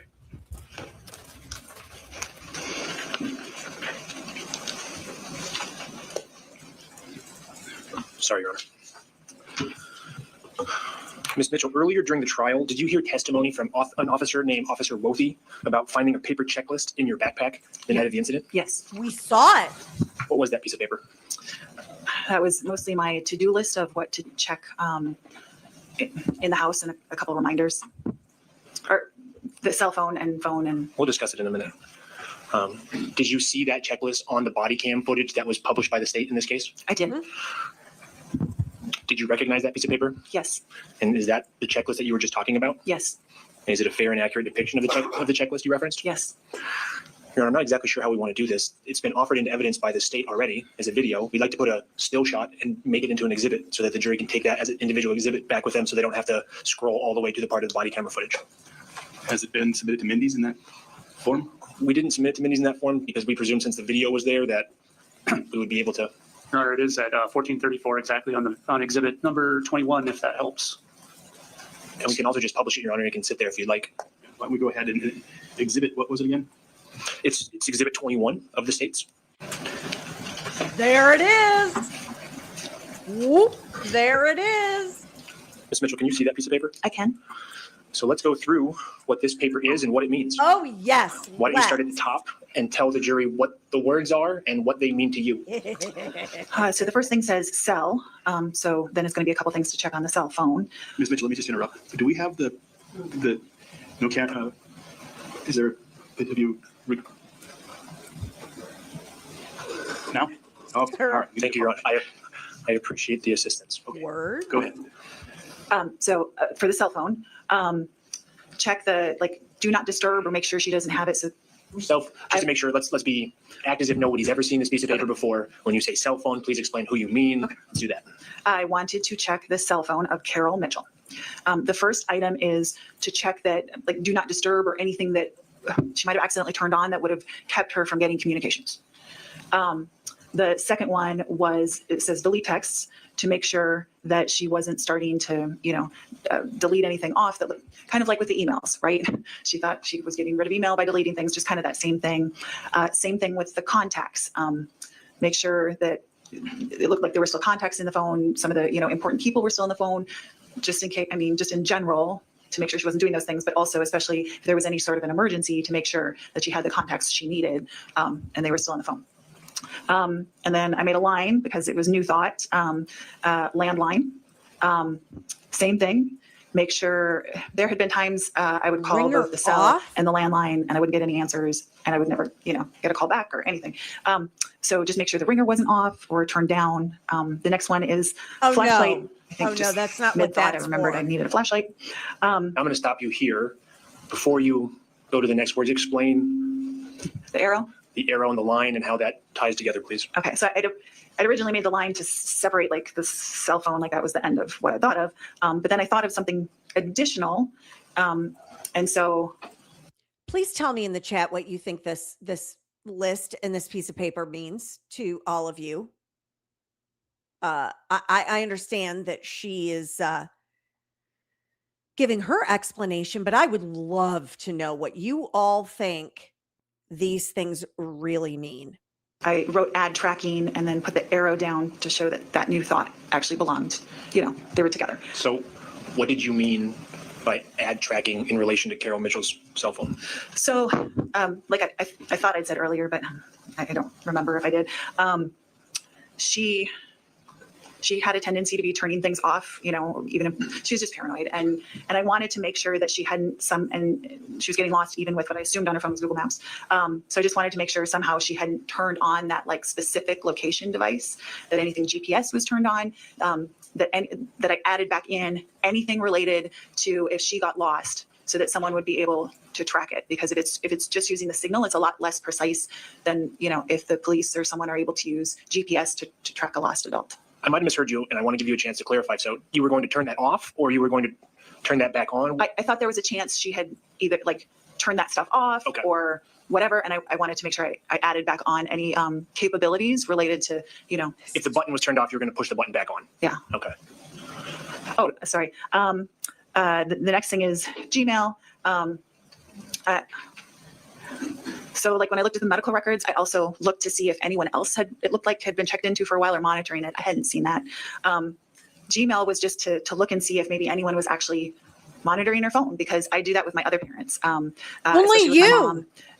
We started trying Google. You're the only one snooping and creeping. It's like sharing. Okay, how do you do that? Explain that. For us, I know Carol doesn't have Gmail, but we all have Gmails. And so within mapping, we can like authorize each other to share. So like we don't actually have my mom driving that much anymore, but yeah, that's how we do it. So I just wanted to see if maybe there was anything like that someone was using. I want you to slow down a little bit. Sorry. It's okay. So what were you hoping to see when you wrote the word Gmail? Do your best to slow down and try to explain that a little more clearly if you can. Okay. To me, again, most of the note is my shorthand for myself.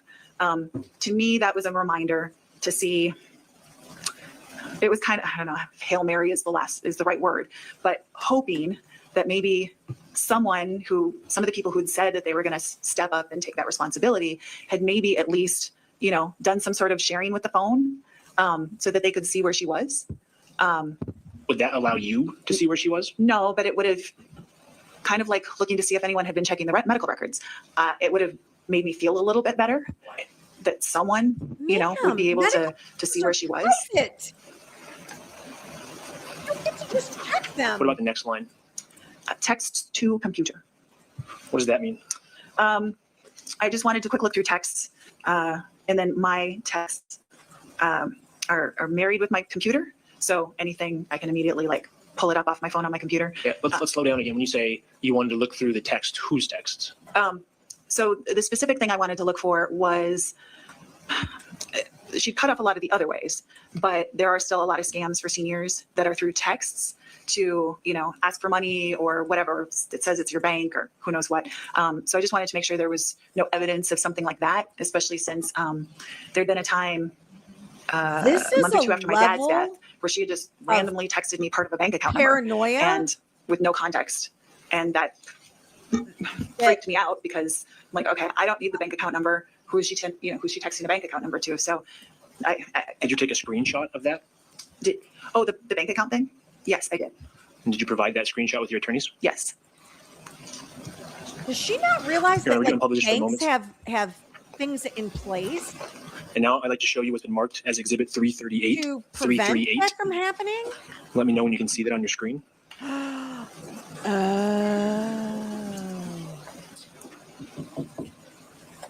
Yes.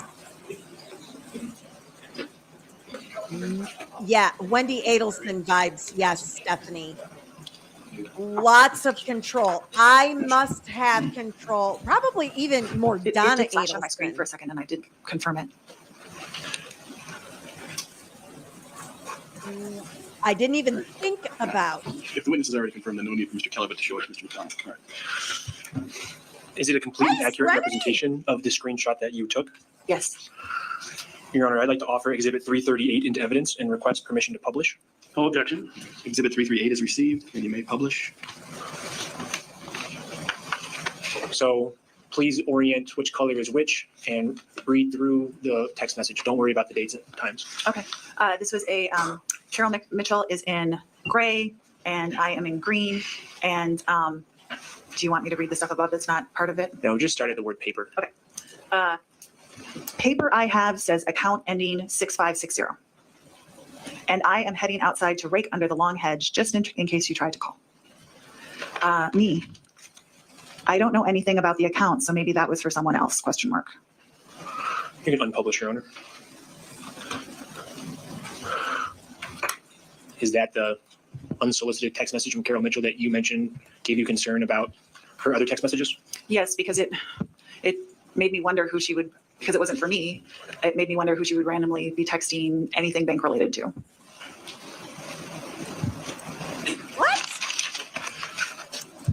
Was that the last thing you had written on your checklist? Yes. Text to computer? Yes, it was. Do you know where that checklist is now? I do not. Did the police give it back to you at any point in this case? Not that I recall. Did they keep it as evidence? I have no knowledge of what happened to it. But you're sure you had it with you the night of the incident? Yes, and I saw it on the that body cam. And you created it before you drove up to Woodbury? Sorry, up from Woodbury? Yes, And the police saw this paper the night of the incident, is that correct? from what I saw on the body cam, yes. The last thing I'd like to discuss with you, Ms. Mitchell, is what you said to the police after they found you inside Carol Mitchell's home. You testified Oh, earlier yeah. that you weren't there to take any of your father's things. That's Is that not correct? what you kept saying all night. Yes. So why did you tell the police 4 times that that's why you were Nope. there? I'm very sorry I said that. I bet you are. And it was not true. Why are you I sorry? think it was true. Because it wasn't true. And it did cause additional confusion. And Carol is the one that called the police. I mean, I think Her that's stepmother enough. that she was creeping on. So why say it? So, you know, this is something I've had to anguish over for the last year. Yeah, I bet. I created this entire situation. So You sure the did. only person I have to blame for this is myself. Absolutely. And I'm not saying this for sympathy, but No, your I was very entire stressed out. testimony has been for And then at a sympathy. certain point, you know, I'd never had a gun pointed at me before or anything. I didn't understand what Carol had said to the police, and I didn't have the context they had. And, you know, I thought we were just going to calm everything down, and it went a different direction. When Carol Broke initially into her chased me, house. and I was going to go back out when I didn't hear anything and hopefully calm it down. This is still You know, direct. I had to think for a second about, like, what am I going to say? Because in my mind, I couldn't say any of the truth because she would have freaked out and it would have made it worse. If I would have told her I saw my medical or saw the medical records, Ma'am, you are I'd known about her lying. medical stuff in the past, but she would have completely been upset, possibly that I even saw them, but that they were on the internet. If she would have known that your phone could be used for even the police to track you, much like the computer, or that there was a way scammers could get into it, she might have gotten rid of the phone, and it was the last thing she was using to communicate. If I would have told her I was trying to do a welfare check, she would have thought I was trying to be really judicious and not jump the gun, but she would have assumed I was trying to stick her in a nursing home, which was a real fear she had. So in that moment, and I don't having blame just her. seen all the stuff of Dad's in the basement, including a couple things that she promised me but never gotten to me, what came to my mind was just to say I was coming to get a couple things of Dad's. And I never said it in that moment because then she had a knife and other things. Why did that make sense to say that to you?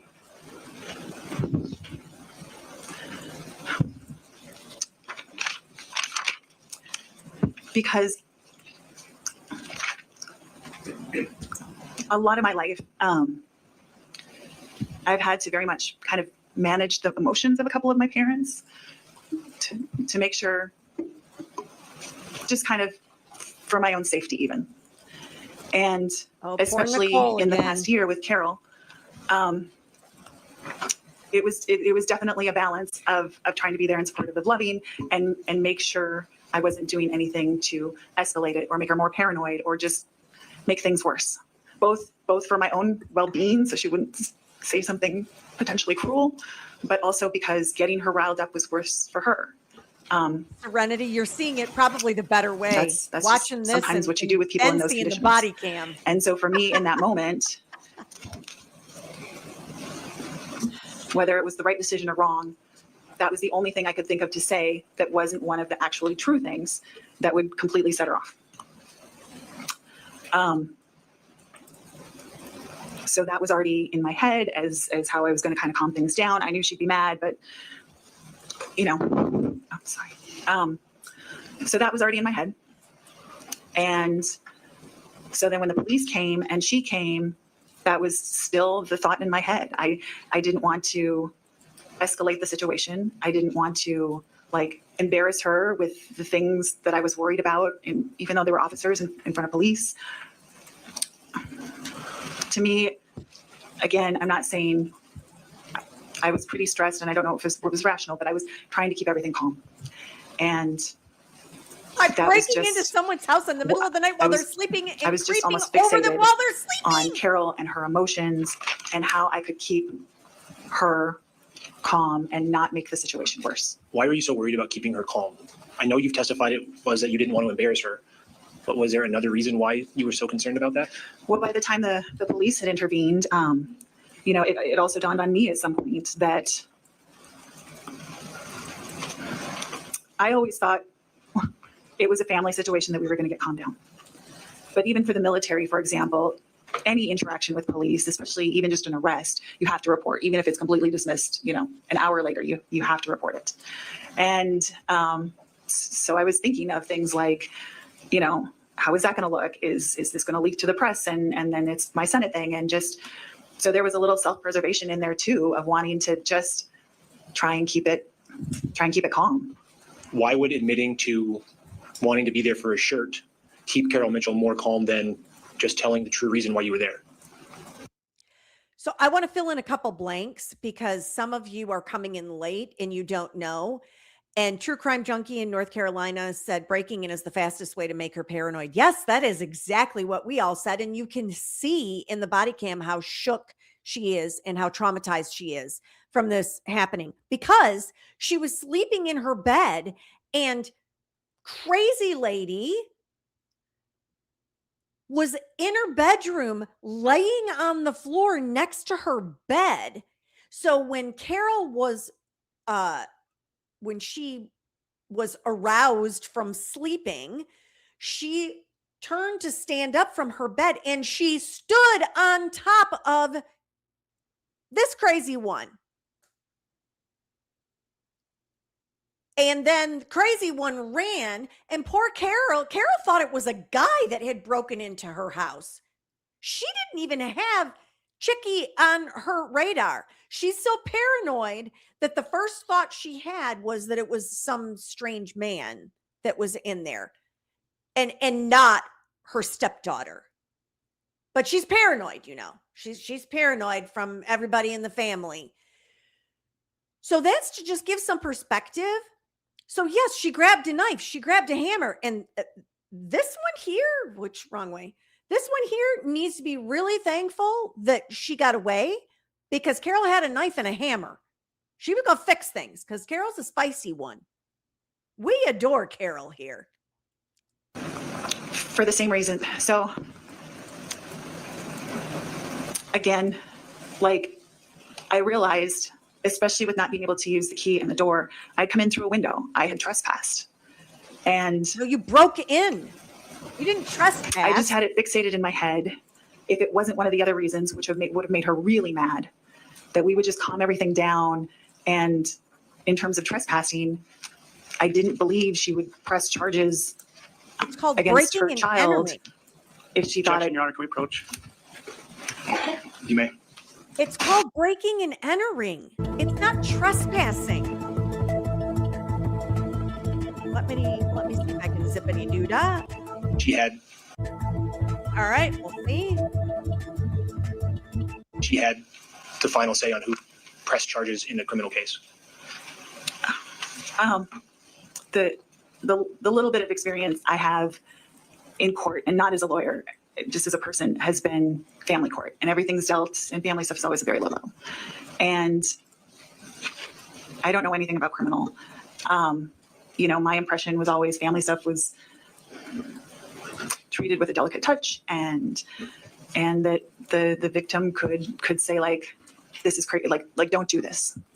I also had a personal experience where I had been assaulted and police kind of pressured me to drop the charges. Or I maybe that's not the right way to say it, but they didn't want to pursue the charges, and they pressured me into agreeing to that. This woman's dumb. So let's slow down and explain that. What happened to you, first of all, that somebody got charged with a crime? Oh, Objection, for relevance. heaven's sake. Yes, Approach, please. gentlemen. Thank you. I'm tired of all the irrelevant. You just bull. testified as to your opinion that victims have an opportunity to weigh in on whether or not someone should be charged with a crime, correct? Yes, And is that what you were hoping would happen here too? yes, Did you have a belief that if you could keep Carol Mitchell's emotions in check, this could be dealt as a family and not criminal matter?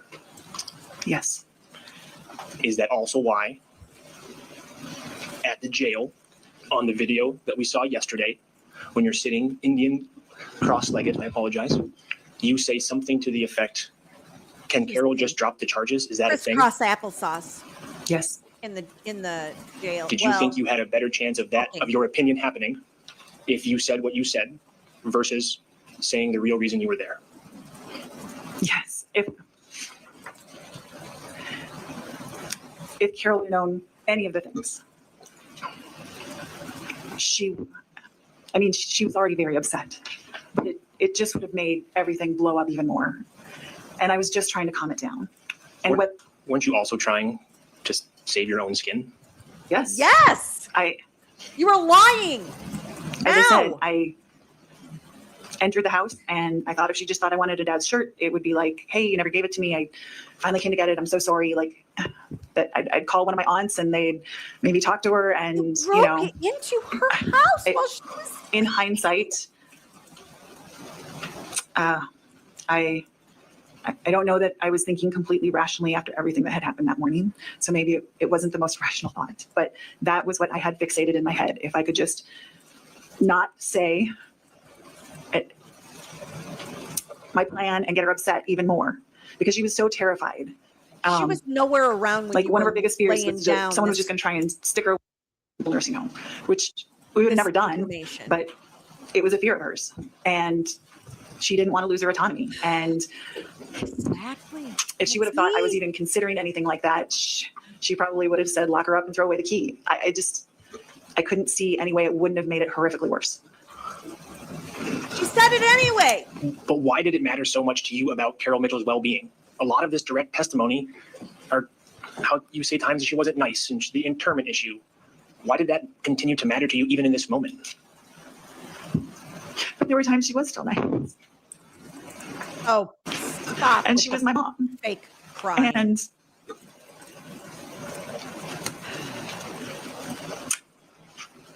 And I help other people that I don't even know all the time. Like that's part of what I do. And you're not going to help your own parents. And I knew a lot of it was the Alzheimer's, even when it was me. And I didn't want to lose anybody else. And my dad loved her so much. Like,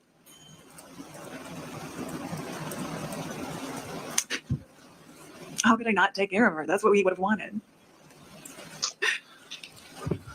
And I didn't. I messed it up. I'm going to ask you a question. This is going to be my final question, which is something that every lawyer learns right when they become a lawyer. You've just admitted to lying on video. And so the obvious question is, if you lied to the police 4 times on the night of this incident, how is the jury supposed to believe that you're not lying now?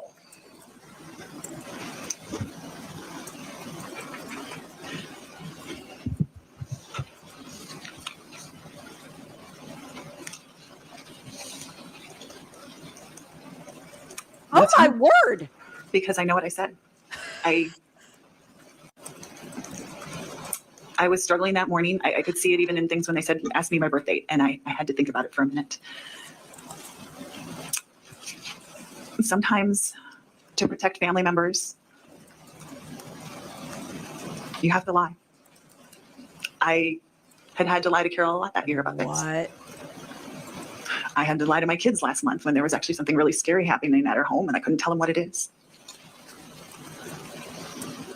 So I know it might be hard to believe Okay. because when it comes to family and protecting them, sometimes I have to make a choice I wouldn't otherwise. But I am a person that acts with integrity. I am a person whose word means something. Really? I don't And I'm know not about someone that would that. steal. I have no further questions, Your Honor. Oh, hallelujah. Let's get to Good afternoon, cross. Ms. Mitchell. Here we go. Save your own skin. That's what you testified to? Yes, yes. If I use those words, Well, Mr. DeCray asked you and you agreed. Is that correct? yes, Okay. So how do we know you're not saving your own skin right now? I think I just explained that. Ms. Mitchell, you were with Officer Sternhagen for roughly 37 and a half minutes. Would you dispute that? Adding in the drive time that was edited out of the video. If that was the officer whose car, I would say, and I don't remember all the names, so I would not dispute that. 37 and a half minutes from the time you were ordered to the ground until the time you walked into that cell. You understand that? Yes, 0 times in 37 and a half minutes did you mention you were there out of concern for Carol Mitchell. Exactly. Exactly. 0 Sure times. didn't. Do you agree with that? I would It's disagree. a yes or no question. No, You don't agree with that? I do not. 0 times you mentioned anything about medical information, finding out medical information. Correct. I agree with that. Okay. Let's back up a little bit. So, Ms. Mitchell, you agree here that you did not have consent to enter Carol Mitchell's house that morning. I absolutely agree. And that morning, I mean April 22nd, 2024, I agree. and here in Becker County, 709 Granger Road. I agree. And you agree that Carol Mitchell was indeed inside the residence when you broke in, I agree. that she was present. I agree. I'm going to bounce around a little bit here. So you did not object or contest the estate, correct? I did not. Your father's estate, I did not. and the entire estate was awarded to Carol Mitchell. It was. And you heard the testimony yesterday, correct? Yes, Your aunt Nancy, yes, she testified that you, in her opinion, you're honest and trustworthy. yes, I heard that. And you just told us that you act with integrity and you believe you are an honest person. I qualified some exceptions, but generally, yes. But you also obviously admitted to lying, claiming to be lying to officers repeatedly. Yes. So Mitchell, I want to circle back to the internment argument. Could I publish defense exhibit? I don't remember the number. 243 and 248, I believe, right? 243 and 248? So Ms. Mitchell,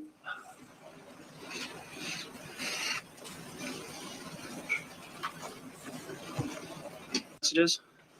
I had. Okay, I'm done with the publishing, Your Honor. I had.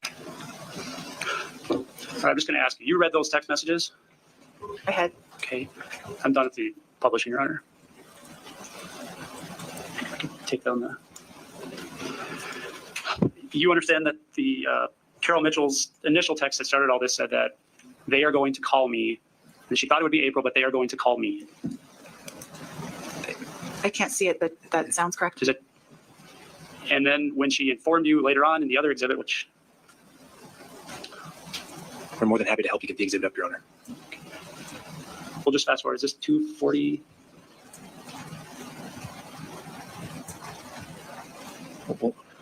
We're looking through the electronic system right now.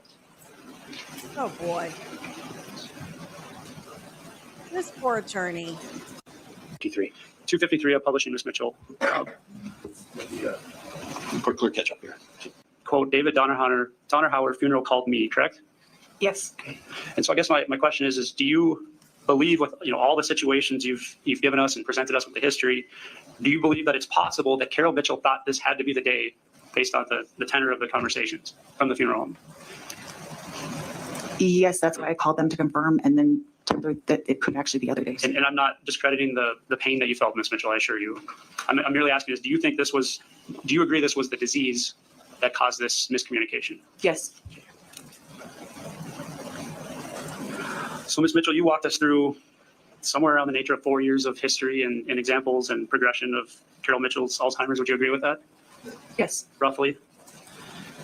And then we had the argument over your father's ashes, the internment. Yes. And you said that you were upset and, quote, needed a break. Yes. And you agree you did not call, see, or text Carol Mitchell until you were in her house on April 22nd. Yes. Wow. Let's talk about the medical information. So, first of all, who gave you permission to access Carol Mitchell's medical information? I did not have permission. And you, on So April another law 20th, you you read something broke. that was very concerning to you. I did. And it was so concerning that you didn't tell your aunts? Yes or no? I did not. Okay. You didn't tell Jonathan Cool? No. Didn't tell Pat Muxfield? No. Didn't even try to reach out to Carol? No. Sure didn't. And so you specifically arranged for your stepfather to watch your children? Yes. Okay, and so when you were arrested, that created a little bit of a problem in terms of getting back on time? Yes. Wonder what lies she told the stepdad to get him to watch the kids. And so your biggest rationale for what you characterize as deceiving, lying to law enforcement, is that you didn't want Carol to get upset. What are your statements? That I thought if we calmed it down, she would drop the charges. Sure. But the problem with that story is that you were with the officers much longer outside of her presence than with her presence, right? And you Yep. continued the story. Yep. Sure did. You repeatedly said you were there to take your dad's things, even when Carol wasn't present, Yes. correct? Correct. Yeah. That's the problem, honey. So when you said, I've never done anything like this, was that fact or fiction to the officer? Fact. Okay. When you said, you're going to find out I'm a military commander, for God's sakes, was that fact or fiction? Fact. Okay. What was the purpose in telling him that? I think that's when it was dawning on me that, You needed to throw just some any weight interaction with around. police, I would have to tell. And also, I think it was just like, I'm not this crazy person. And you said that, and that was a fact. That was a fact. That was the truth. Correct. And intertwined with that same sentence, you said there's just a couple of my dad's things I came to get. So you were able to, on the spot, think to craft a lie mixed in with something truthful. Correct. Well, you're an honest person, correct? Typically. When you said, I'm hoping this mistake won't completely fuck up my life, were you being truthful or deceitful? How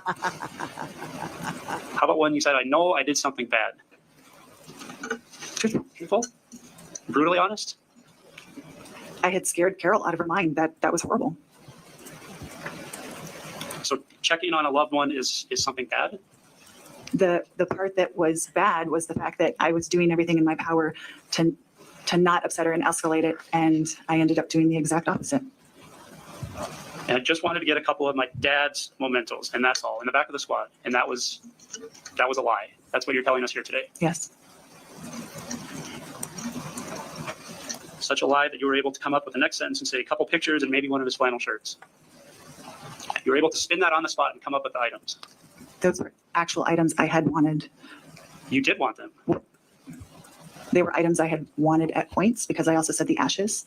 And I believe I had taken that particular question as what things had you wanted, because I included the things I'd asked for to include some things that didn't exist anymore. And then later on, when Officer Wolfie questions you in the back of the squad, asks you about the laptop, you went out of your way to say, I just wanted to get a couple things before anything else gets destroyed. And you were able to spin that on the spot?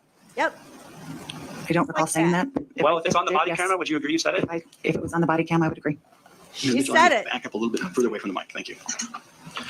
So And then she when goes you were right asked back what to got it. you to this situation, you said the ashes. Was that truth or fiction? So when I watch it, Just pick one, please. Truth or fiction? I was talking about to the point of the check, and that was truth.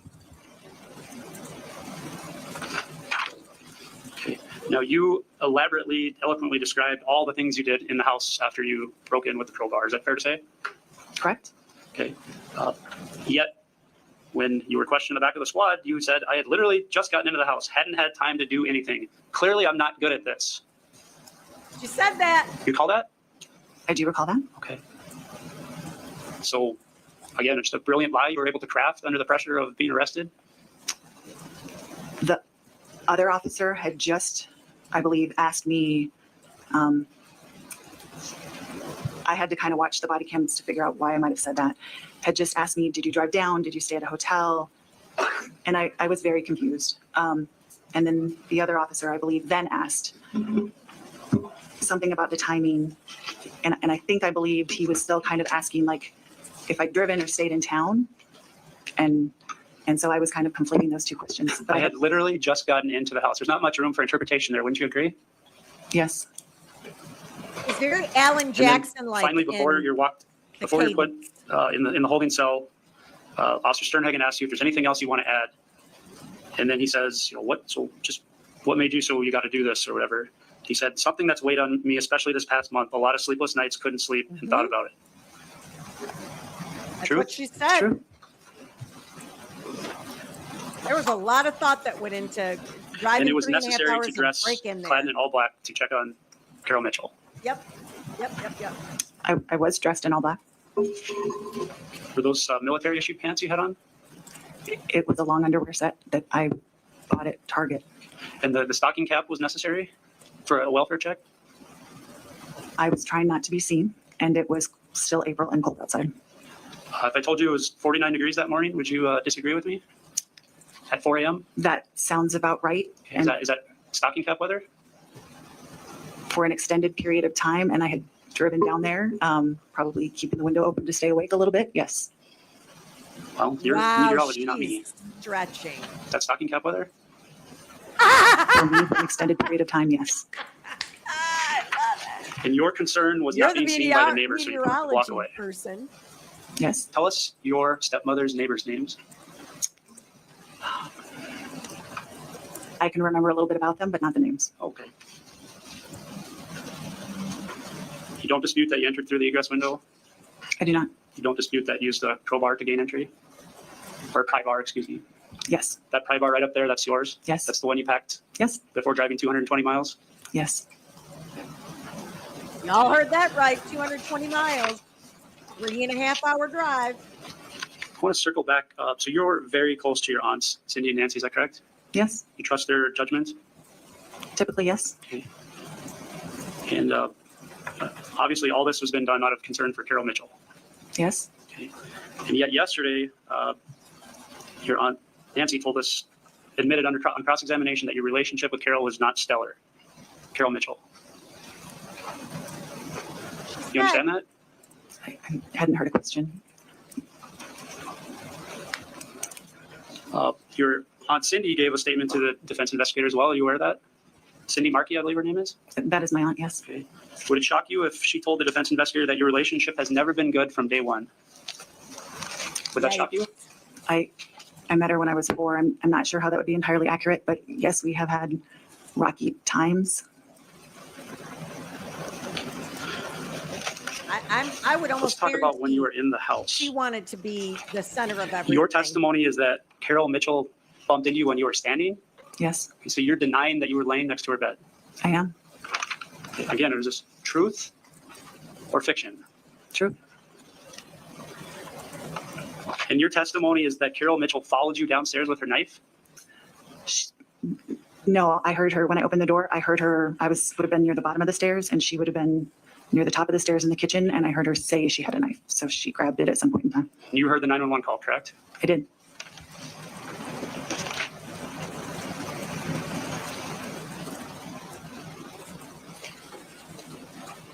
Sure is not. And so Miss your Patty. characterization is that you gave yourself up as soon as the officers were there? I do not believe I said that.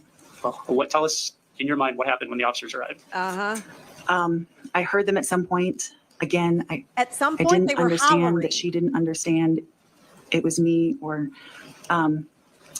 so I was shocked when I heard the yelling and the screaming. You And put her on 911. honestly, I was afraid. Just come out. I didn't come out because being in the military, I mean, most people are wonderful. I was a little afraid to move or do anything. I kind of froze, to put it simply, because occasionally you have people, at least people I've worked, rare, but that are almost looking to shoot someone. You didn't want to get shot? And so I stayed in place until they came to that area. I opened the door and I stood there. Oh, honey, you're in Minnesota. Have you not gotten the memo? The police officers only kill people of the black race. Honey, you are white. They're not going to shoot you. If anybody is going to get shot, it's going to be some black suspect. Is she for real? Yeah, no, she didn't come out. They hollered for whoever it was to come out. They hollered 3 times. And she never did come out. They went into the bathroom where she was, and she was standing, worried she was going to get shot. Seriously, honey, how many times do we tell people just comply and then you don't have to worry about it? 9 times out of 10, just comply. You made it worse by not complying. You brought the flashlight with you, of course? Yes. Okay, and your testimony is that was already modified for your son and that wasn't for this trip? Correct. I believe his name might have even been on the flashlight. And it was also necessary, of course, to throw in a pair of flashlight gloves for a welfare check? The flashlight gloves is what I primarily used. They're not as bright. So the other flashlight is actually very bright, and it was kind of a backup. I just hadn't taken my kid's sock off it. Sure. And your testimony was necessary to remove your shoes to check on Carol, to check on the residence? They've gotten dirty in the well, and we always take our shoes off. I didn't want to track anything through the house. Now, you testified on direct that you did not have anything in your possession, correct? Any of Carol or your father's? Nothing that was not mine. Okay, and isn't that true because you were caught right away? Yes. I had checked the whole house at that point, so I wouldn't agree with that. I don't think so. You checked the I whole don't house, think but she you got told- very much done. Officer Wolfe, that you had literally just gotten in there. I would guess I'd been there about 10 minutes. But you went out of your way to tell him you hadn't had time to do anything. That is exactly what she My said. main objective was the phone, and I had not gotten to that. Your other objectives were checking cat litter and deep freezes? If that's how you'd like to phrase that. That wasn't me phrasing, that was your testimony. That's what you said. My objective was a welfare check. And yet, in 37 and a half minutes with Officer Sternhagen, you never mentioned that once. Objection asked and answered. Sustained. Ms. Mitchell will have you back up again. Thank you. Ms. Mitchell, when you started your testimony, you said that you retired from the military because of this, correct? I believe I said I was also eligible, but correct. Why? Why? Because of this? Correct. Because I was in a position with a boss in general who wasn't always the most supportive person. And this was also high profile. I was told it was a distraction. He was also going for promotion at the time and didn't kind of want the taint of any of this associated with him. So he asked me to put in my resignation. And you don't feel that you have any personal accountability in that decision? It was clearly indicated to me that my life would be made very difficult if I did not. So yes, I had a decision, but if you've been in the military, you kind of know that sometimes even if you have a decision, you kind of don't have a decision. I don't know how to phrase that. Now, you were charged on April 23rd, 2024? To my knowledge, yes. Okay, and released from custody before noon that day? I believe so. And within 3 hours, it was important for you to put out a Facebook post. Is that fair to say? Oh, yes. A Facebook post that's completely inconsistent with the body camera footage in this case. Correct. Correct? Yes. Sure is. Why did you craft that Facebook post? Another lie. So originally when I'd gotten in, I was told I'd probably be released that morning. And then my arrest leaked to the media and it blew up, and I got to watch my life unfold on the jailhouse television. Was there some political preservation involved in your Facebook post? No, I I wanted people to at least understand that all the craziness, that there was more to the story. really I also wasn't, wanted though. to de-escalate it because I could see from what I watched that the press was starting to hound Carol, which really concerned me. She really values her privacy. Oh, stop it. I genuinely did You blew believe it was that. a family matter, and I was hoping, especially for her sake, that You're a senator and you thought that we breaking wouldn't go into through her all house this. in the middle She of the night values her wouldn't be a privacy. Is that what you big just deal? said? she doesn't like having her picture taken. Ms. Mitchell, I'm things asking you, like did you just testify that Carol Mitchell values her privacy? Yes, Okay, and yet you broke into her home at 4:45 in the morning. correct. This is bizarre. Oh, is it Bizarro World time? I think it might be Bizarro World time. There we go.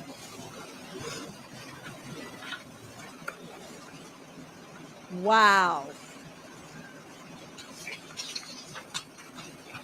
This is Just one quite, moment, please. this is quite the At approximately 14:33.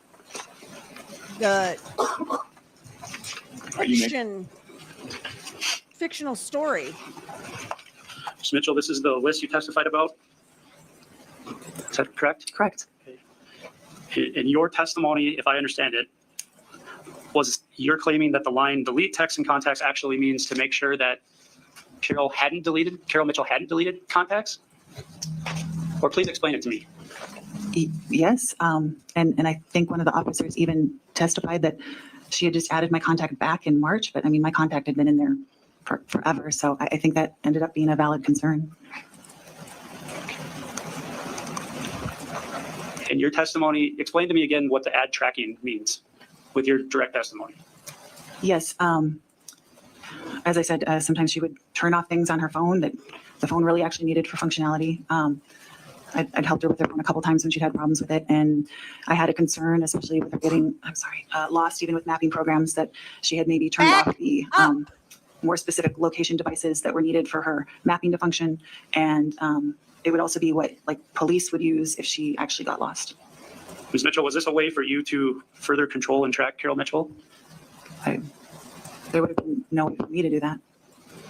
Well, you were bringing a computer back to her, weren't you? Yes.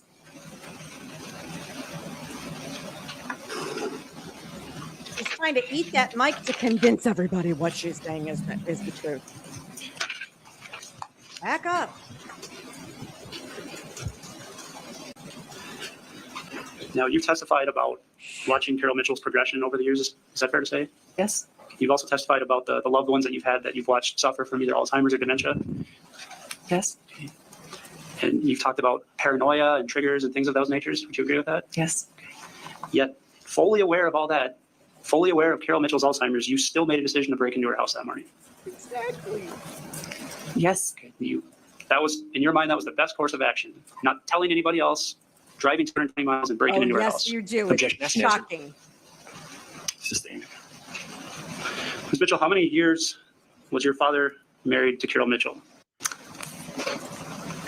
They were just about to have an anniversary before he died, and or after. So I think that would have been the 40th. So I believe 39 years.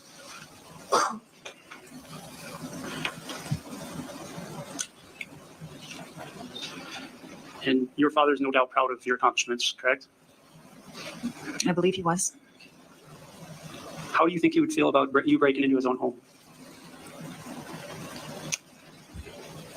I think he would be very sad by this whole situation, and that he would support me because he loved Carol, and even if I did it the wrong way, he would have wanted me to do my best to take care of her. You weren't taking care of her.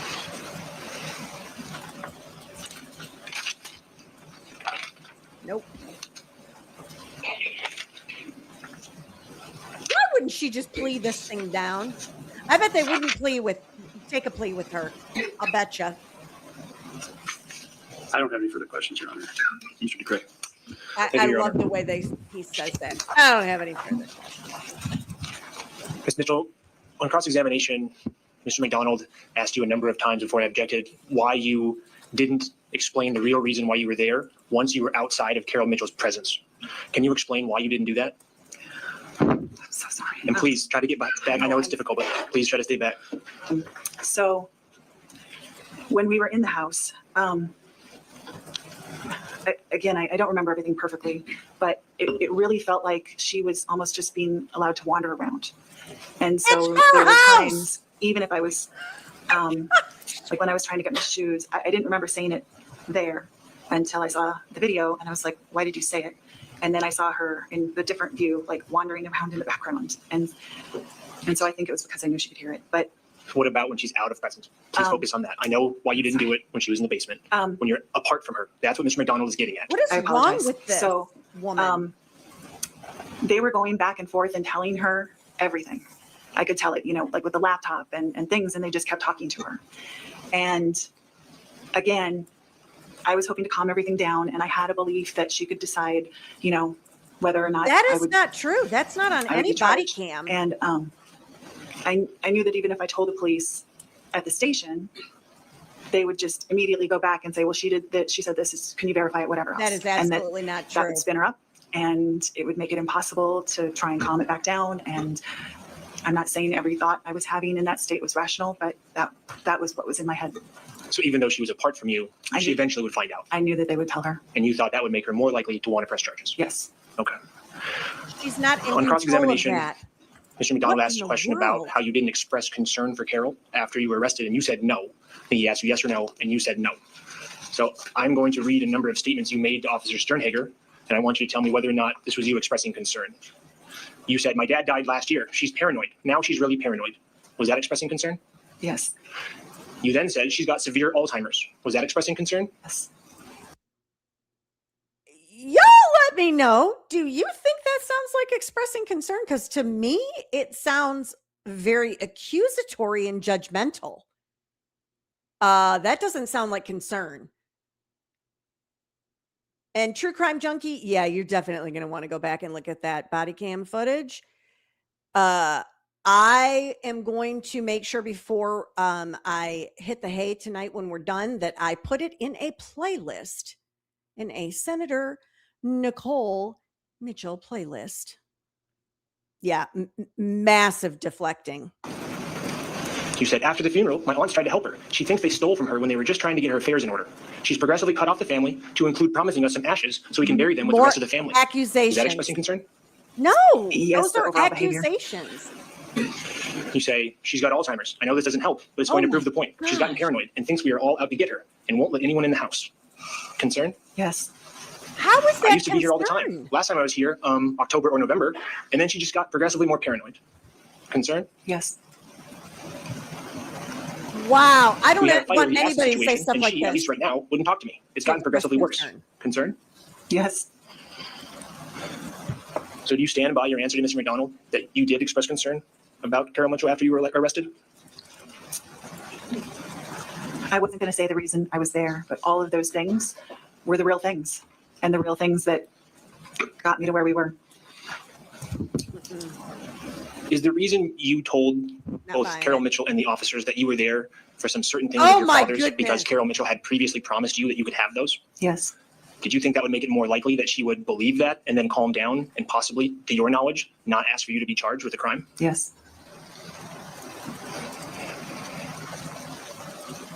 Do you all find me demure now?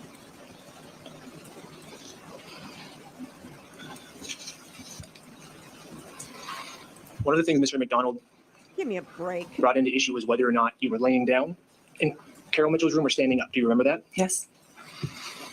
And Carol Mitchell said that you were laying down, correct? Yes. Did she also say that you and Jonathan had never met? Jonathan Keel? Yes. Did she also say that she had attended Rod Mitchell's interment alone? Yes. Did she also say before the lunch break that Rod Mitchell died in 1993? Yes. Were any of those things true? No. What difference does that make? Mr. McDonald also referenced a Facebook post that you posted after you were released from jail. In that Facebook post, what was the true statement that you were talking about? I'm let not me sure ask I a better understand. I apologize. Did you mention that this was related to Alzheimer's? Yes. Was this related to Alzheimer's? Yes. Was that the truth? Yes. No further questions, Your Honor. Mr. McDonald. So when you're expressing these statements of concern to the officers, are those truths or are those more lies? They were true, But yet they're intertwined with your statements of why you were there. correct? And now on redirect examination for the first time, you're telling us that Carol Mitchell previously promised you these items. Yes? Yes? Okay. It wasn't covered in your initial direct, but now you're telling us that. You testified earlier that you've gone through hundreds and hundreds of text messages, yet we have nothing saying that these items were ever promised to you. We also had a lot of conversations. Uh-huh. So if Carol Mitchell told the 911 operator that she stepped on somebody, you're saying that she's lying? Yeah. I am. It's the dementia and the I have no further questions. Alzheimer's. Mr. DeCray.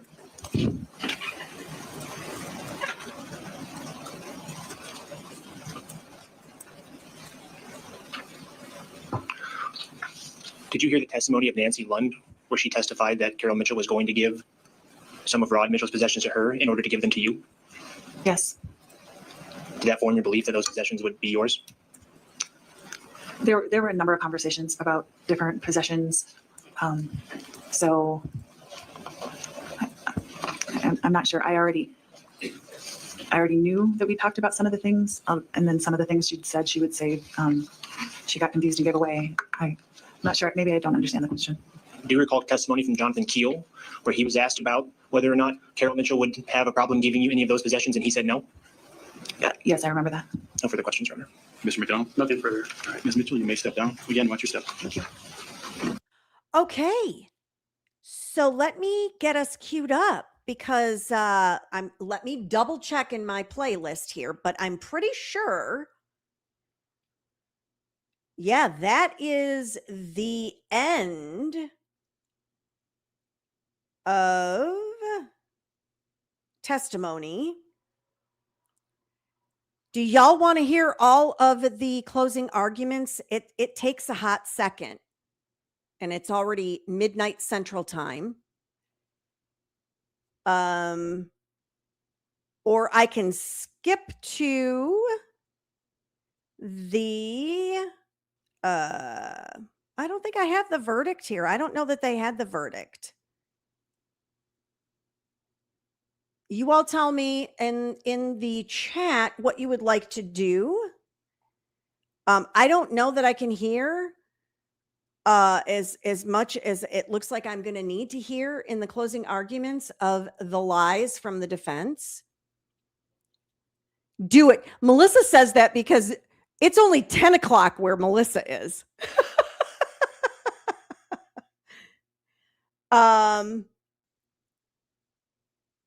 I have the prosecutor's closing argument is like 23 minutes long.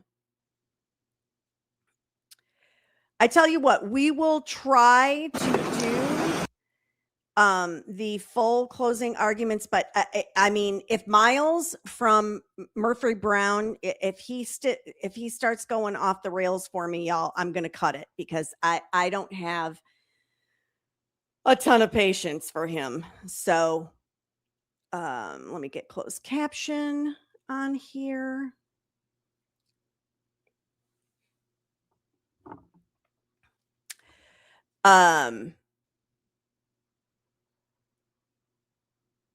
And so here we go. I know I did something bad. Or rather, the defendant knew she did something bad, but now she wants to lie about it. The defendant is a doer, a person who takes charge and gets things done, a senator, I do and a have a military pastor, commander, sorry. for God's sakes.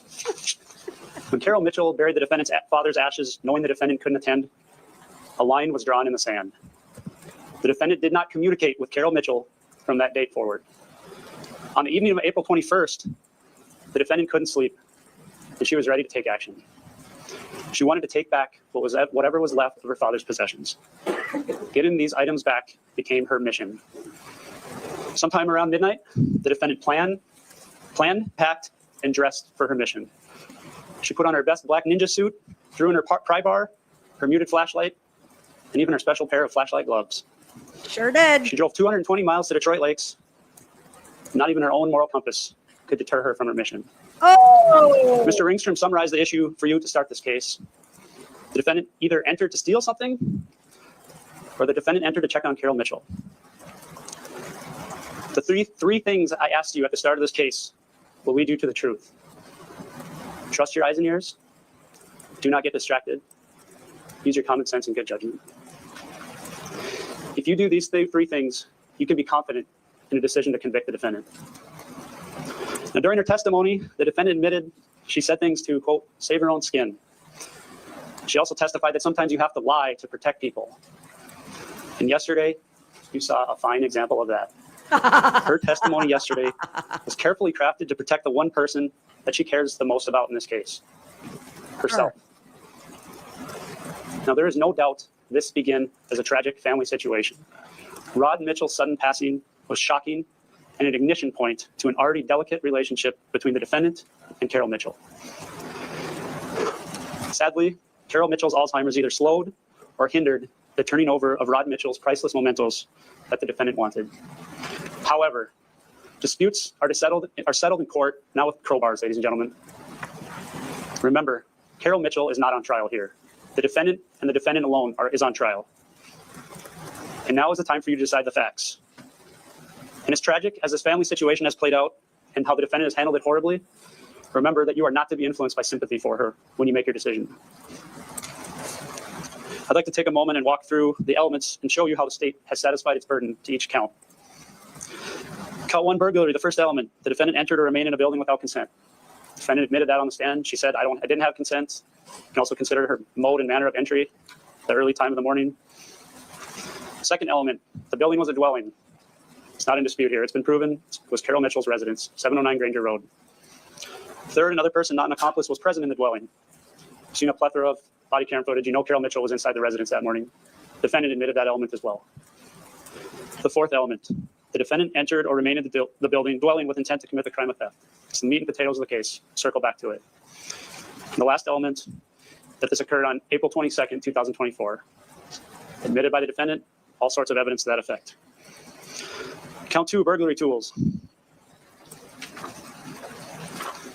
The defendant had in her possession a device or other instrumentality. You heard her testimony yesterday. She packed up that pry bar before she left Woodbury. Told you how she used it to pry open the egress window.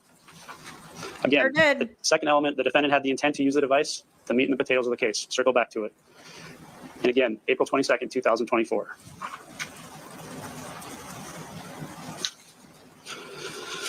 So with that, ladies and gentlemen, I'd like to talk to you about the many lies of Nicole Mitchell. You've all had to deal with people lying to you in your life. In order to catch people in lies, you have to focus on the little details. And when you do that, their stories begin to crumble. First, her overall claim of love and concern for Carol Mitchell, enduring love and concern. Her aunts, the people that she trusted the most, how did they characterize this relationship? Well, Nancy Lund said they never had a stellar relationship. Cindy Markey said they never got along from day one. Two strong-willed women. It's your reason and common sense tell you, ladies and Carol gentlemen. is spicier. Second, the medical data. The defendant hacked into Carol Mitchell's My Sanford chart on the evening of April 20th. Never mind the fact that she was not authorized to view Carol Mitchell's private medical data, but whatever she saw was so concerning, so disturbing, that she waited over 24 hours to pack up her quote, welfare kit, and she told nobody. Third, the defense has repeatedly classified this as a welfare check. Now, you've seen all the evidence, the time of night, the outfit, the tools.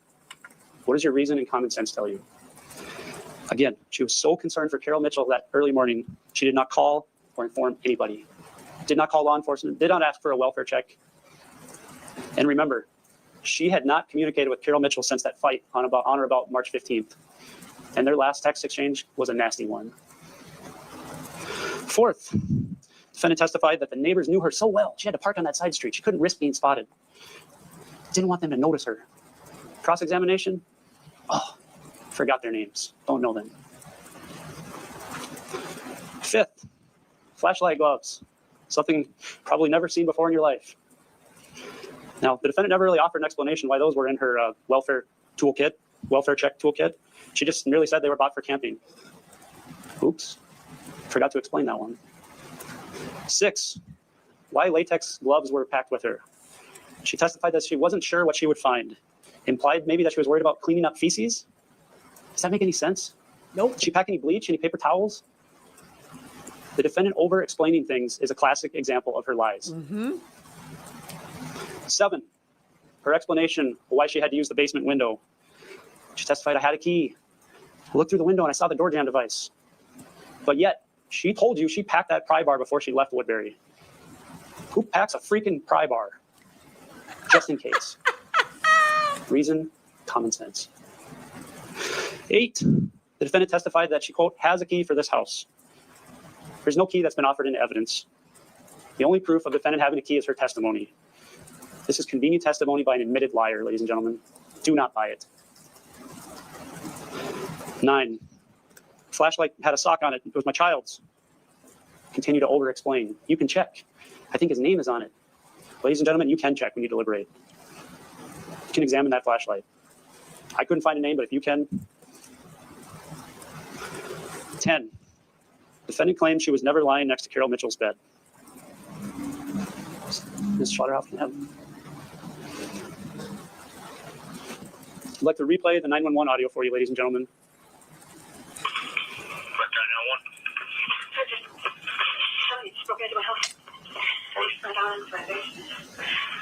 What's your address?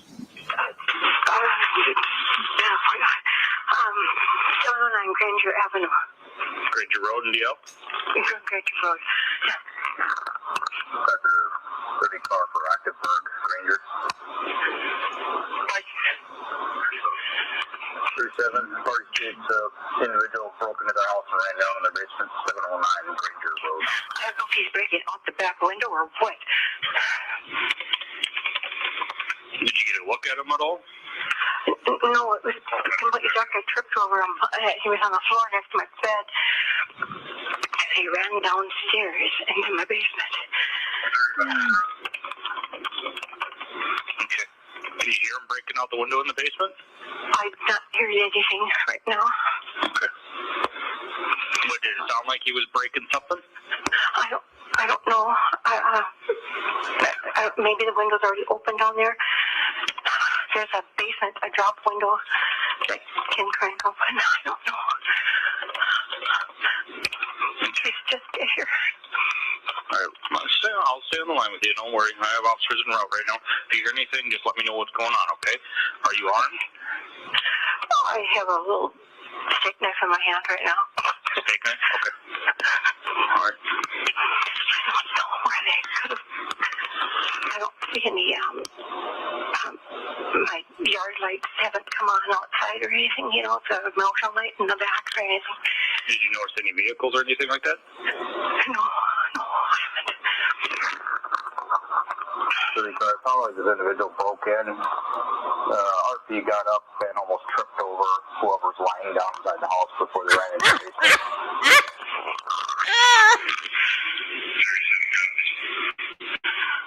Okay, am I speaking with Carol? Yes. I don't know what the hell's going on. Oh my God. Did you hear anything at all? No. There's a drop window. She doesn't know if he's got it open yet or not. On the back side of the house, yeah. What's that? On the back side of the house, yes. Okay. I just turned a small light on in my backyard and I'm trying to look out over that window. And Did you hear or see any vehicles drive away? no, I haven't. I just heard something in the wind downstairs now. Female police, she Okay. She believes she heard something else in the basement. Is that police? There's officers that just came outside your residence, yeah. You just came in there. Okay. Hold on 1 second.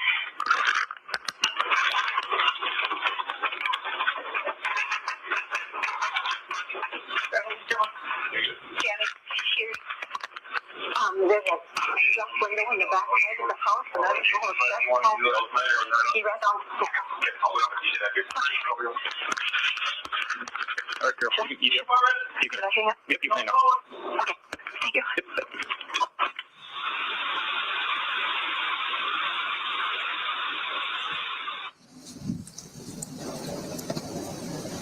Then, ladies and gentlemen, a few days later, Chief Todd returned to Carol Mitchell's home.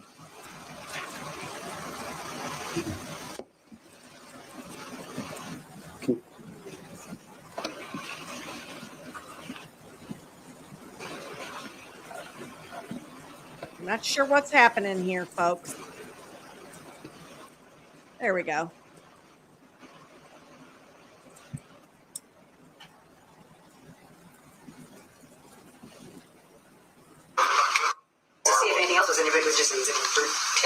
While we're up here, could you show us your bedroom and where the person was that you stepped on? Down here. She was laying right here with her head. Let me get up here with my body camera so you can describe it. Okay? Okay, I see her. Yep. And she was laying right here. Her head was at that end and her feet at this. Okay. Is there anything that you keep? 3 drawers under there, but there's What do you keep in those drawers? socks, underwear. You know, I checked to see if there was anything. This is just an empty box. I was checking to make sure that's just, you know. Okay, just But I did keep, for a long time, I kept my pistol. okay. And I'm sure. So you leaned up, you stepped out of bed, and you actually. Something woke me, and I sleep with earplugs, Mhm. so I couldn't figure out what it was that woke me. Yep. If it was a loud sound, or if what. So I just, what was that? I stepped on, and I stepped on a body, and it moved. Yeah. And I went, what the hell? And I jumped on like this and grabbed, because I thought it was like a little kid or something. I didn't Can you And then imagine? it was bigger. Well, at first I thought, yeah, man could broken, but it was too small for a big man. So then I thought it was a little boy or some teenager got in or something. And then she shot out. Yes, she ran out did, down the hall through the Serenity. kitchen and down into the basement. Okay. Okay. Okay. Yep. I'll follow you now. Thank you. And you definitely saw this person take a left Yes, and go I was down. like, out here. And I still thought it was a boy. You know, I never, until you guys told me it was a boy, I didn't know. Carol Mitchell might be battling Alzheimer's, but this event will be something forever etched in her mind. She told the 911 dispatcher she stepped on a body. She told it again to Chief Todd. Again, it's the little things that prove lies. Then, ladies and gentlemen, we come to the testimony yesterday that she lied to the officers 4 times because she didn't want to upset Carol. Yet, we've heard from 2 defense witnesses, Nancy Lund, honest, trustworthy. Jay Brody talked about her raving reviews as a commander, her honesty, trustworthy. Then we look at the context of the defendant's testimony yesterday. She said she was very stressed out, never had a gun pointed at me before. Yet she wants you to believe that she was capable of this quick lie, this plan, because she didn't want to upset Carol Mitchell. I encourage you to review the defendant's demeanor on the body camera footage. I submit to you she was telling the truth on April 22nd, 2024. And if you believe that she was telling the truth to the officers, then you know she had the intent to steal, because she told you. She told the officers. Again, maintain, number 12, she maintained that the lies to the police were so she didn't upset Carol Mitchell. But yet you look at her statements, many of them are after she's separated from Carol Mitchell. Back of the squad and at the jail. Then, ladies and gentlemen, number 13, we turn to the defendant's elaborate story of what she did in the house. Remember all the things she checked on, the important kitty litter box and deep freeze inspections that justified this home break-in? We're going to play Officer Wolfie's body cam for you at about the 21:35 mark. Y'all, I'm going to skip through the body cam because we have seen that body cam several Hadn't had time to do times. it. Item 14, regarding the checklist in her backpack. She testified that delete texts and contacts actually means that she wants to make sure Carol didn't delete people from her phone. That's her checklist, her shorthand. Another over-explanation. What does your reason and common sense tell you?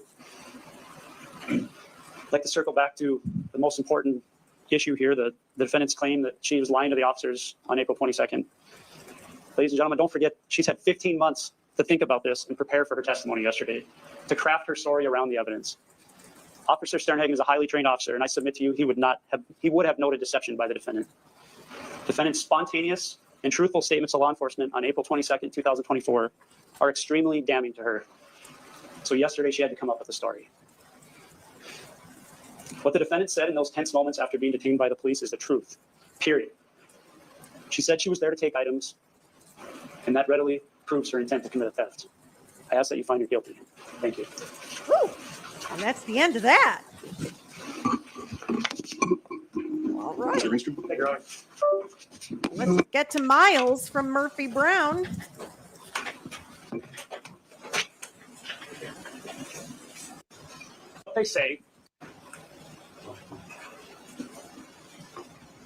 What they say is related to the context of the situation. Mr. Brody testified to this morning.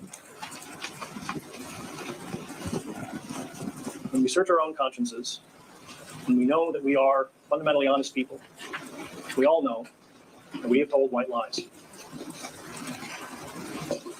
Nicole Mitchell, a month ago, told a white lie to her children because something terrifying happened, and she did not want to terrify her children. Does that call her character into question? The thing that she said to those kids was not true, but she said it because if she had told them the truth, it would have caused a trauma that few children would ever experience. At the beginning of this case, before opening statements, when we were asking you questions to determine who would sit in this jury, one of you being questioned was asked about Alzheimer's patients. And she told us, and she told you, in her experience, that sometimes you say things that aren't true so that you don't aggravate the situation. We all know the difference between a white lie and a meaningful, damaging one. The problem is that this happened in the context of something that was a terrible mess. A mess that Nicole made, but it was a mess. And the state wants you to fixate on that because the actual evidence in this case is contrary to what they want you to believe that those white lies were about. And let's really think about what the state absolutely needs you to believe. The state needs you to believe that Nicole Mitchell, a person who has spent 30 years in the military, a legislator, a mom, a lawyer, and a daughter herself to two separate moms, each with Alzheimer's, would drive 3 hours to take a shirt that had already been promised to her. That she would throw away her entire life for some things she knew she was going to get anyway. She didn't think her life would get thrown away for it. If somebody believes she was there to steal, she never would have left the basement. Oh, I don't think she was just there to steal. We had a lot of covert If somebody believed she was there to activities. steal, she never would have gone upstairs. Going upstairs means welfare check. The state can't have it both ways. The moment you understand the real reason she was there, the welfare check, Nicole's white lies make perfect sense. The state has focused on things that are not relevant to the accusations in the instructions. Nicole Mitchell exercised poor judgment about how she did the welfare check. She told you as much. That's not a crime. The state wants you to feel bothered by that and create the illusion that somehow that's a reason to convict her of these crimes. She's not charged with lying. Stephanie, we've named him Miles from Murphy Brown. No one else on the planet knew Carol Mitchell truly better than Nicole Mitchell did. And she knew that Carol was deleting texts and isolating herself from people who care for her. I resent, and I think you should too, that some of the testimony about how Carol and Nicole Mitchell had an acrimonious relationship somehow means they don't love each other. Has anyone had an acrimonious relationship with someone they love? Is that really beyond reason and common sense? I suspect if you on the jury are like most of the rest of us here, most of your most acrimonious relationships are with people you care about and people you love.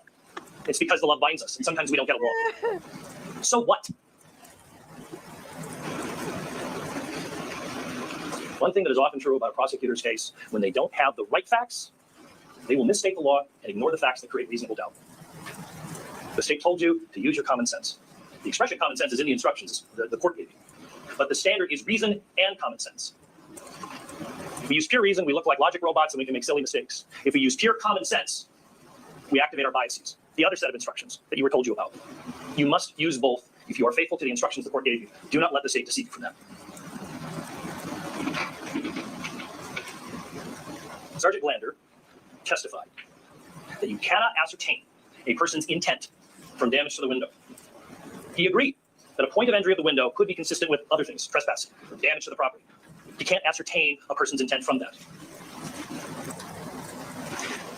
Now, there was testimony from 2, possibly 3 state's witnesses, law enforcement officers,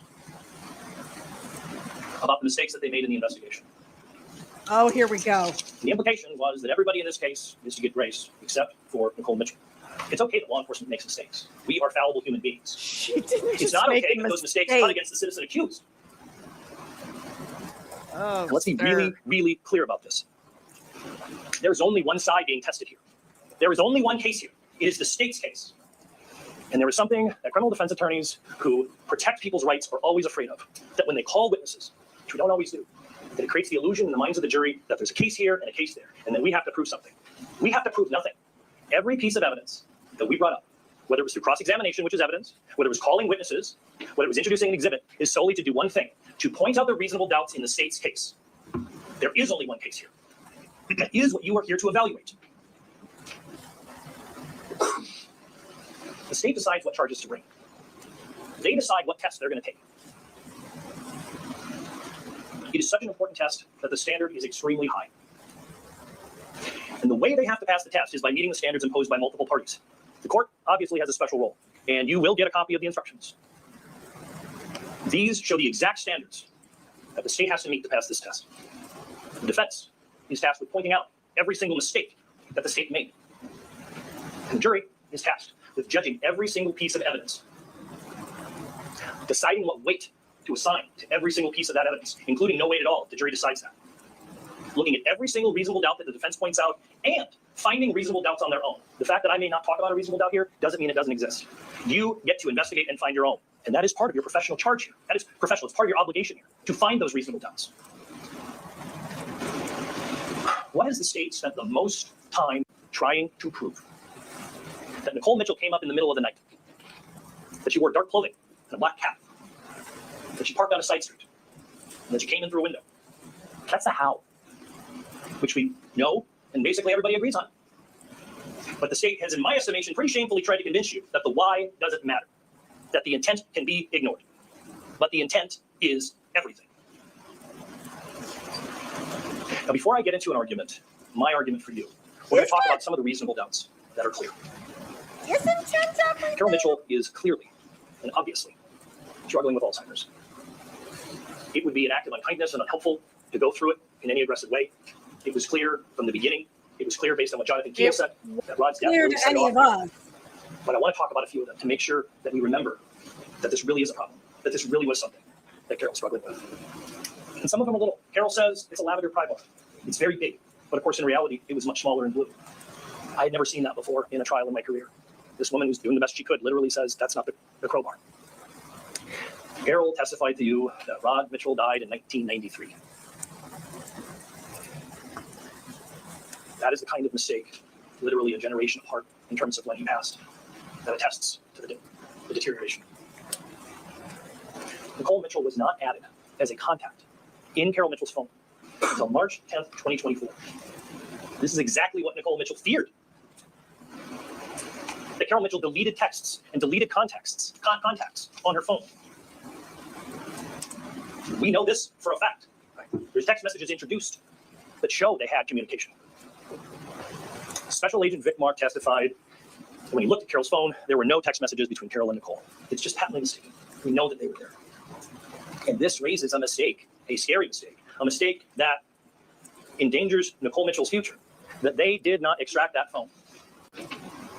Special Agent Vic Mark testified that he had Carol Mitchell's phone, but he didn't do an extraction. He never even testified whether he asked her if he could do that. So we don't know all the exchanges. We don't know whether she'd been seen. What we do know is what Nicole Mitchell experienced through her exchanges with Carol Mitchell, through her exchanges with people that are close to her. I don't know why he does that.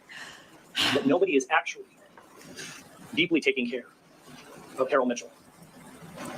It is poignant to me that if you were to talk to Carol Mitchell and you didn't know her and talk to her for a minute or two, she would seem like a completely put together human being. That it takes time to see the breakdown. It takes time to see the forgetfulness. Pam Muxfeld wasn't really taking care of her. Pam Muxfeld didn't see it as a big deal when Nicole contacted her. Pam Muxfeld testified to you that in her estimation, it wasn't quite what other people thought.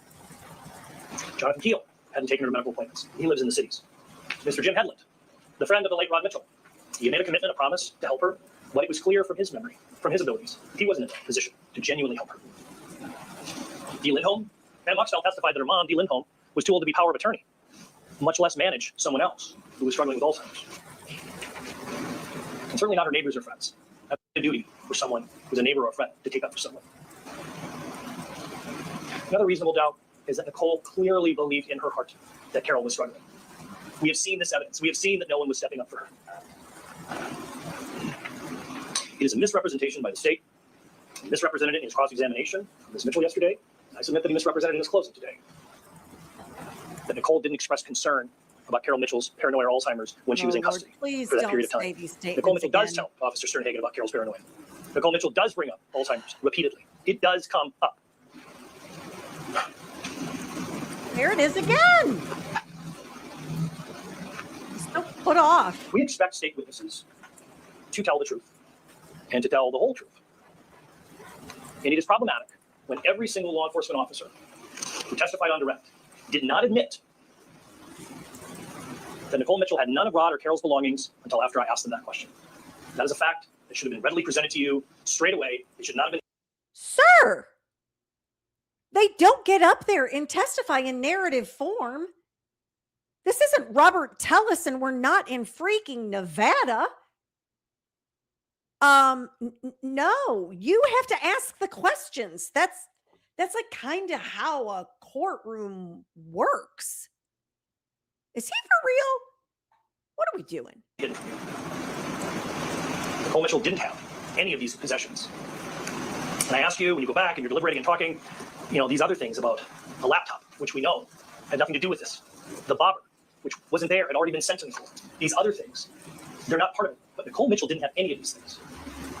Every law enforcement officer said, well, one, they were all reluctant to testify about it. I didn't see this, I didn't see that. There were no piles of items or mementos staged by these windows. There was no bag of anything. There were certainly none of these things in Nicole Mitchell's backpack.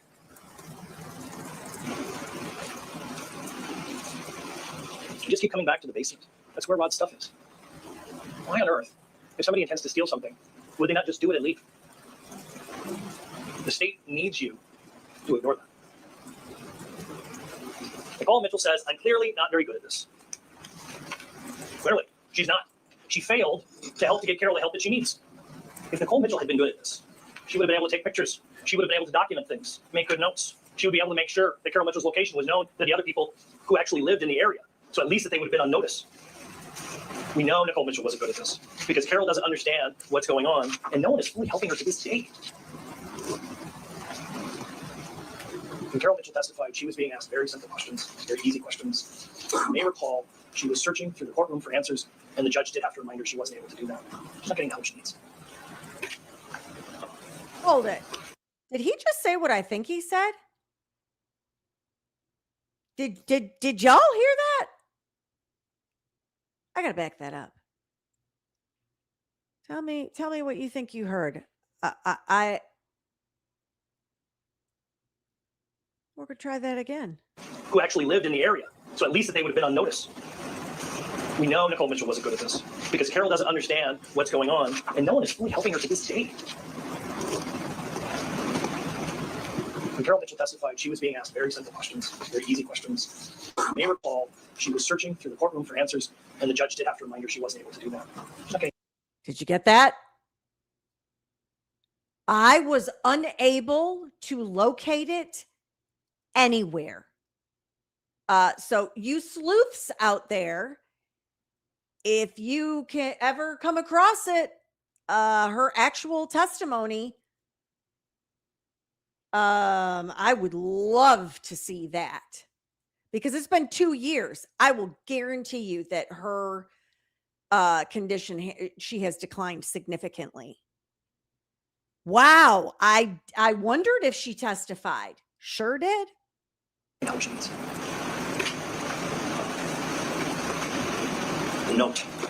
The note that the state lost, but fortunately was preserved in a flash on a body camera. The note shows what Nicole Mitchell intended to do, and it shows that she was right. Checking for deleted texts. She was right. And nothing on that note says anything about the state's claims of intent. Can you imagine if that note had said, go find a shirt, go find mementos? Good Lord, that would be the whole case.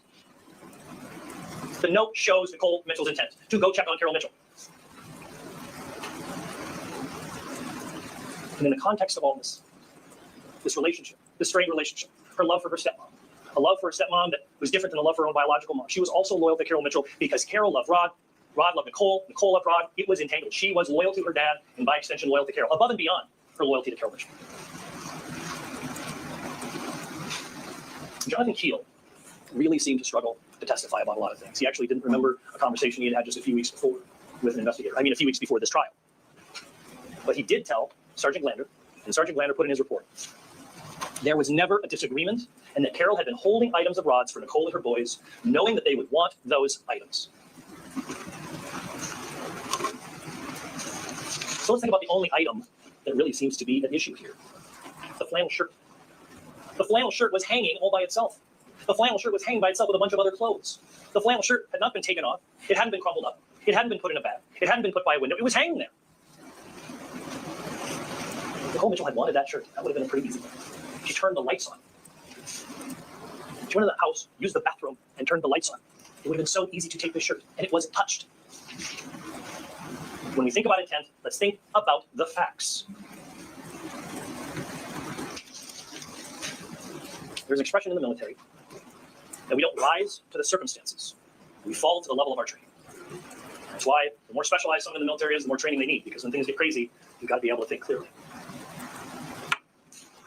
Nicole Mitchell intended to check on Carol Mitchell, and of course everything exploded.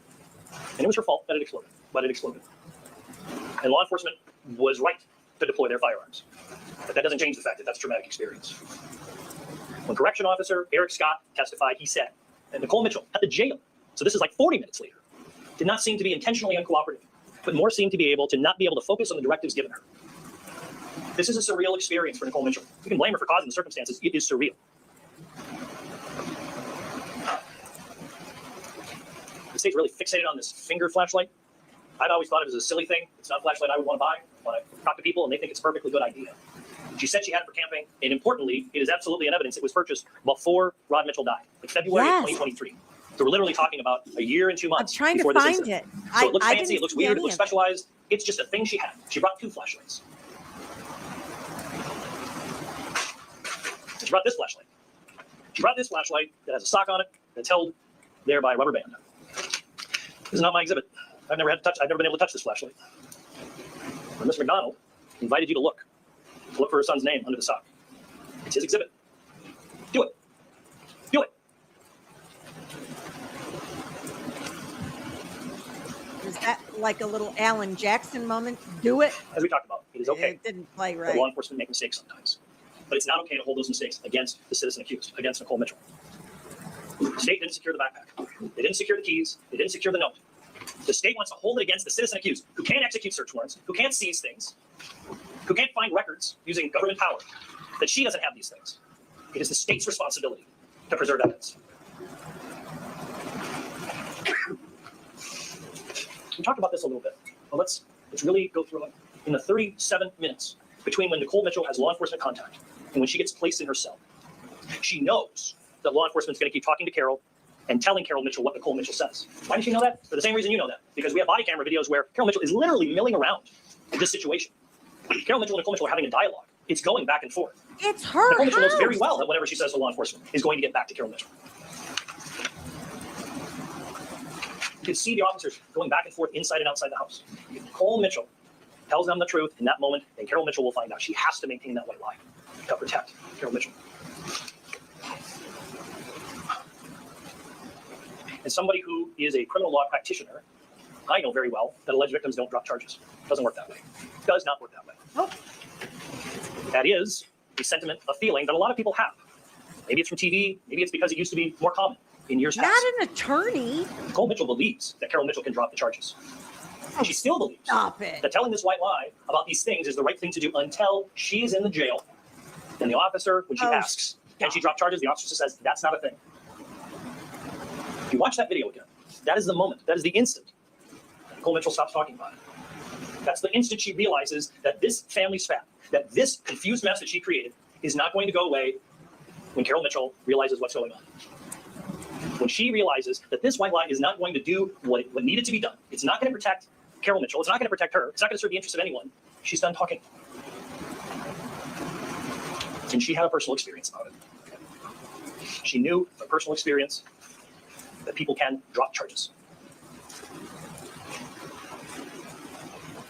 Okay, and Miles is full of miles and miles of it. It's problematic in a case like this when the state uses its power to get pieces of evidence that tell part of the story, but not the whole story. That tell part of the story that they want, but not the story that the jury deserves. That there was a search warrant for what they call the audit log of Carol Mitchell's Sanford My Chart, but not a search warrant for Carol Mitchell's medical records. Nicole Mitchell testified to what she saw on that Sanford My Chart account. And that is absolutely unrebutted testimony. The state failed to get those records. They failed to let anyone in this case see them. And the evidence that we have is the evidence that came in through Nicole Mitchell.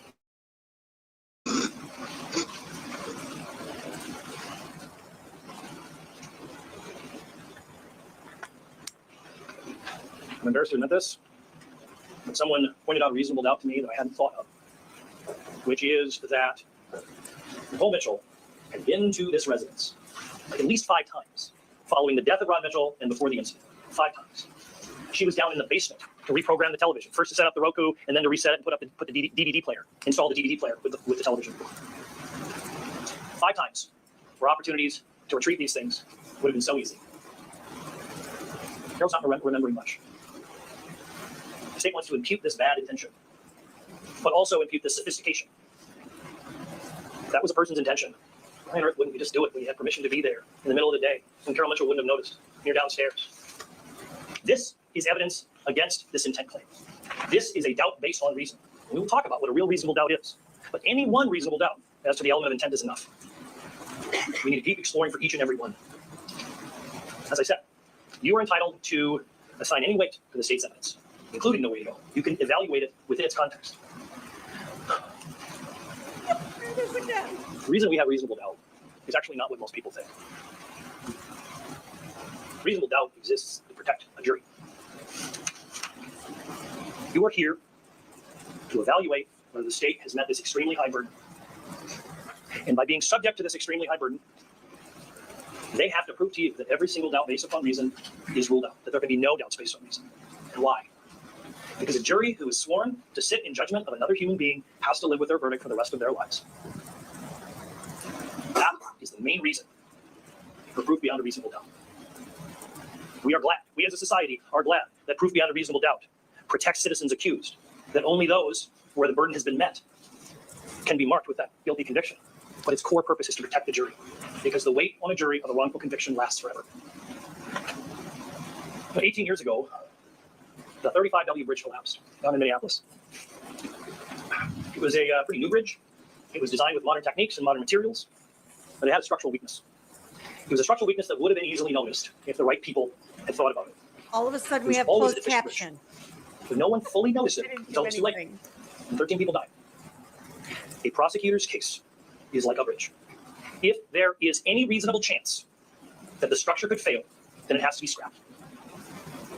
It doesn't matter if it's mostly good. It doesn't matter if it looks good. It doesn't matter how much it cost. It doesn't matter whose reputation is on the line. It doesn't matter who desperately wants you to believe that the bridge is sound. If there is any reasonable question about its integrity, then it should be scrapped, because the stakes are just too high. However, when a faulty criminal case is built by the state, and they have convinced a jury that their faulty case is really good, that mistake usually sits silently. It sits silently with the accused, who knows the truth, but is left to sit alone for years with its weight. The mistake also sits silently with the jurors. Because as much as the state wants to make this about Nicole Mitchell, it is not. It is solely about whether the state built a bridge so absolutely sound that they eliminated every single reasonable question about its integrity, so much that we would send our children and family across this bridge. And you're not bridge builders. You are inspectors. How does it feel to be an inspector who confidently thought the bridge was sound, only to see people fall to their death? This is a lot of words. Jurors in the past sometimes didn't listen to reasonable doubts and convicted, only to learn years and sometimes decades later that a human being's life was taken away by a wrongful conviction.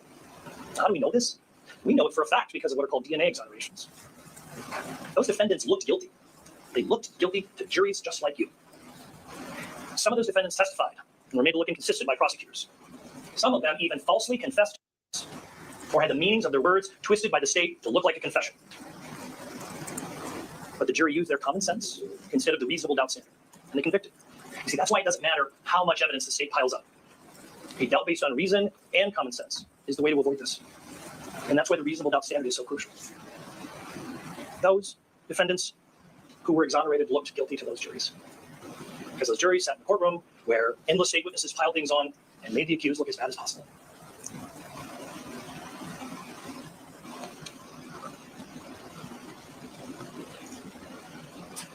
That's one The problem approach. is, and this is where we talk about some of the instructions. If all you have to use is common sense tells you where there's smoke, there's fire. But when you combine reason and common sense, then you have to rule out the possibility of dust or fog, or the smoke came from somewhere else. When you combine reason and common sense, the government has to rule out the reasonable possibility that Nicole was checking on her stepmom, that she's maybe even seen things of her dad's and ignored them, that she was focused on making sure Carol's phone was functional so that she wouldn't get lost and experience the tragedy. You can tell when the state wants you to ignore reasonable doubt because they will sneer at the defense and imply it's ridiculous. But if they could rule out all the reasonable doubts, they would calmly do so. This decision is a decision that you cannot take back.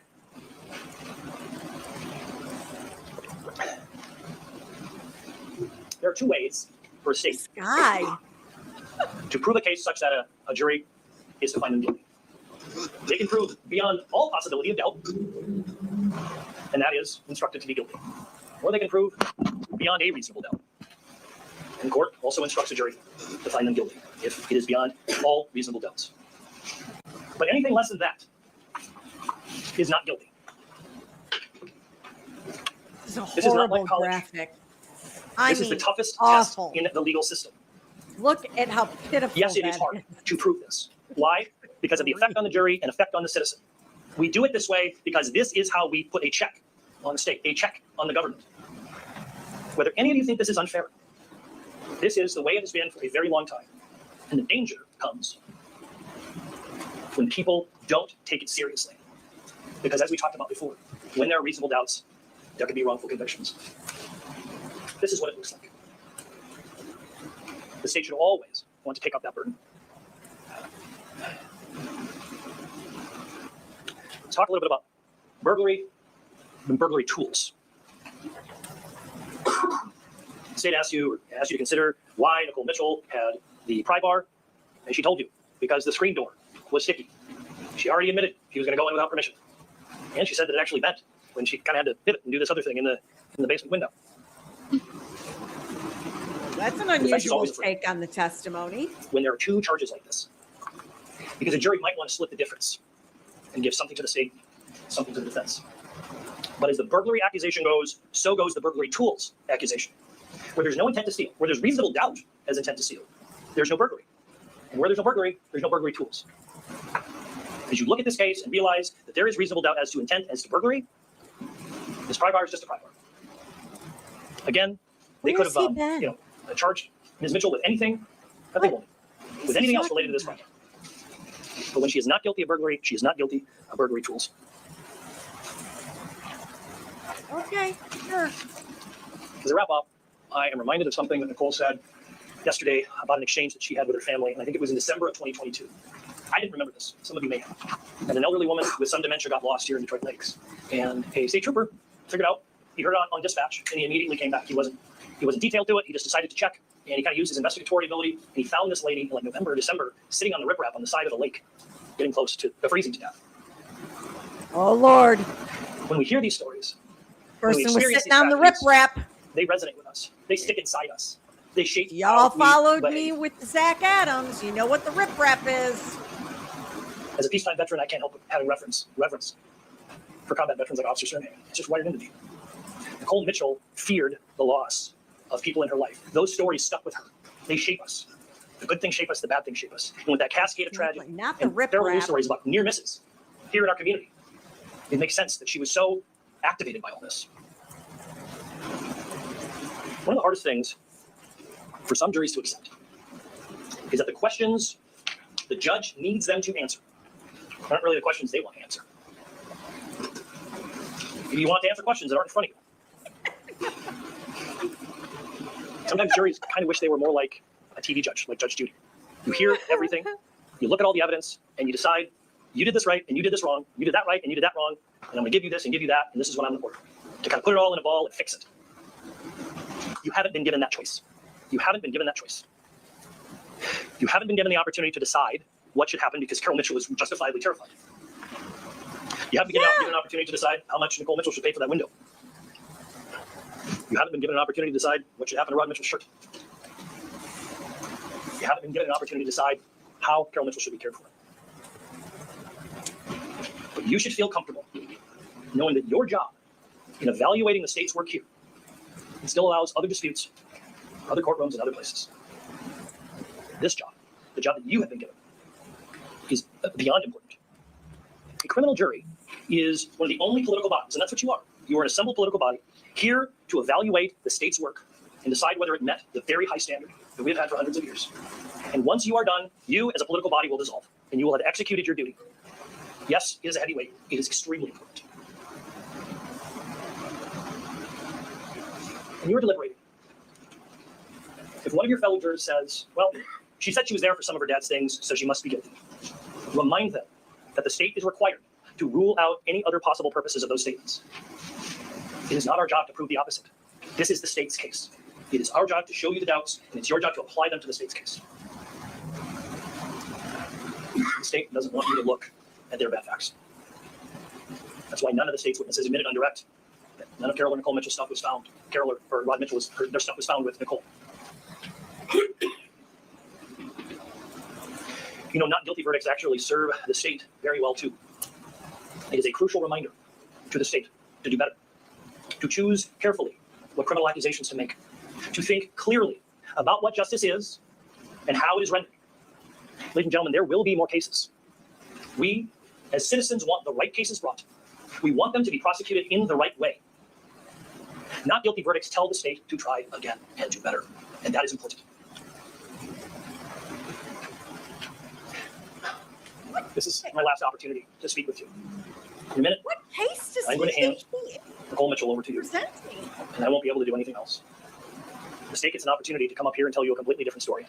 Oh, And if that happens, I want you to be thinking about your responsibility. Why isn't he ruling out every single reasonable doubt? Now, both the possible verdicts on the verdicts forms are framed in terms of guilt. That's what the chart is about. Guilt is proven beyond a reasonable doubt. Guilt is not proven beyond a reasonable doubt. There is no third verdict that you will see. There is no third verdict form for innocence. It's not a question here. If somebody brings that up, please remind them. Did the state prove guilt beyond a reasonable doubt or not? You don't have the third choice, not in our system. The state needs you to believe that Nicole Mitchell would throw away everything, that she would throw away her career, that she would throw away her family, that she would throw away her ability to be a foster mom for a shirt she knew she was going to get. As we discussed at the beginning of this case, unless the state's evidence can rule out that Nicole Mitchell entered just to check on Carol, then the verdict must be not guilty.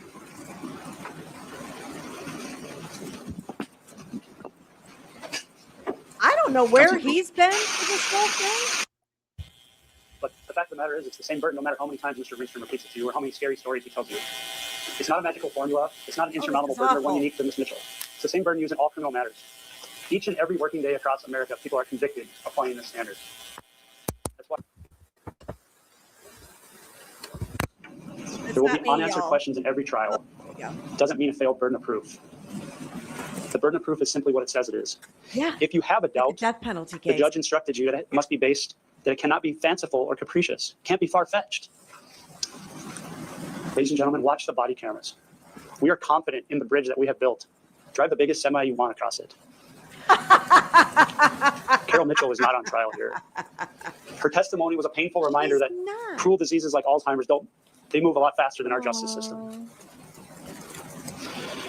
Jonathan Keel may have expressed a belief that Carol Mitchell wanted the defendant to have these items, and that it's very possible that Carol Mitchell herself may have wanted her to have them. But the fact of the matter is they hadn't been turned over yet. They were in her house. The defendant broke in to take them. I'd love to just have the transcript of her testimony. His client was made to look inconsistent.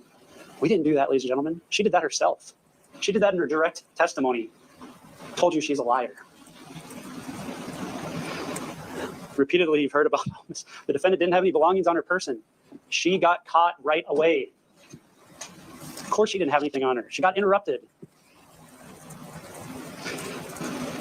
You've heard about how the defense has stated that the defendant has expressed concern and did on the body cameras. Rewatch that footage.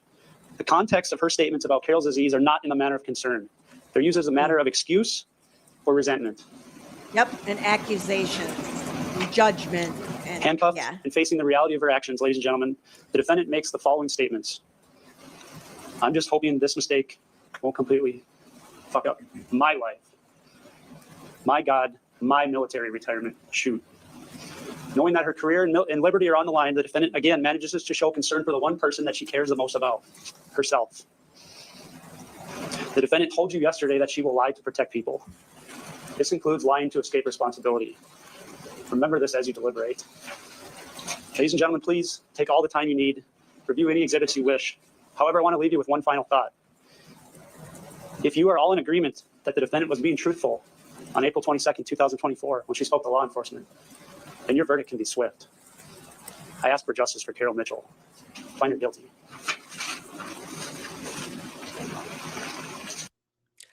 Okay, everybody. I think I have the verdict that I can pull up. I'm pretty sure anyway. We're gonna take a stab at it here. I'm gonna back us up here. And oh boy, Janet. Y'all do not understand. I have been up since 5 a.m. So I'm petering out on you, but we're almost done. All righty. Here we go with verdict. Can everybody hear it?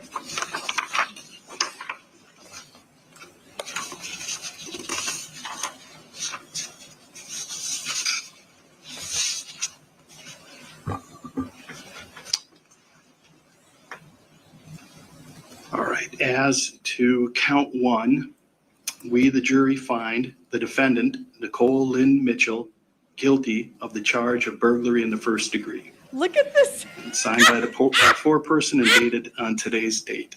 Ladies and gentlemen of the jury, is this your unanimous verdict as to count one? Respond. Yes. Yes. Thank you. All right. Did you As see to this? count two, we, the jury, find the defendant, Nicole Lynn Mitchell, guilty of the charge of possession of burglary or theft tools. And it's signed by the foreperson and dated on today's date. Ladies and gentlemen of the jury, is this your unanimous verdict? Yes. All right.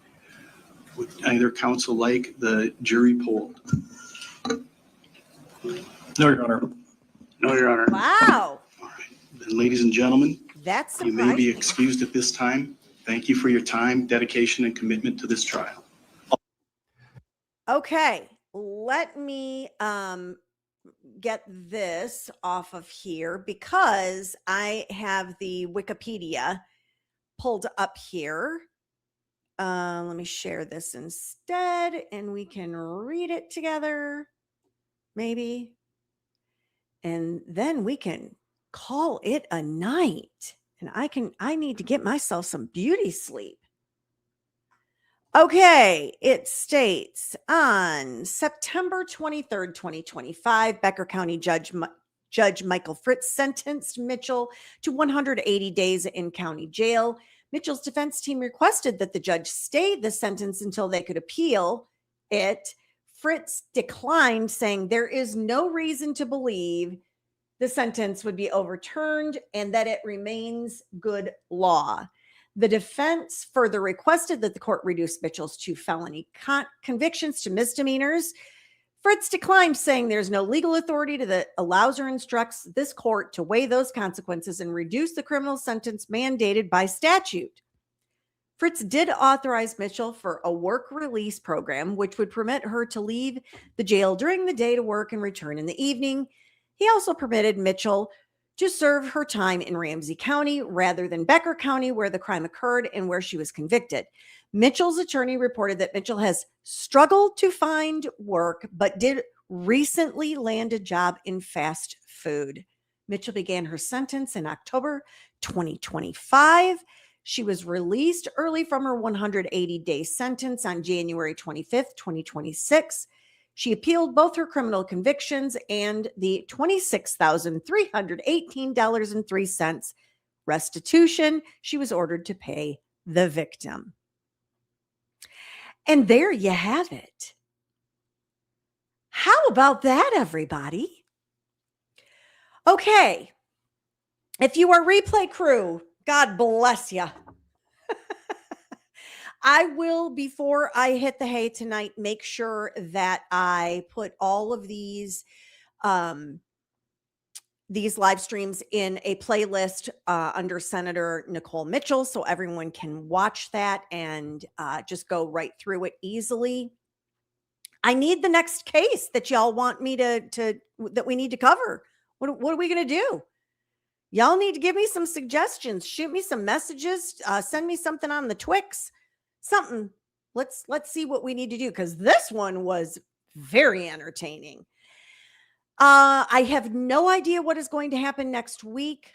Whether I'll be doing Monday Matters and Wine and Crime Wednesday, but as you all know, I always post it on the Twix. And of course, if you have notifications turned on, then you'll get notifications when I schedule something on there as well. And with that, everybody that hung out on the Twix to watch, thank you so much. I do appreciate it. And we're going to call it a night. I hope you had a good time with me. Thank you so much for hanging out at the Chickadee Coop with me. And we will be back sometime next week to cover something. I don't know what it is yet. So, you know what I always say, and it's pretty late in the day for this to happen, but it doesn't cost a penny to be kind. So find someone to do something nice for if you haven't already. And remember to always